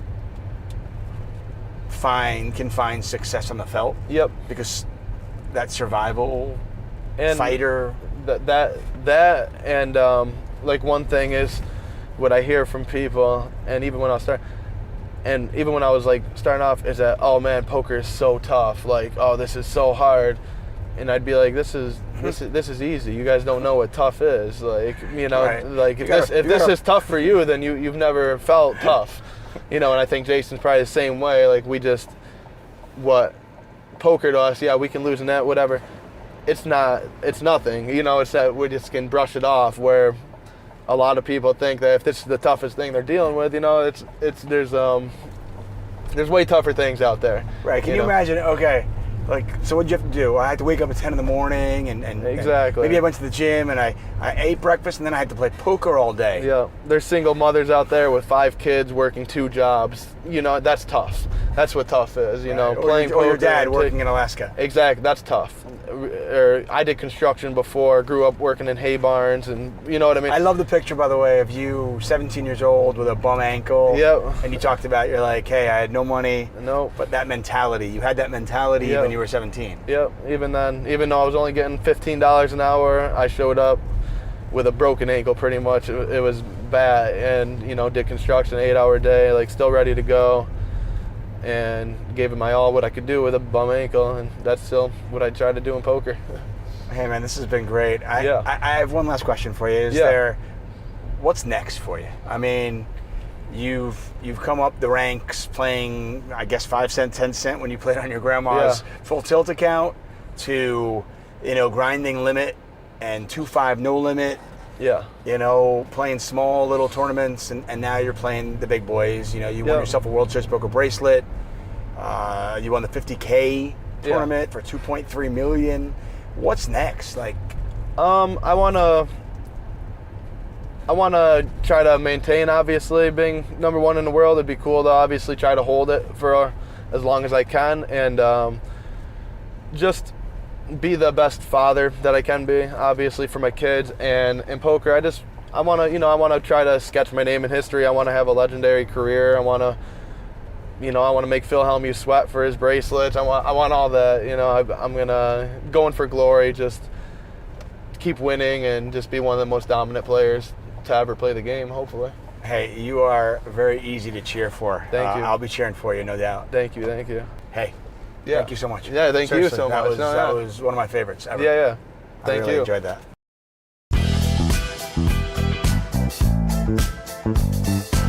It's hot, it's summertime, and we're in Las Vegas, and that means one thing. Time for the World Series of Poker, and time for another edition of 888 Ride. And I am about to pick up Daniel Cates, better known as Jungle Man. He is a 2-time 50K Players Champion.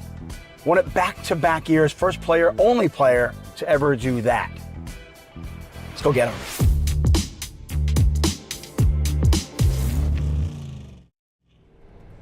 Each and every summer, thousands upon thousands of poker players descend upon Las Vegas for hopes of winning a bracelet, winning millions of dollars, and fulfilling their dream of being maybe one day as good as the man who's sitting next to me, Daniel Cates, aka Jungle Man. Thank you for joining us on another 8-a-day ride. Yep, I'm happy to join. So, back-to-back 50K Players Championships. I always talk about how World Series of Poker bracelets, as amazing it is to win one, they're not all created equal. The 50K Players Championship is one of the most prestigious bracelets you can win, and you won it back-to-back years. What does that mean to you? That's pretty sweet. It definitely feels like, I think about it, it seems appropriate that I should win this particular event because, I've had to contemplate lately, what is it that differentiates me between all the other poker players and what led to my success? And I do think that that event does demonstrate a lot of those things, or it highlights those things, I should say. Whereas I ended up learning a lot of the skills, ended up being versatile, and it's very favorable towards cash game players because the structure is so slow. And if you're going for the win, you mostly need to know cash game stuff and not ICM stuff, whereas ICM stuff's a bit my weakness. And if we're honest, I'm not like one of the best no-limit tournament players. But overall, I'm probably one of the best poker players. I mean, I personally think that's a reasonable... it's possible I'm not, but yeah, so I guess it's like it's symbolic in many ways of what I was able to do, and it also was a good tournament too, or what I've done, and also it was useful for using a bit of showmanship and bringing a bit more fun out to the game of poker. I think that's a big thing. Well, and you're pretty good at bringing the fun out. Well, I think it's also. Go ahead. I was going to ask, so the costumes that you wear and the one you wore to win that bracelet. Talk about that. What's the thought process behind that? Is it just a matter of, hey, I want to be fun? Is it kind of a? I sometimes think of like, is it an ulterior kind of like personality? You know, I try to teach when I coach kids. Sometimes I'll tell them, be like, hey, today you're a crusher, right? I'm going to give you a different personality. Is that it, or is it just I want to be fun? It's a bit of it's a bit of both. I mean, I don't like to only just be the crusher because, it's obviously like to be the crusher by itself is so obvious. There's no value in these things that by themselves are good from these points of views. It's kind of a deep point, which is that to aspire to be something that crushes, to value that has no merit to it because it's so obvious. It's like, for example, a lot of people say their favorite car is fucking like, one of these top tier cars. Well, there's no merit to that because at least when these cars are undifferentiatable, because try telling that to Ali Nejad, by the way. Try telling that to Ali Nejad. He loves his cars. Well, it's nice. It's fine to love cars, and even to love these top-tier cars, but for the right reasons.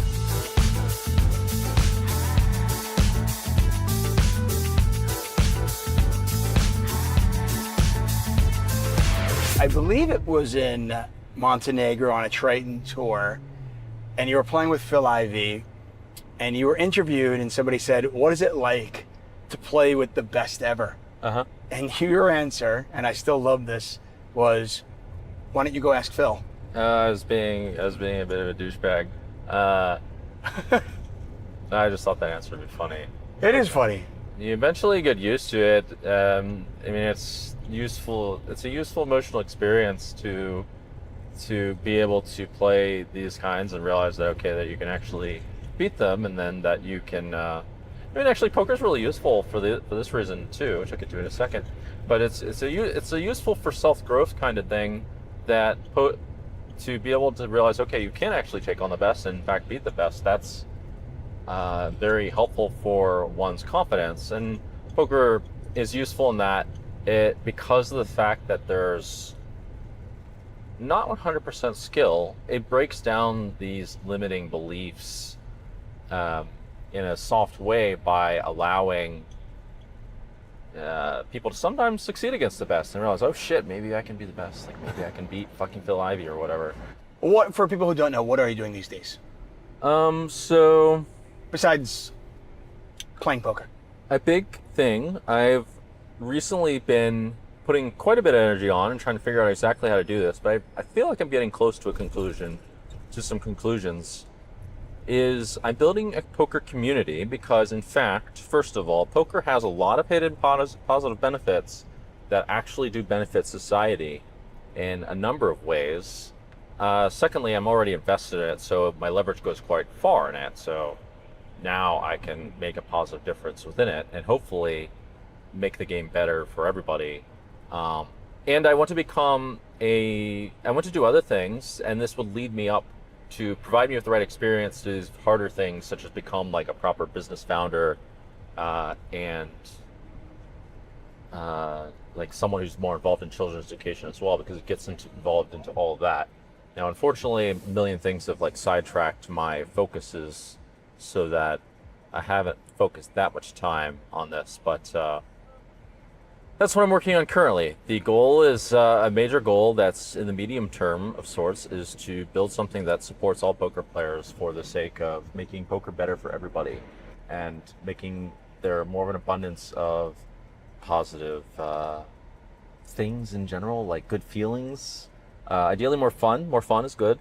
And more relative money for everybody. That's a little tricky, but I feel like I figured that out kind of. And ideally, more people playing it.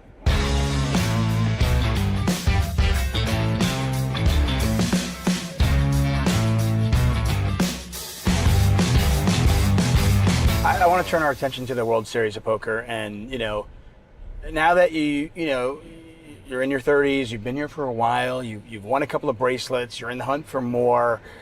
How has the game changed here in Vegas at the World Series of Poker? You know, you've obviously seen the venues change now that we're on the Strip. What are your thoughts on the game itself and on the people that come here and on the World Series? It looks like there's loads of potential. It looks like, you know, poker's still tough, but there's loads of potential money to be made if someone really applies themselves. So I think it's a pretty good opportunity. You mentioned ICM's not your strongest suit, strongest part of your game. What are you more interested than in bracelets? Is it bracelets or a bust for you? No, it's more like I play the cash games, etc. But maybe I should be more interested in these tournaments. They're kind of aligning a bit with this new diet I'm trying where I eat once a day. Yeah,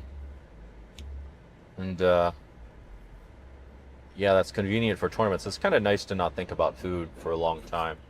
So now you just think about other things. You just like, oh, I'm not eating. So, okay, so now I'm gonna use my energy for something else. Okay. Hey, Jungleman, thank you very much. I appreciate it. Good luck to you in your quest for whatever it is you're going for. Well, you know, the journey. I'm going for parabolic positive change. That's the goal. I have a bit of a vision, but it's really a long shot. But I'm starting with poker. I see how there's a lot of potential towards that direction. I'd like to find the people that are dreamers that can, you know, aspire to do these possible things, and that they're willing to put in and stick it through with the very tough level of effort to make it reality. Because I think in order to think, you know, really what is ability, if you really keep applying yourself, I think that you can make your dreams reality. So I'm basically going for, well, that's one of the goals, I guess. Or a big part of the goal is to collectively make people's dreams happen in a way that collectively, that parabolically benefits society. I love it. I genuinely love it, and I wish you the best. All right, thanks. Thanks, buddy. Good luck to you. I'm so lucky. On 888 Ride, I get to pick up and drive around and talk to some of the biggest names in poker. Phil Hellmuth, Maria Ho, Shaun Deeb. I mean, the list goes on and on. But today, I am picking up the one and only, oh my God, Clay Aiken, Phil Galfond. I mean, we know each other really well. We're good friends, me and Phil. I don't know why I agree to this shit. Tuck. Damien? He'll say his name. We had Farrah Galfond in 888 Ride. It was a pretty amazing show, and she told me that Phil would really enjoy doing it. So, you're welcome, Farrah. I don't know why Farrah wants me to do this too. She said it wasn't that bad, but she's so much more tolerant than I am. People like Tuck. Well, I'm stuck now. He's here, so. Hey, Phil! Hey, Phil! Fuck me. Hey, man. What's going on, bud? Thank you, sir. My pleasure.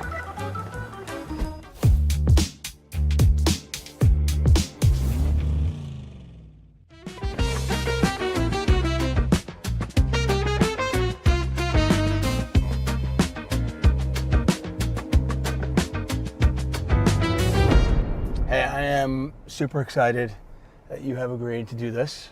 Yeah, my pleasure. I know you've been trying a little while. Yeah. I appreciate your patience. Well, I figured, I was like, okay, listen, if the way to you, I figured it was through your wife. Yep. I was like, and if we got Farrah to do it, then you kind of have to do it, right? Oh, Jesus. Then you have to do it. Yeah. Okay, so I want to take it way back. Oh, okay, let's do it. Because you've been in and around poker for such a long time. Were you good right away? No. So I played cards with friends, like 12 through 18. And we didn't- 12 years old? Yeah. Okay. Like that was what we did when we hung out. And none of the games so we that's played- like pre-poker boom. Yeah. And none of the games we played were like I've ever seen spread since. So we played this one game. It was really fun. I'd love to try it now that I understand poker, but you'd get 5 cards and then the dealing was like Hold'em. The betting and the dealing was like Hold'em, but it was a point game. So aces were 1 or 15. It's a high-low point game. Aces are 1 or 15. Every card is what you'd expect otherwise. Face cards are 10. And when the board came out, like on the flop, if you paired the flop, you would discard your card. So now you'd have 4 cards. And so if you discarded all your cards, you'd have 0 points. You'd win the low. And it was a high-low game. It was a high-low game. You had to declare. And yeah, it was pretty fun. But like I played that whole time without ever really having a strategic thought, And then I started playing poker online because the poker boom. And I also didn't have a strategic thought. And it wasn't until a friend of mine who actually won a big tournament on he won a tournament on Party Poker for $30,000, and we're 19 at the time. So this was like the talk of our friend group from back home. So this is like, we're talking like 2003-ish? Yeah, 2003. He called me and said, hey, Phil, I've been studying, I picked up some poker books and I've been learning and I think you'd be really good at this. And I was like, all right, that's all, that's all I needed. That was it. I liked to gamble already. And at this point in your life, what were you doing? I was in college. Okay. Where'd you go to school?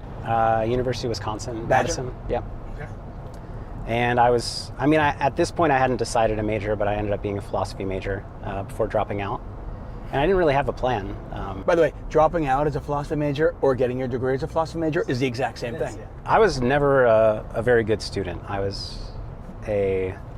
never studied or did my work is what happened, essentially. Why? Why are you a good student? I think what happened was through middle school, it was too easy. And so I just got A's without trying. And then in high school, I just didn't have the study habits, and I was used to not trying. And actually, so I've worked with Elliot Rowe on this. Elliot Rowe, by the way, is an amazing mental game coach. Yeah, he's the best. And I've worked with him for a while. I've read his books. Yeah, he's fantastic. So he has this. He has a course on Run It Once where it's a game poker masterclass, and he goes through like examples of programs that he refers to it as programs that get installed in your youth that are still running today, that impact the way that you like a virus would on a computer. Yeah, like somebody put this virus in there. You have no idea it's there, but it's impacting the. And it served a purpose at the time, but it's no longer serving you. It's hurting you now. And so he gave like 2 examples, and one of them is I think exactly what was happening with me, and he calls it the Too Smart to Try program, which is throughout your youth, like I told you, I was the first grandchild on both sides, like a ton of love and attention. And when I was like 2, I peaked at 2. I was so smart. You peaked at what, 2? 2. At 2 years old, I was I was so smart. And so I had people tell me. That's so sad. Imagine peaking at 2. Yeah. But I had people, basically you grow up, you have people telling you how smart you are. You assume, subconsciously that there's, their love is associated with that. Like it's one of the things that they keep telling you that like they tell you with a smile on their face. And so I start believing that I'm really smart, but also believing it's really important for me to be smart. And then when life starts to get harder, the Too Smart to Try program protects you from finding out that you're not smart. Because if you don't try, you can't fail. So I never learned those skills. And then the way it was manifesting today was like in this era, it was almost a replay of school where like, in the early 2000s, it was elementary school where I could ace it without trying. And now, 2018, 2019, 2020 and beyond, with the advent of solvers and all these other tools, you can't be at the top without trying. And I was afraid to try. And so it was happening all over again where I had fallen off because I wasn't willing to study and find out that I couldn't. I was so scared that if I did study, I couldn't be a top player anymore. I use the analogy, have you ever been to karaoke where there's somebody who might actually be a decent singer, but they sing terribly and they make it a joke? Yeah. Because they're scared, they're like, okay, well that's funny. Yep. Because if they try and they suck, yeah, it's scary. Then it's like, oh wow, they actually tried to be good and they were terrible. So it's just much easier to just play it like a joke. Yeah, no, it's a great analogy. And so it was holding me back, and it was through my work with Elliot that I finally picked up a solver and started studying poker in 2019. And then came back for the Galpon challenges. Right. I remember when you wanted to do the Galpon challenge, and I was lucky enough to commentate that first match for Sveni Vidi. I remember talking to you about that before we even agreed to do the commentary and everything, and you were like, I'm kind of doing this because I want to see where I'm at. I want to give myself a challenge, and this will be a really good challenge. And I imagine that's it. You brought up something during that last little speech, and you said when things get hard, or when things got hard. When have things been hard for you? That's a good question. So on the outside, it doesn't appear to be hard at all. Yeah. And I know you're human, and I know that's not true, but yeah, no, a lot has been. Look, I've lived a very fortunate life. I've been very lucky, and most things have come easy to me. The part that would seem the hardest on the outside, I think, or to other people, was I had a really hard 2021, where we were Run At Once Poker at the end of 2020 was struggling, and it became clear to us that we needed to either sell the company or partner with somebody big, because we just weren't gonna reach critical mass on our own. It was too expensive too. And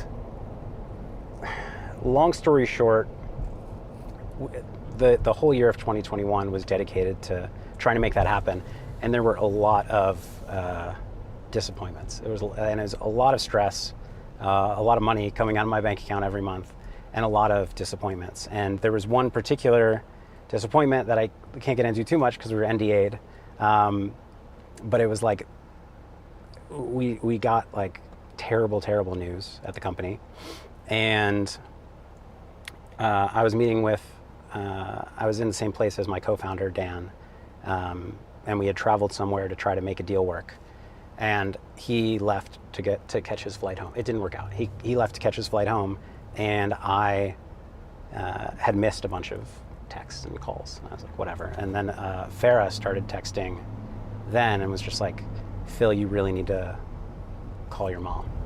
Really need to what? You need to call your mom. And so I called my mom. I expected that, I don't know, like a grandparent was in the hospital or something. But my dad had a heart attack and died. And so it was like the same day that there was like so much stress and pressure and so much disappointment from the company perspective. I lost my dad. And so that really, in a way, it put the company struggles into perspective and kind of lessened that. But it was a really hard day. And the funny thing is that, that's the first, it's the first time, I'm very lucky to say, that, kind of tragedy has hit me. I've, again, lived a very fortunate life. And I was always worried that I wouldn't be able to handle it, because I never dealt with hard things like that. But I don't know. I kept going because I had no choice, and actually so that's what sounds like it would be the hardest time in my life. But realistically, but I don't know, that level of whatever. With all of it coming together, there was so much pressure on me and so much that I had to do that I just kept moving forward because I had to. Harder points in my life were really things that externally did not seem harder, did not exist. So I grew up with very bad social anxiety, and the way that it manifested in me is mostly just my lens through which I viewed reality, is specifically with other people, was so distorted that in school, I had a lot of friends. Everybody liked me, but I thought I was an outcast. I was delusional. It's just like, so you know how you'll have a conversation with someone in a social setting and you'll leave it being like, I sounded stupid, or he probably thinks, it was the way that my brain worked. It was like that times 50. So just every interaction, I just always put thoughts in people's heads, and I always assumed they were thinking the worst of me. And so basically my whole childhood on paper was fantastic, but I had all these imagined troubles throughout most of it, and it wasn't until I don't know, 20-ish, and I've been working on it for a long time, and I've gotten a lot better, but it's been a journey, slow journey. So like that, like a lot of the hardest points in my life were emotionally hardest points in my life. Nothing bad was even happening, or like nothing that bad was happening. I think it's refreshing. Hopefully everybody watching this is like, you appear to have it all together, you know? And you've had so much success in your life. Yeah, we all have our stuff.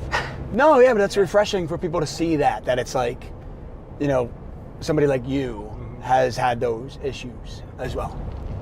Yeah, it was funny. I had like it was a big, I don't know what to call it, a realization. I was playing a World Series of Poker PLO tournament a couple years back, and I think it was 25K PLO tournament, and I was just like, so you're slumming it. Yeah. Like, okay, fine. And I was card dead, and you know, it wasn't going that well, and like I felt like maybe people were running over me, or I felt like people were like, I felt like they thought I was a fish, and like I didn't actually care. I don't really care about that too much, but I felt like they were like, they thought they were all like. This was when? 3 years ago, 2 years ago, something. Wait, you thought? I'm serious. Yes. Yeah, so you thought that they thought Phil Galfond was a fish. I thought that like, and so this is the real. I was like in that zone, like in that mind frame, and I don't know, like a new player comes and sits down at the table, and says, you know, something to the effect of, "Oh, greatest of all time," and then I was like, "Oh, maybe I'm imagining this," yeah, it's just a reminder of how my mind can do that, and it was funny to just like, while I was really like in that state, just have that reminder of reality. Do you suffer from, because you kind of what you bring up is like imposter syndrome? You know what's funny? I don't, not very often. I have a very weird. So a lot of people struggle with like negative self-talk and like don't think much of themselves. They're gonna find out. They're finally gonna realize I have no idea what I'm doing. Yeah. And my thing is, which is I think is uncommon from talking to a lot of people. I internally I think pretty highly of myself, but I don't think other people will see it that way. So I don't doubt myself, but I doubt how everybody else perceives me. Which I guess is better than always thinking that I'm awful at things. Yeah, I mean, listen, there's the old saying of like, hey, if you don't believe in yourself, nobody will. At least you believe in yourself. Yeah, I do. I believe in myself. So whether they do or not is not in your control. Yeah. Right? That's true. You bring up social anxiety, which I think in the poker world is probably not that rare. I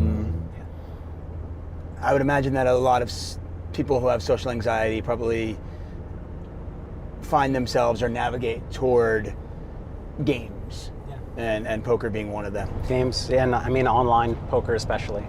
You know, right? Just sit at home in front of your computer and play a game. Be as antisocial as you want to be. Yeah. And make money doing it, which is awesome, right? Yeah. Wait, I found a video game that I can make money? Okay, this is cool. Yeah. Because I love video games growing up, and I'm like, I'm just like, it's like, I feel like if I was a little bit younger, I probably would have made a lot of money on online poker. Yeah. Because I was just busy playing like, you know, NHL 94.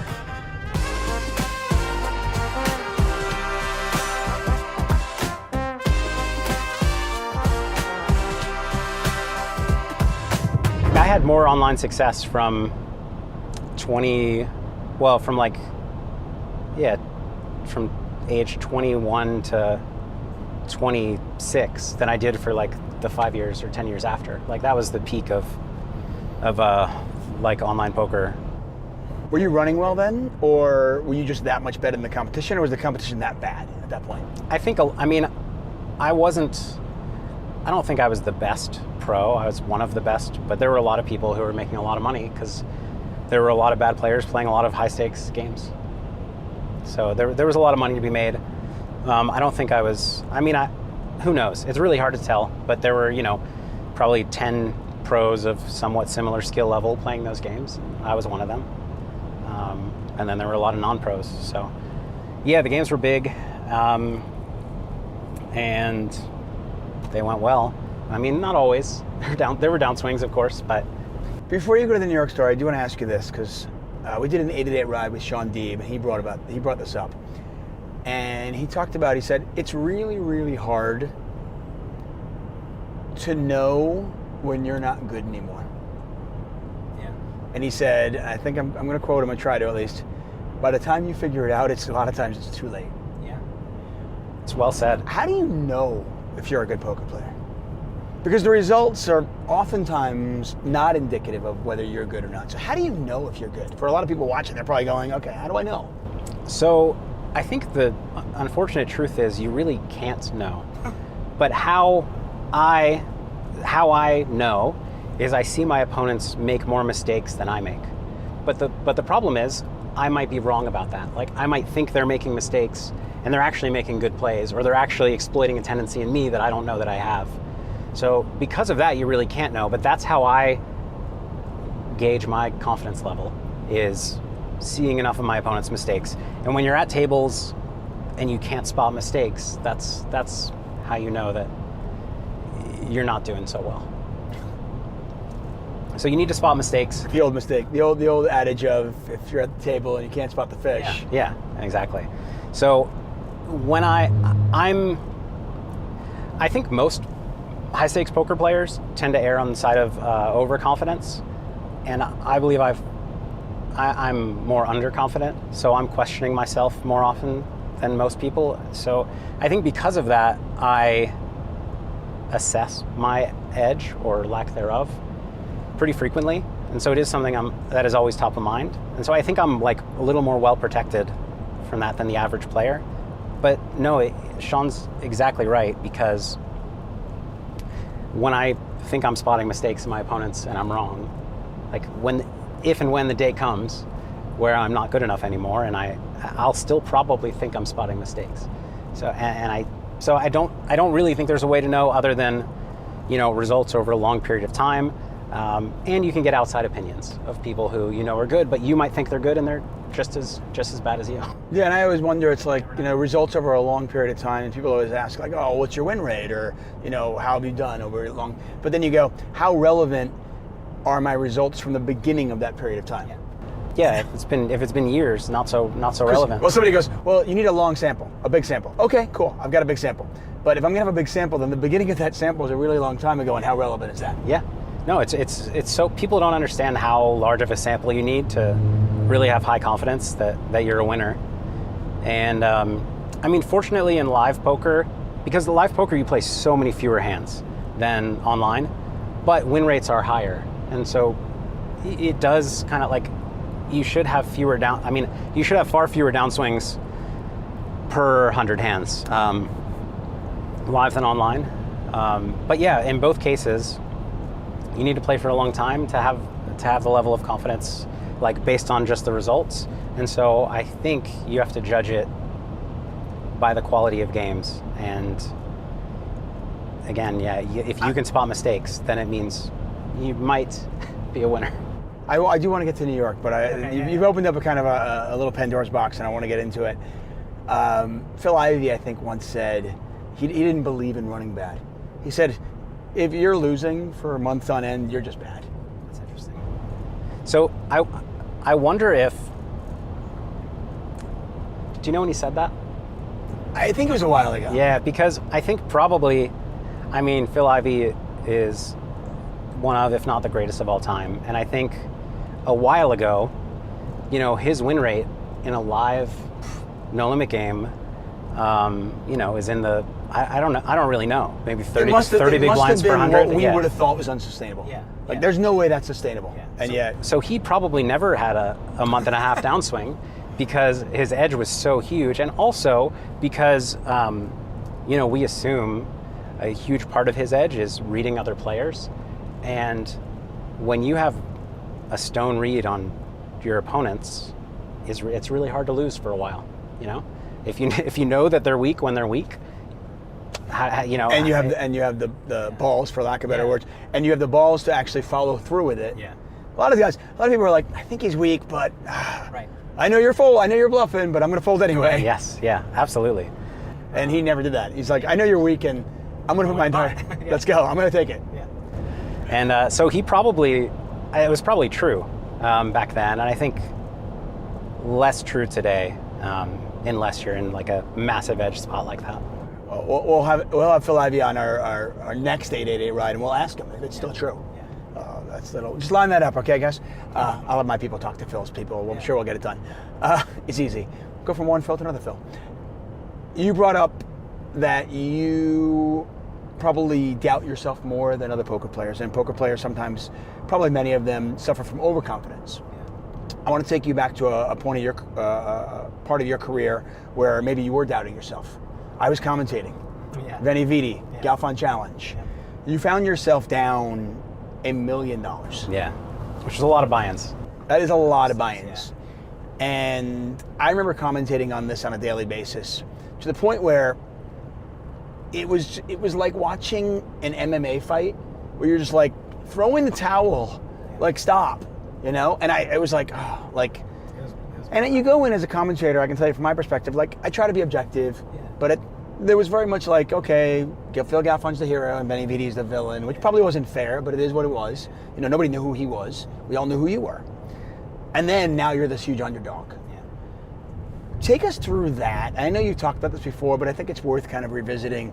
Just like, how much were you doubting yourself at this point? Quite a bit.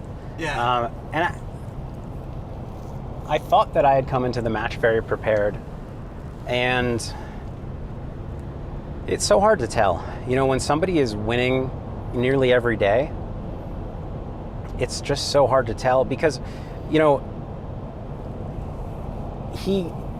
how do I put this? When he's winning that much, he has to be running hot. Like, he might have the edge. He might have a big edge, but he didn't have a, whatever, 55 big blind per 100 edge that he was winning at. So you know he's running hot, and the problem is when somebody's running hot, it's hard to spot, like, oh, is he ever bluffing in this spot? Like I would call river check raise 6 times and he had it every time. And I'm like, does he bluff or is he running hot? Like, is he running hot and he bluffs or does he not bluff?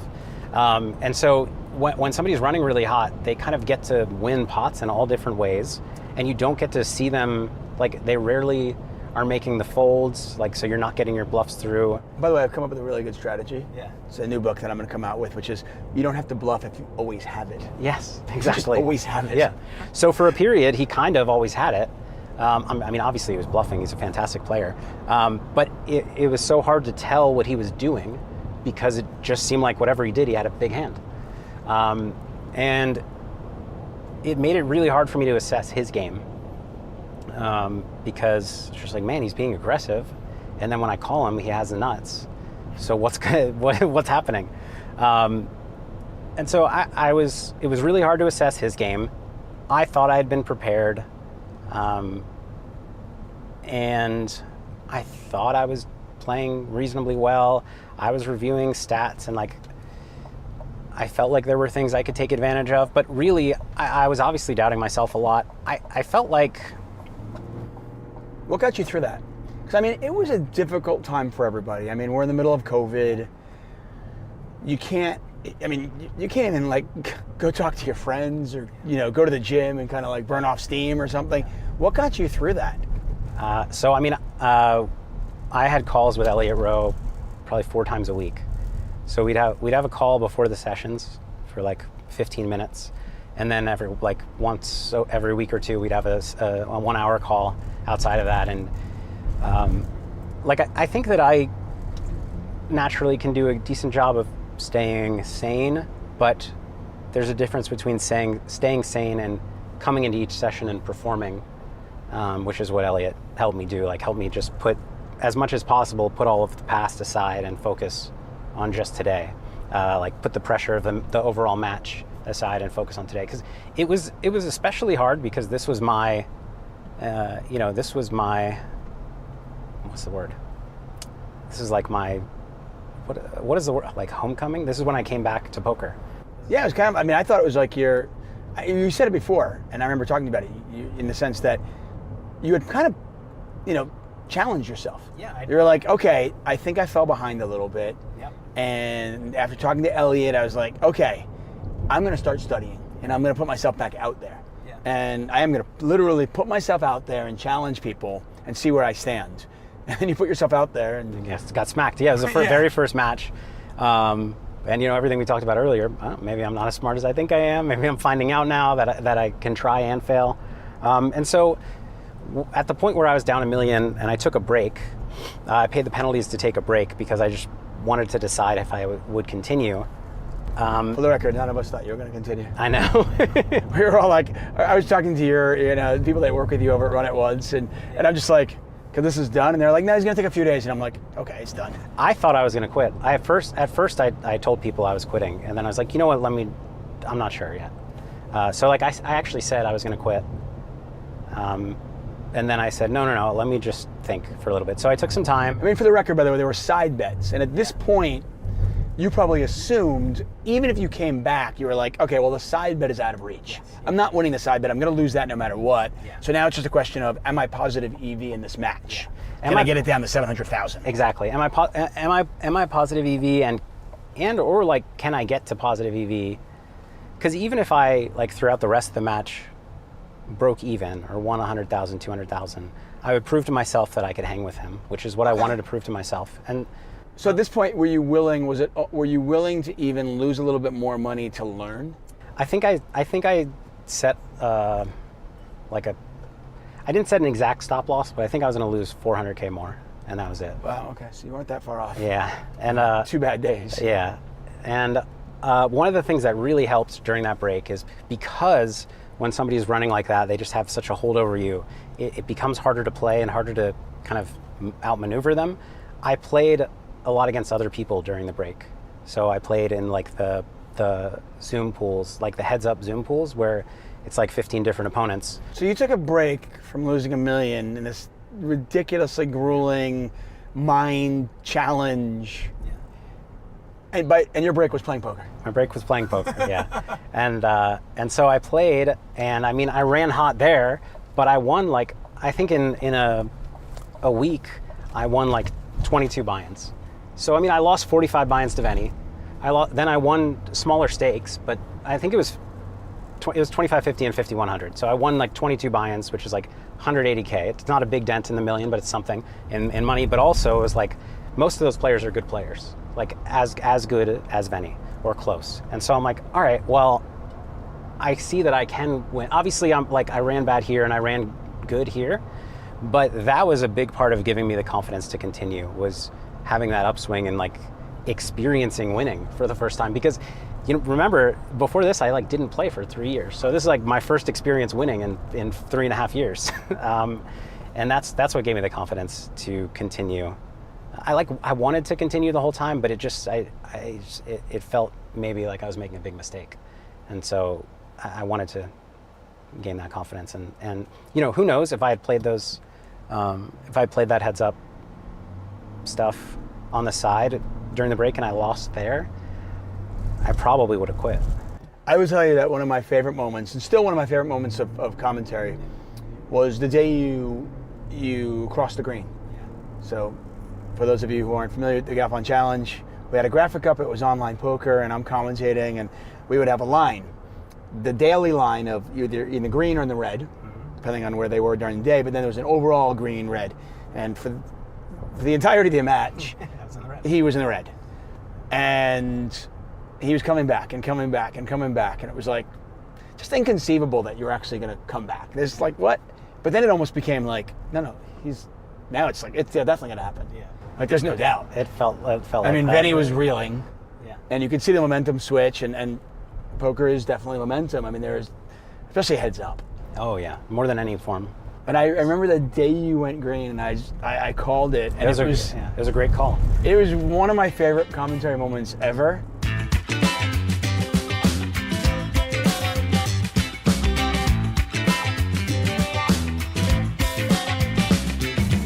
Okay, let's go back. I put it on the back burner. New York. This is pre-Farrah, pre-Spencer, and a completely different chapter of your life. You know, you're in your early 20s. You're printing money. I can only imagine what you must be feeling. And now you're in Manhattan. First of all, why did you go to Manhattan? So I was living in Madison, Wisconsin, and I loved it there. I would have stayed, but my friends were graduating and leaving. And so essentially, New York is where the most of them went. Like 3 of them went to New York, and they were all spreading out everywhere. And I was like, all right, I'll just go with them to New York. And I actually moved with another friend of mine that was in Madison. So we're like, we'll both follow them. And yeah, then that's how I ended up there. And I mean, in hindsight, it wasn't bad, but in hindsight, like moving to the most expensive place to live and the highest taxes might not have been the best idea. But, you know. It's an experience you had, though. Yeah, it is. Yeah. Well, I think I don't regret it at all. I think it was a bad decision for me because I just stay inside. So like to move. Oh, you didn't even get to experience Manhattan? I do somewhat, but like I'm a homebody. What I love to do is just stay inside. I could really live anywhere, and so for me, it just feels like Manhattan was wasted on me. You know. Because when you hear it from the outside, and you go, okay, you bought 2 penthouses in Manhattan. You're in your early 20s. You're making a ton of money. You're making like hedge fund money. Yeah. So like, you've heard the stories about like, you know, kids in their 20s. Oh sure, yeah. That were making money from hedge funds and like. I'm staying inside playing online poker. Yeah, it was wasted on you. Yeah. Completely. So okay, so you buy 2 penthouses. What's up with the swing? Tell us about that. Slide, sorry. So I looked at a few different buildings, and there was one that I really liked, but they didn't have any units that were as big as I wanted.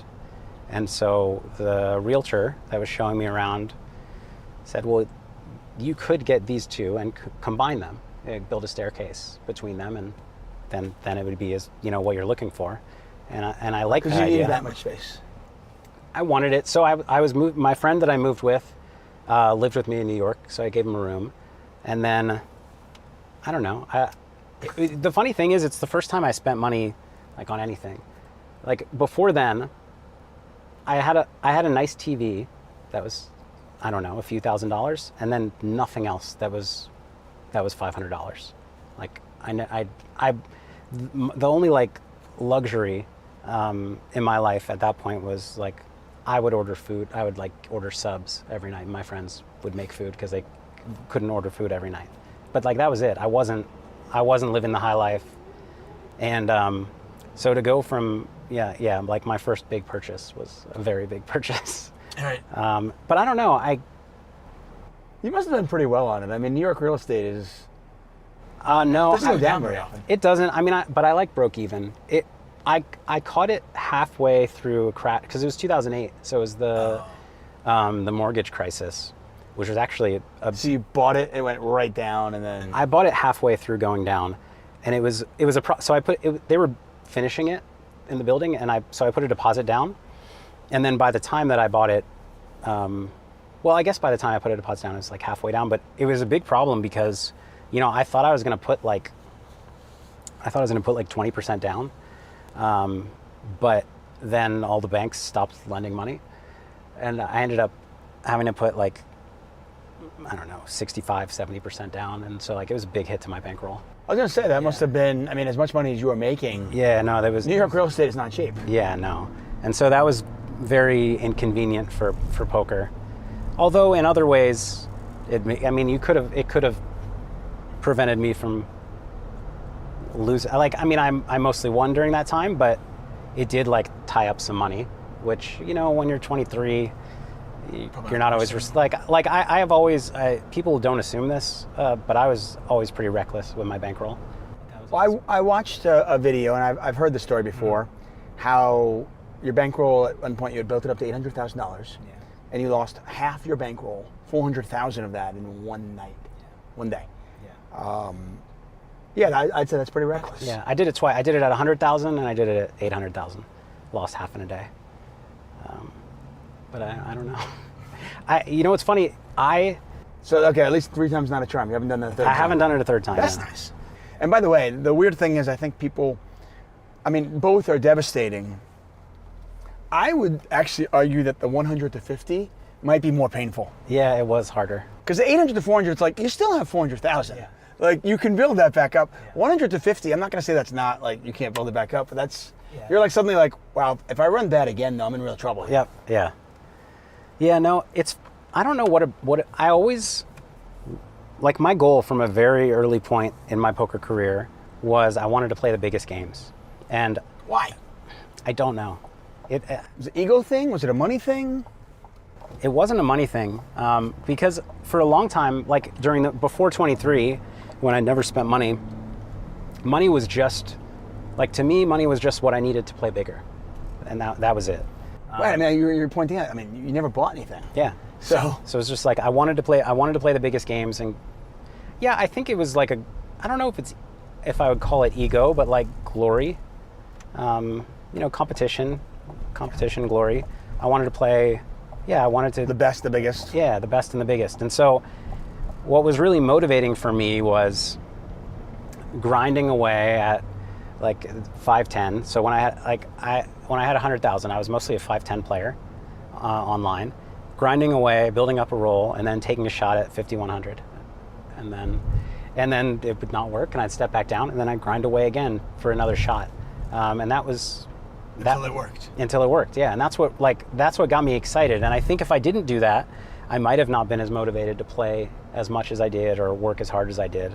And so I think for me it worked. I think for a lot of people it's a bad strategy because my assumption is most people would find it demotivating to lose half their bankroll. I mean, it was, but like for me, I would lose half my bankroll. I'd mentally reset and I'd be like, okay, I'm gonna do it again. I'm gonna build it back up. Well, you didn't need the money, and like it was just sitting there anyway. So okay, I can build it back up.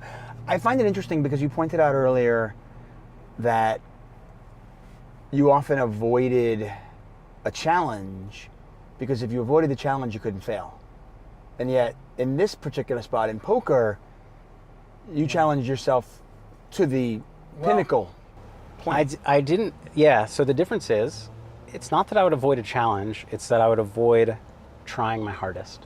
And so if I, like, for the longest time, I told myself that, like, acing a test in school without trying is cool. Like, that's a cool thing to do. And so I associated, like, I wanted to do really well without trying my hardest.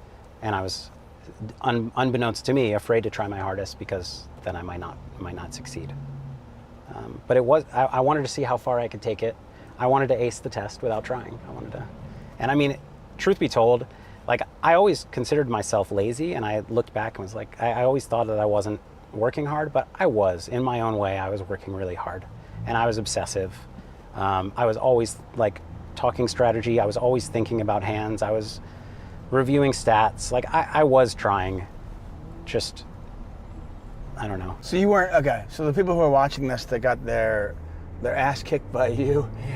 I was trying. It wasn't like you were being, I thought that I wasn't. I thought that I wasn't trying, but looking back, I mean, it was my whole life, It was 80 hours of playing, and I mean, it was mostly playing, but playing, talking hands, posting on forums, watching training videos, reviewing stats. I mean, that's studying.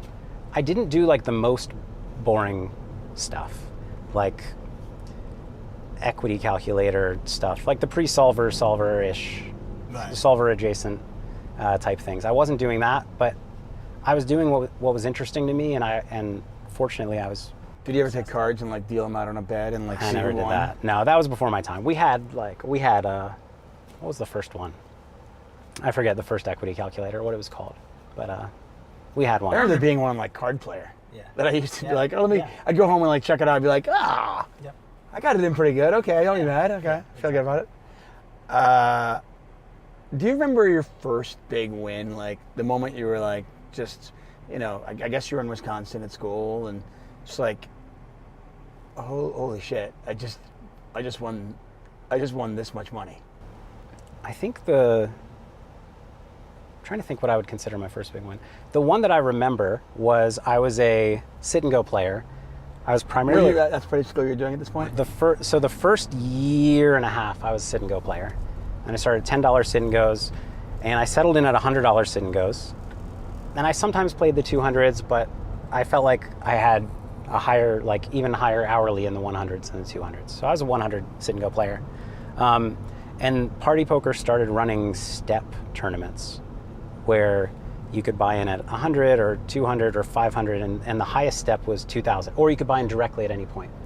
So I, one time, took a shot at a $2,000 sit and go. It was $2,000, 10-handed. It's like step 7. Yeah, yeah.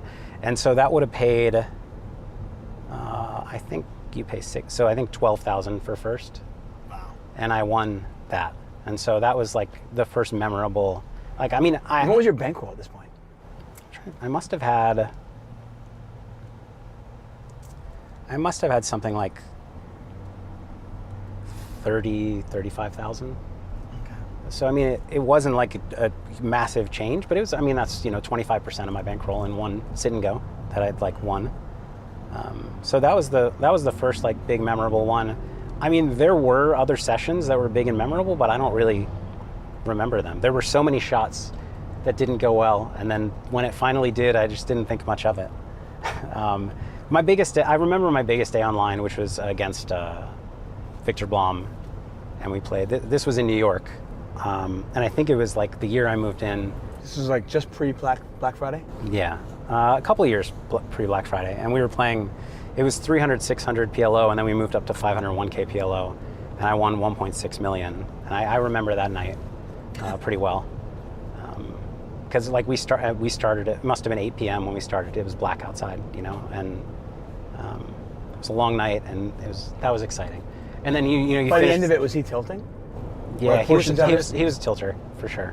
He was, I mean, a phenomenal player, but he tilted, and it's always funny, like compared, when you win a big tournament, there's all the fanfare and stuff, but when you win 1.6 million online and you're alone in your apartment at 4 a.m. It's just like you close the tables and you just sit there and you smile, and that's all. Did you scream inward? Maybe I did. I don't know.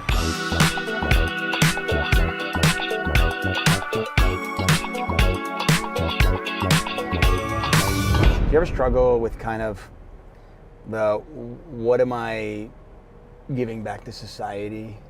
And also, I'll throw this at you, like, do you ever struggle with playing somebody who is tilting and like they're just burning money? I have tilting, no. I have trouble I hate playing when somebody's very sad. Like losing and sad, that's the worst. Losing and mad is fine. Losing mad's fine, okay. You're mad, I can take your money. Yeah. And yeah, the thing about playing online is you usually don't know your opponent's circumstances. Where in live poker, you might get to know people and you might know that somebody's playing over their head. And I would have a hard time with that. But I haven't experienced that because like I basically mostly played online, and when I've played live, it's been very high stakes with people who can afford to lose it. But that would be hard for me. For some reason, the contributing never bothered me, which I've found weird. But I guess I just feel like.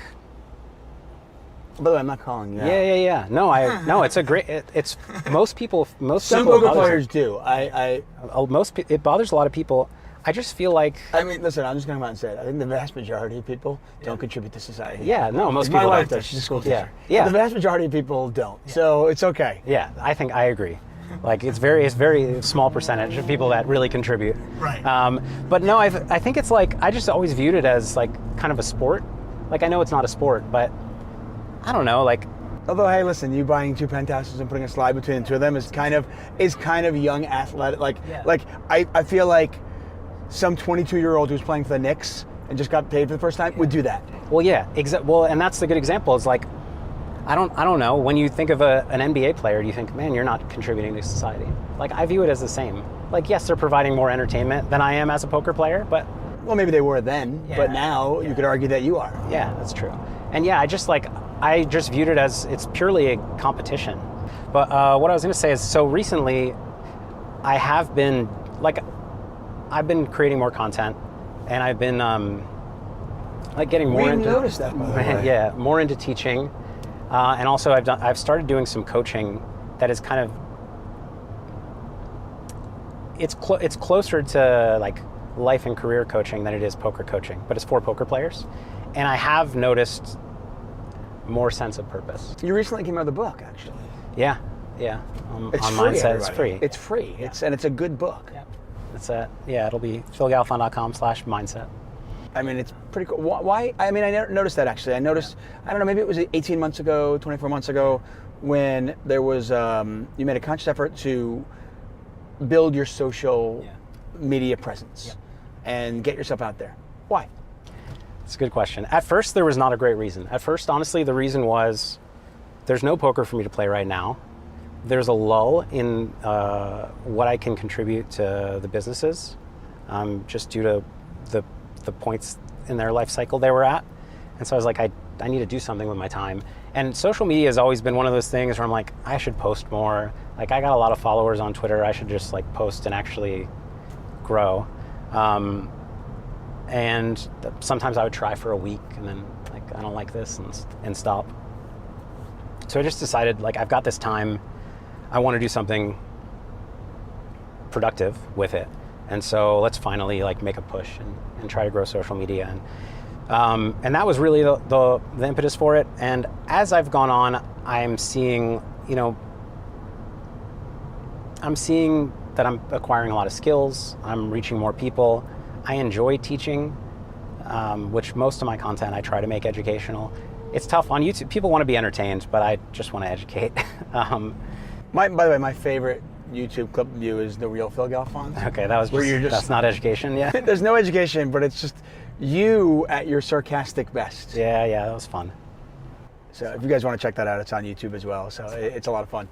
Maybe we'll get the link in there too. I don't know. That was a fun one. Yeah, you've got the book. You've got all this stuff. I'm going to ask you a question. This might make you mad. I don't know, but it won't be. You won't be mad, so it doesn't make a difference. You won't know. I won't know. Was part of the impetus for you to be successful in social media the fact that Run It Once, the poker site, didn't succeed? Because the training site is training site's great. Yep. And by the way, from people that said the playing site was good, it just never, like you said, you can never get traction. We couldn't get traction, and look, I'm really happy that that was a really hard project and really hard point in my career. And by the way, every poker player, every single one was rooting for you. Yeah, I know. We were all cheering for you to let's make it work. Yeah. And so it was hard. I'm really thankful that we were able to sell it for something. I lost a lot of money on the project, but a lot of time and money, but we sold it and it's going to relaunch and it's going to continue, and I'm going to keep working on it. And so I'm excited that the project lives on. But yeah, that was hard. I think that part of it, no, I don't think that was. Maybe indirectly, because I want to be a better ambassador when it relaunches. But I think it was more, it felt like something I should do. And as it's gone on, like after I did it for 3 months, it was really like full-time job for me for 3 months. And I was like, okay, well, I want to keep doing it. Now I need to get my time back. And so I hired a couple people for the team. And now, I really like them. I like working with them. And it's fun to work on stuff. I'm still not seeing like a return on my investment, but the thing about social media is just like a very long play.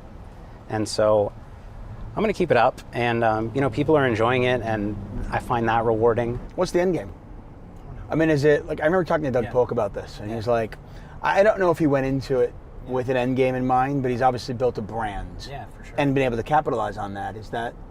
I mean, yeah, when you have a big following, there are always going to be ways to monetize it, and I think straight. Oh. Yeah. There'll always be ways to monetize it, and I don't have it exactly sorted out yet, but I have some paths towards it, and one of the things that I'm working on now is more beginner-friendly training content, because like the problem with Run Once training is brilliant. You said it. But it's like it's a great resource. It really is. I mean, during COVID, when I was commentating the Galfond Challenge, I kind of immersed myself into it a little bit, and Because I was like, well, if I'm going to commentate on PLO, I should probably know a little bit more about this game. So I started like watching the videos, and it's phenomenal. It's a great resource. It's like some of the absolute brightest minds in poker, showing you exactly how they think.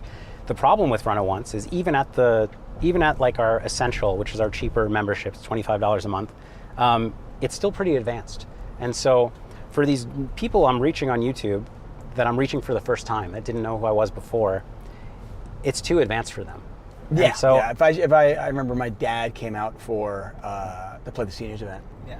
And Jason Kuhn was nice enough to coach him. Yeah. Took him out to lunch and they talked for an hour. Yeah. But I actually showed my dad a couple of the Run It Once videos, and they were. It's another language. Yeah, he was just like, I don't get this. Yeah. And he grew up playing poker, and he just was like, I don't get this. It's too advanced, and that's a failing on our part of like we made a product for us. Like I made a product that I wanted, and I'm not the entire market, you know? I don't know if you can create, maybe I'm wrong, but I don't know if you can create a training site that actually, a video that caters to everybody. Yeah. Like you've got like the Brad Owen, the Andrew Nemi, or your videos now on YouTube, which do reach a certain market, and then you have the Run It Once videos. And I don't know if it's, I mean, you almost have to graduate. Yeah. It's like, you know, you can't teach math to a 5th grader and then calculus in the same class. Right, yeah. And so I'm working on more of an on-ramp to that content, more content that people will be able to absorb, that beginners will be able to absorb, kind of get them to that next level to where they can understand the rest of the Run It Once content. Okay, so I brought up the video, the Real Gal Phil Gal Fund on YouTube. And obviously it's a sarcastic kind of like, you know, tongue-in-cheek, it's fun. Who is the real Phil Gal Fund? I mean, because we all know you as a poker player. What else do you do now? Not much. I mean, oh, come on. I mean, I spend a lot of time working, and I work on, I mean, now it's content, it's Run It Once training, it's Run It Once Poker, which was acquired by RSI. So I spend a lot of time on those things. And then I'm a dad. You know, there's not a lot of time left over. Hey, what do you do for fun? What do you do to blow off steam? You play poker, don't you? To blow off steam, you play poker, don't you? No, I wish I could play more poker these days. I guess I watch TV. That's the only thing I'll do to like de-stress if I'm ever having a hard day. Are you like a binge watcher? Yes, absolutely. You'll just go through entire seasons and seasons. Mm-hmm. And I try to watch stuff with Farah, but it's too frustrating for me. She can watch like 2 episodes of something and then she's like, I need a break. I can't keep sitting down. And I'm like, I could watch 14 hours very easily. But yeah, so that's I guess what I do for fun. And, you know, spend time with friends. But it's harder. Like a lot of our friends are also having kids, and you get busy, especially with new. Like a lot of our friends have kids younger than Spencer, straight. Okay, your friends' kids are younger than Spencer. Okay. And so they're busy, and we're busy, and so yeah, I don't know. The truth is, not all aspects of my work, but I really do enjoy working, and I do enjoy creating things. So that's fun for me. That's your kind of boss stuff.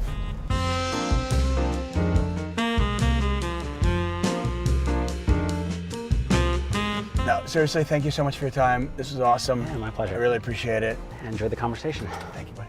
Thank you.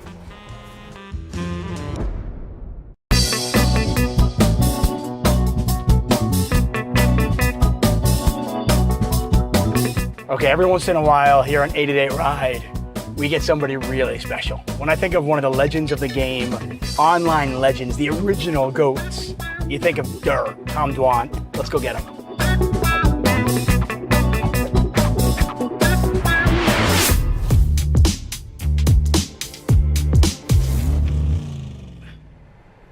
Each and every summer, thousands upon thousands of poker players descend upon Las Vegas. Let's just drive to the fucking series. Why not, right?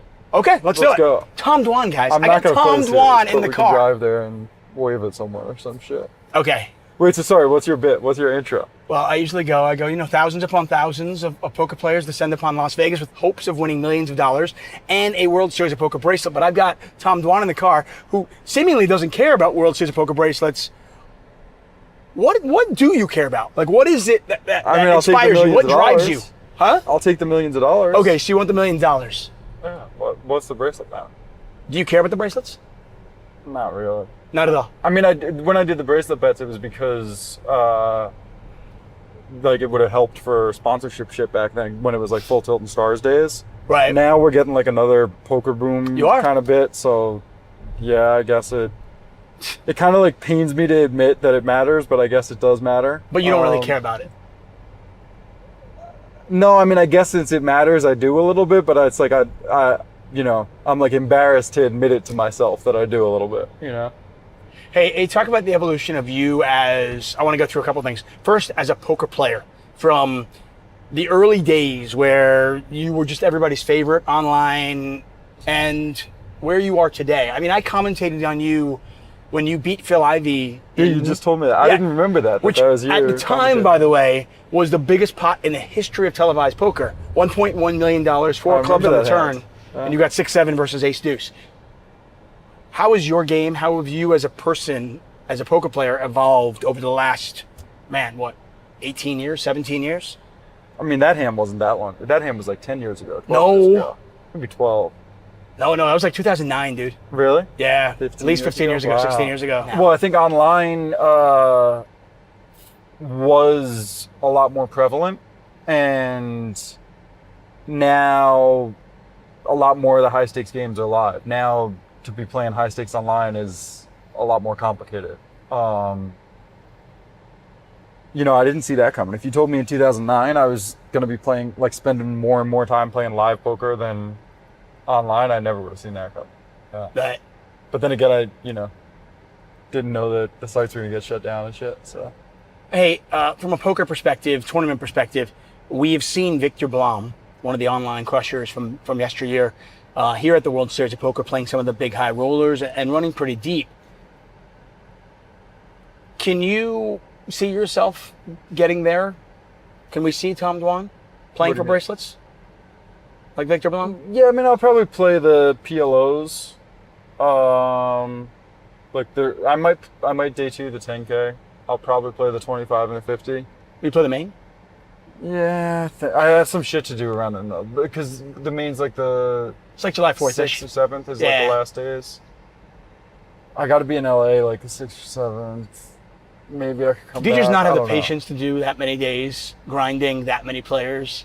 I mean, if you knew you're going to run deep enough, obviously I'm happy to. But the reality is a lot of times it's like a few days set aside. Like, do you want to go Do you want to go 4 days and win $16,000? Yeah, that doesn't sound that great. But it sounds good to me. I mean, there's a lot of cash games going. Right. No, I get it. Plus, there's the days off in between and shit too, right? Like, cash game scene right now. The landscape has changed. It's a lot of private games now. How have you found that? What do you think of it? Is it? I know some of the professional poker players are kind of against it and think it's it's not right. You got to know the right people and massage the right people to get in. What's your opinion of that? I mean, they might be against it, but that's like the old man shouts at cloud kind of shit, right? Like, this is happening. It's there, and part of why it's there is because a lot of the power structures for a long time listen to the most vocal people, which was often the pros, because the pros, are going to spend more effort and time trying to push rules in their favor, push structure in a way that's better for them. And, imagine, for example, someone like Santosh, right? When Santosh first came last summer. How awesome is that, by the way? Santosh, $5.4 million. He won a bracelet. Awesome. That's true. When he first came last summer, everyone was trying to pill him 100 different directions, and he's really nice, so he just said yes to a lot of people, right? And then sure enough, at a certain point, he started getting a bit annoyed, right? And I think I don't even know if he said this, that's at least my read. Right. Right, but like, that kind of stuff happens, and then what you get is more and more private games, right? And I don't really like that, but that's kind of a consequence of, I don't think the predatory world that poker is sometimes. Is that what it is? I mean, I would put that, on the online sites and the World Series more than anyone. I think even Triton has some blame in that, and I think Triton is better than almost every other organization in poker with that. That we cater more to the VIPs, to the businessmen. We try to not let their voices get drowned out by the pros that are louder because they're, they care more about it or whatever. But if you don't spend a bunch of time trying to think of what the businessmen want, what the recreationals want, then the people that do will set up a game or a tournament or whatever that they like more, and all of a sudden the pros will be like, oh wait, I want to go play that one because that's the best game. So I kind of think it's more of like an inevitability that this stuff will happen. I wish the organization spent more time on it. I think the only one that spends even a little bit of time on it is Triton, and that's part of where our success comes from. So.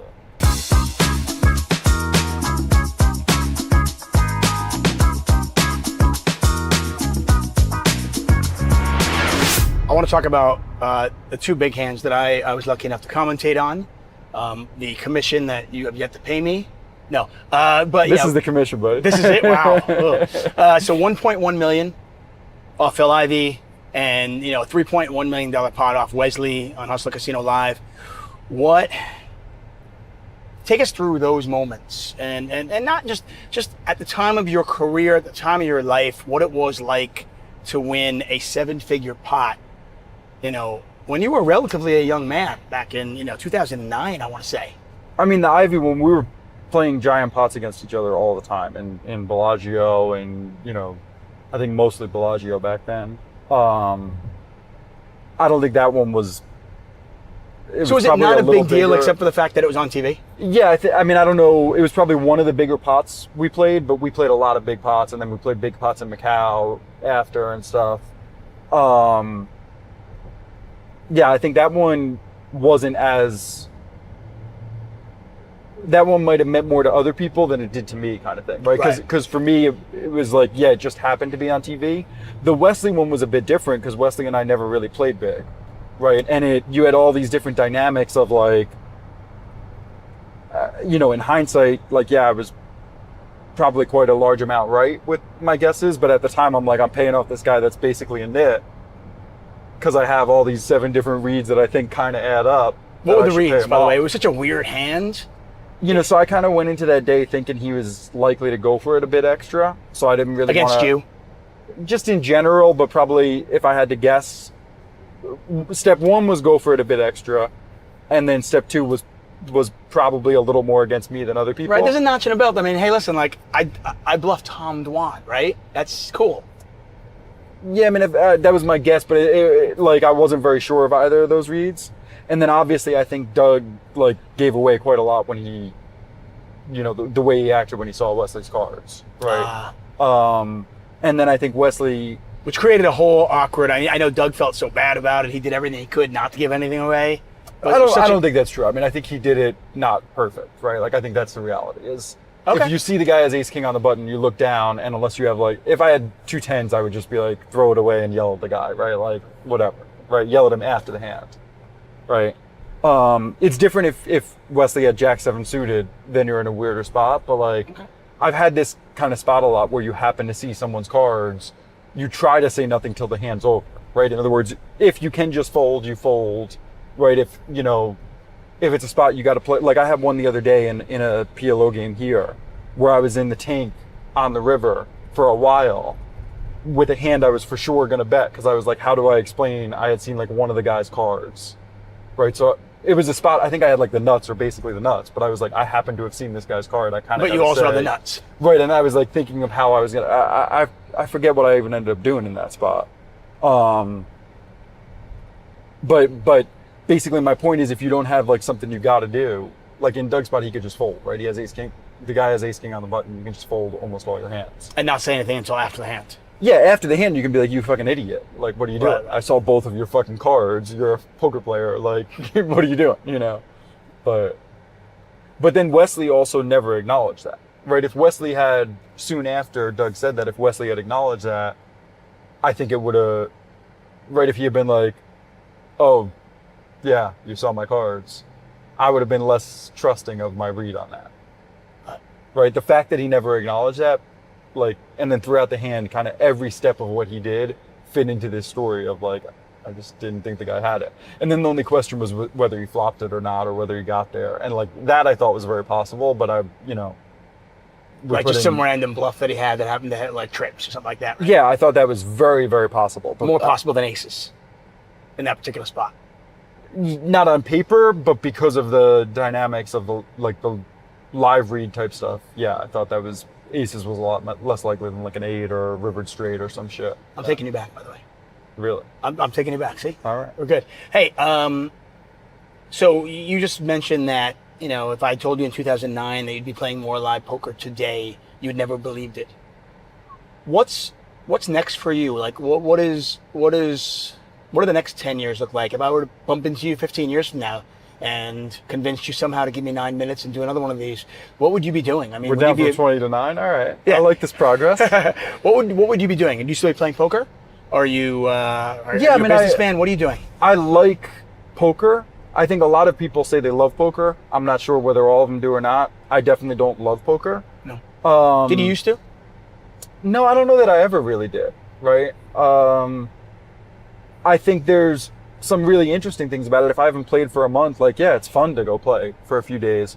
If I'm sitting there grinding, 12, 15 hours a day, every day for a week, I'm not looking forward to playing the 16th hour. I'm like, not to say I won't if the game's good or whatever, I will, but...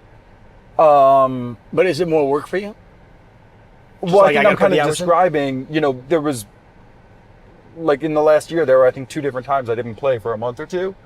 The first few days I played, it didn't feel like work at all, right? It's like fun, especially I'm around, like both of those games were around like people I liked. Good games, fun games, like everyone's splashy. It didn't feel like work, right? Now, yeah, 3 weeks in, if I've been playing every day, it starts feeling a little bit like work again, right? And I think in time, I would like to have more and more of my time spent playing only when I enjoy it and less of the work type.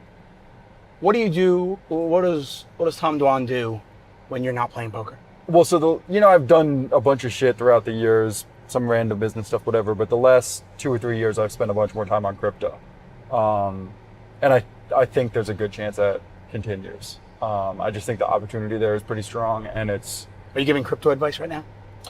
We're not at that point yet, but okay.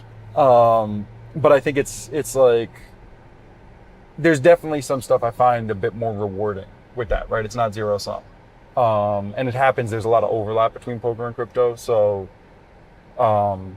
If I could have the same level of kind of access to AI deal flow that I did crypto, maybe I would spend time there, but I don't. It happens. A bunch of the people in crypto love poker, so it's a little easier to open doors and stuff there.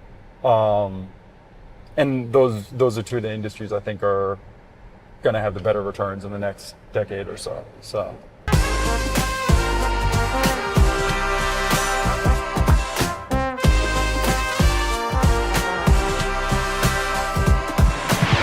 Controversy, obviously you have been in and around poker for such a long time now. And in many ways, like you're the face of the poker boom, I think. People think about... Really? Yeah, I think so. Because, I think people look at Chris Moneymaker and they go, okay, we look at Rounders. I feel like he's way more the face. He might be the face, but I just feel like when we look at online and we look at the boom and we think of the players that kind of came out of that, the young generation that came out of that, you and Phil Galfond and the Jason Coons of the world and all those players that kind of started playing online, many people looked up to you as just like the original, the original GOAT. Okay. I didn't really know that. No? Oh. How do you, if you didn't know it, it's going to be hard to answer the question, but I'll ask it anyway. How do you deal with that sometimes? Like fans coming up to you and just like, people that just absolutely like, Tom Dwan, oh my God, pictures and this and. I think I generally try to find time for fans. I think like if they're coming up often, it means, a minute of my time, maybe they'll remember for a while or whatever. 1 minute's fine, apparently. They asked for 20 though, forget it. No, I've definitely had times people like, I'm in the middle of something or people aren't respectful or whatever, or try to, and then I'll kind of like cut stuff a little short or whatever.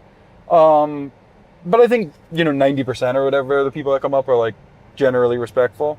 I think, anyone who's like thinking about that, I generally don't mind them doing it. The people that aren't thinking about that are the ones that I wish wouldn't, because I've definitely had a few of those, right? Where people are a little. You're having dinner with friends or something. Somebody comes up to them. Family's sad. I've had people like interrupt when like my mom's sad, or or girlfriend or ex or whatever is sad or something, and like this kind of moment, and they come up to interrupt, and it's like, yo, like, fuck off, I'm busy. Like, Right. I get that. That's got to be hard. I had one time at dinner with my mom and dad, and like 10 years ago or something here, and someone interrupted, and I was like too nice to him, and maybe it was 12 years ago, and they're like, my dad never got upset by anything like that. He always was, and it was like one time it slightly hurt his feelings, and it changed how I was a little. I was like, from then I was like a little sterner after, because the guy was like being an asshole, and I was like nice anyway. You've been in the limelight for a while. Controversy naturally follows you. There have been some instances. I don't know why that is the case, but I think there's been moments that has been, right? And I think it's kind of something that's not my favorite thing of the poker world. It's probably part of why I like stepped away from like a few eras. You know, I thought when like Full Tilt went down, I thought a lot of people gave me shit like really fucking unfairly.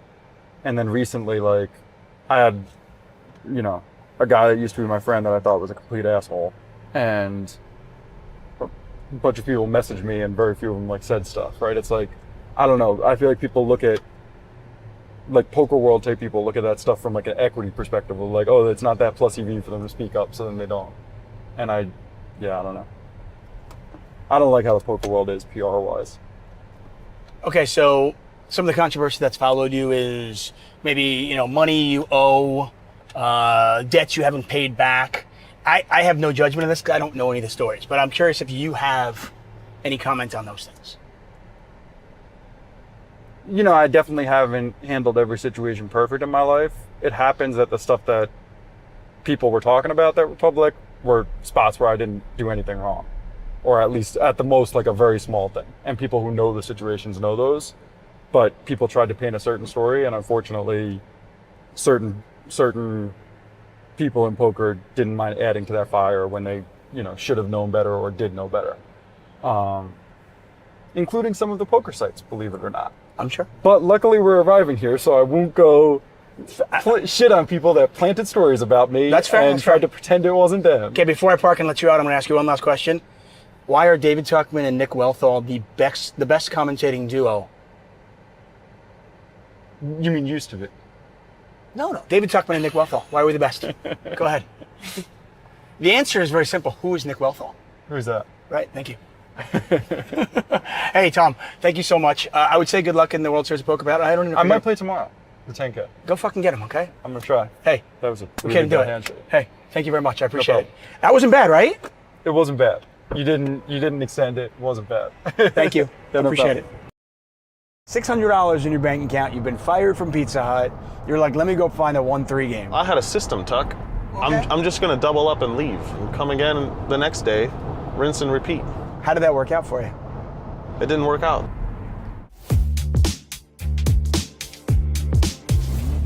'88 Ride is taking our show on the road. We are on Melrose Avenue in Los Angeles, California, on my way to the OC to pick up my man, Mariano.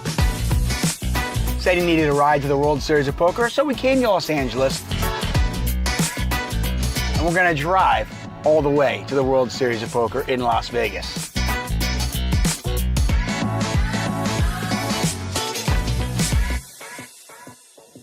So, where are you from originally? Born in Argentina in '94, and then my family came over in 2002. You moved to LA. Obviously, you're young, you're here with your family, but you grew up here. You're in the music scene somewhat. Were you a bit of a partier? Were you like a club guy? No, I've always been sort of a homebody. Studied music production and mixing mastering in college. And I always just sort of produced for fun on the side. But it just never went anywhere. It's really tough to get traction in the music industry. You have to know the right person and be in the right place at the right time and make the right connections. Things just have to align perfectly. In the music industry, acting, you're not in control. The segue to poker makes sense, but I think it makes even more sense as we look at your career as a vlogger. How did you get into that? What was the impetus for that? In college, I was watching Andrew Nemi, developing an interest in poker. And meanwhile, my job was to deliver pizzas. And this guy just goes around from casino to casino, gambling, goes home whenever he wants, makes like, whatever, decent money, it seems like. I want to do that, but I didn't have any capital to work with, nor was I any good at the game. Eventually, the pizza gig didn't work out. I got fired. How do you get fired from Pizza Hut delivery job? What'd you do wrong? I was just off. I mean, all you got to do is go there, pick up the pizza, and drop it off, right? It's like one time I came back from a delivery, and I had gone through the In-N-Out drive-thru on the way back because I was hungry, and I didn't think about it. I brought the In-N-Out cup with me inside the Pizza Hut, you know, because I want to continue drinking my beverage, Tuck. Makes sense. It's reasonable. I think it's completely reasonable. And then my manager's like, where'd you get that In-N-Out cup? You can't do stuff like that, you know? Because there was like 8 deliveries waiting to be taken, man. So now I got innocent people who are ordering pizza waiting on me to get my 4x4. You're watching Andrew Nemi videos. Yeah. And you're getting interested. Now, are you more interested at this point in the poker side of it or the vlogging side of it? Poker for sure. I never even thought about vlogging it, really. I was just like, I want to play poker for a living. It seems awesome. Why don't I take my like $600 savings account and try to go play 1-3? I heard there's casinos around LA. So you got $600 in your bank account. You've been fired from Pizza Hut. You're like, let me go find a 1-3 game. Well, I had a system, Tuck. Oh, okay. I'm just going to double up and leave. Make my $200 and go home and come again the next day, rinse and repeat. How did that work out for you? It didn't work out. Wow, that's weird. What are your parents' thoughts as, you know, you lose the Pizza Hut job and you're now playing poker for a living? What's their thought process? So every time I was going to play 1-3, they thought I was delivering more pizzas. So they never knew you even lost that job. They started to catch on. You know, the hours shifted dramatically. And I was also telling them, hey, I'm playing poker on the side, you know, so I was sort of like gently going that direction. It was mostly for my mom. I wanted to like not freak her out because she cares, and my dad's a little more like reserved with his emotions, but my mom would have maybe even cried if I told her, hey, I'm gonna gamble professionally now, or try to. I have no money in my savings account, and I lost this joke of a job. I couldn't even keep that. You know, she wouldn't be too happy. So when did you finally tell them the truth? I think in the end I ended up telling them that I just quit Pizza Hut and that I'm just playing cards for now while I figure out something else. So essentially I never wanted them to have a sense that I didn't have security in my life. You know, now they know everything, of course. They know everything. Do they watch you? Yeah. They watch Yeah, we like look back and laugh about the Pizza Hut days and stuff. So now it's all good. So were you vlogging right away? What was the impetus to vlog this? No, I started just playing, and then I wanted to start a YouTube channel for music. And I tried that and it got 0 views. And then I was like, well, why don't I try vlogging the poker thing? I mean, I had my phone, so I filmed with that. I already knew how to edit video and audio just from like school. I had access to 1-3 games about 30 minutes from my house, so next time I went to go play 1-3, I brought my camera and I tried to vlog, and I made one. And that one got like 1,000 views, and that was more than I'd ever gotten. So I just kept going, and